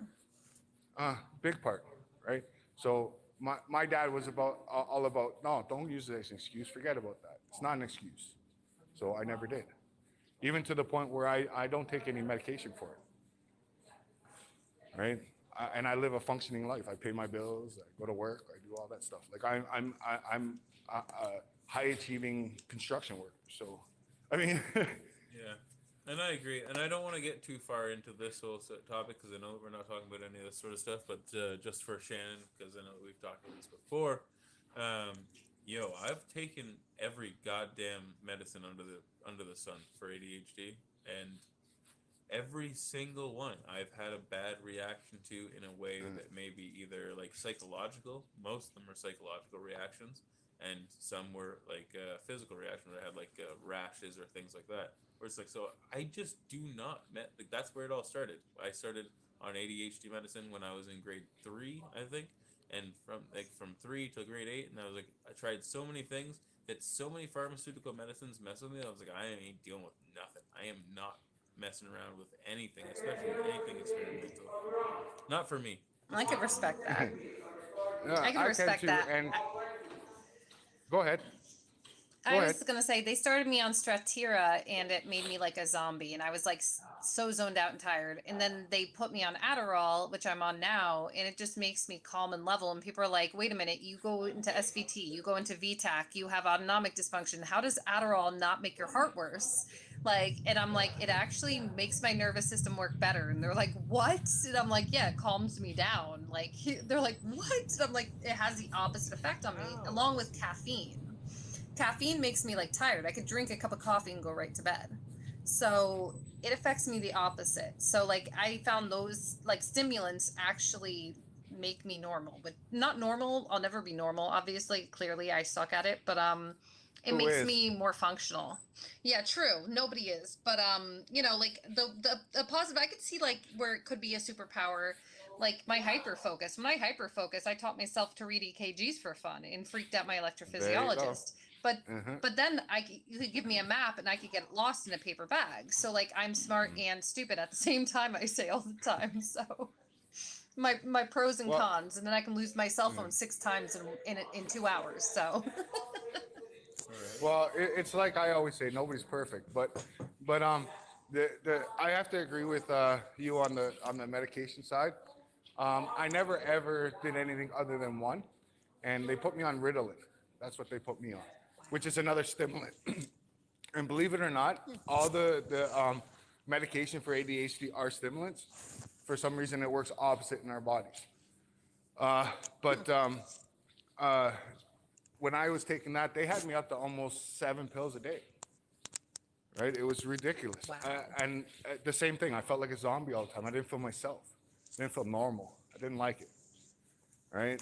And as far as normal's concerned, I like to quote my one of my favorites, which is Einstein, which also had ADHD. And he said, am I crazy, or it's just everybody else? Right? So that's the way I Well, like to look at there's- things. I agree with you. And there's a quote as well that's very similar that I saw at one point in time that I cannot remember where it was or whatever the fuck it was, but this is what it was.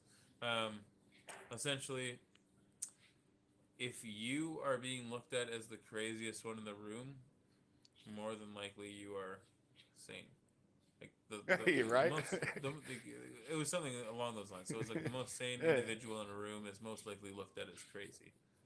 Yeah. So it happens so often where it's like, if you look in history, the individuals who were looked at as the extremists, the ones that were pushing the boundaries of what was acceptable in today's day and It's so age, are crazy. the ones that would have been looked at as revolutionaries. And so, where do you want to stand, and how do you feel? Just because people don't Well- agree with you doesn't mean you're not right. That's correct. I agree 100% with you. And that's just the way I am. Like, when I'm talking about something and I give my point of view, it's a take it or leave it kind of situation. It's, this is the way I feel. If you don't like it, oh well. If you like it, okay, there you go.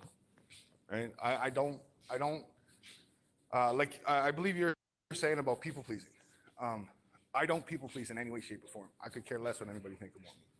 Right? I'm just one of those people, like you're saying, blunt, very blunt. Right? I have no filter. Right? And that's just the way I am. If people don't like it, you know, if they have a problem, they can leave. But then there's no more problem. Just the way I am. Yeah. Right? I don't need nobody around me that's not going to help me move forward. I am the exact same way, and I do feel you very much. But with that being said, I am going to wrap up the show here close to the end. I'm going to give you both the floor to speak your mind and say whatever you'd like to say. So I'm going to start here, down here with Shannon, neurodivergent. You can say whatever you'd like to say, and we're going to move it back up to here to Mac. Thank you for joining us. I know that you both have been here on the show before, and I appreciate both of your voices and hearing from you both. So let's start here, down at the bottom with Shannon. Okay.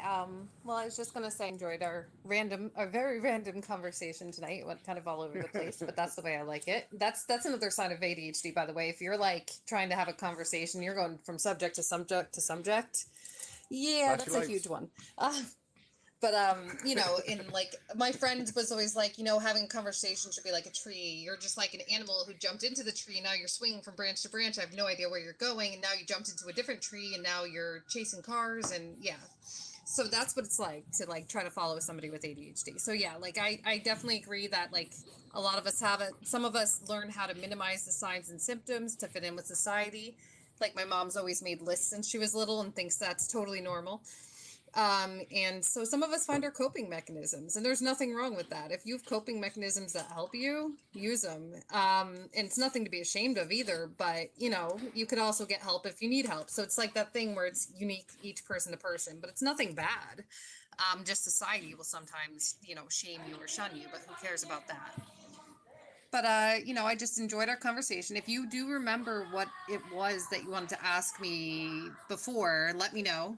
I don't know if you'll remember randomly. You could always message me on this app too. I check my messages every once in a while, so. I'll watch the video back and then be able to probably figure And then it it will hit you and you'll go, damn it. Yeah, right? But yeah. Oh, there's ADHD. But anyways, for but you yeah, too, thanks eh? for having me. Yeah, that's what I mean. Like that's why I looked at him and I said, "You must have." Like, no offense, I'm sorry, I'm not a doctor or anything, but like as somebody with it, we see the signs. I'm like, "That's my people." I can see that. Yeah. But thank you for having me. Thank you for coming on. I appreciate your voice each and every time you come on. It's really appreciated.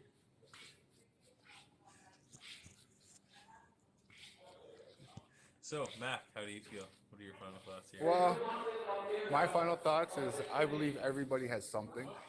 Nobody is without. Just some people it's mild, some people it's not. And I believe that if you really want to get down to it, if you look around the world and you look into all these different, I don't know, elements, I'll say, because I don't like to call them a deficiency or anything like that. We're actually the more dominant. So I think we're actually the norm. But that's my opinion on it. Yeah. And for anybody that's listening that does have it, don't worry about it. Don't worry about anybody else. Don't worry about nothing. Just do you. That's it. Right? Everybody else will fall in line. That's it. Right? I agree. But yeah, that's it. That's about me. And thank you for having me again. And yeah, I'm gonna keep watching. No worries. Well, thank you for coming on. I appreciate your voice, and I appreciate everything that you've said tonight as well. Thank you for coming back on the open debate. I appreciate both of you guys. Shannon. I just wanted to say one last thing. Also, people who are big into going down rabbit holes and conspiracy theories are much more likely to have ADHD or autism because we love puzzles and we can always connect things together. We are big time connectors. We see connections everywhere where everyone else doesn't see them, which can be very helpful, but also very non-helpful at certain times. Others where we connect something, we go, wait a minute, nope, that doesn't go together. But yeah, that's what makes our minds the way they are and why we go down those rabbit holes for like days where we want to research taking a bus everything. anyway. That research drive comes from there. Yeah? That's no worries. think- It's a I small wanted to walk, share I'll that walk. too. I think that a lot of people that. All right, Mac, I'm gonna drop you Nah, out I'll just because walk. you're super loud, but I appreciate you being here. Sorry. Thank you very much, man. You're good. I thank you very much. I was just getting yapped at by the TTC guy. Yeah, have a good night, homie. Homie, I don't know All why right, I man. said that. That's a weird. I've never said that in my life, but I just said that right now. That was fucking weird. as There you fuck. go. That was so It's all weird. good. I don't know. I've never said It's that all ever good. before. But I did tonight. No, So it's now all you good. you're like, you remember the homies? You ever get those from Yeah. the vending machine when you were a kid? Yep. Yeah. Yep. That's where we're at now. Bringing it back. Yeah, for full sure, no circle. doubt. Yeah, have a good night. I was gonna say I Have a probably good- did the bad luck thing. I don't know. No, you were saying before you're like, I don't feel socially awkward, and I'm like, okay, and then you're like, oh man, you jinxed me, Shannon. Yeah. No, I have my appreciate moments you all the coming on time. as well.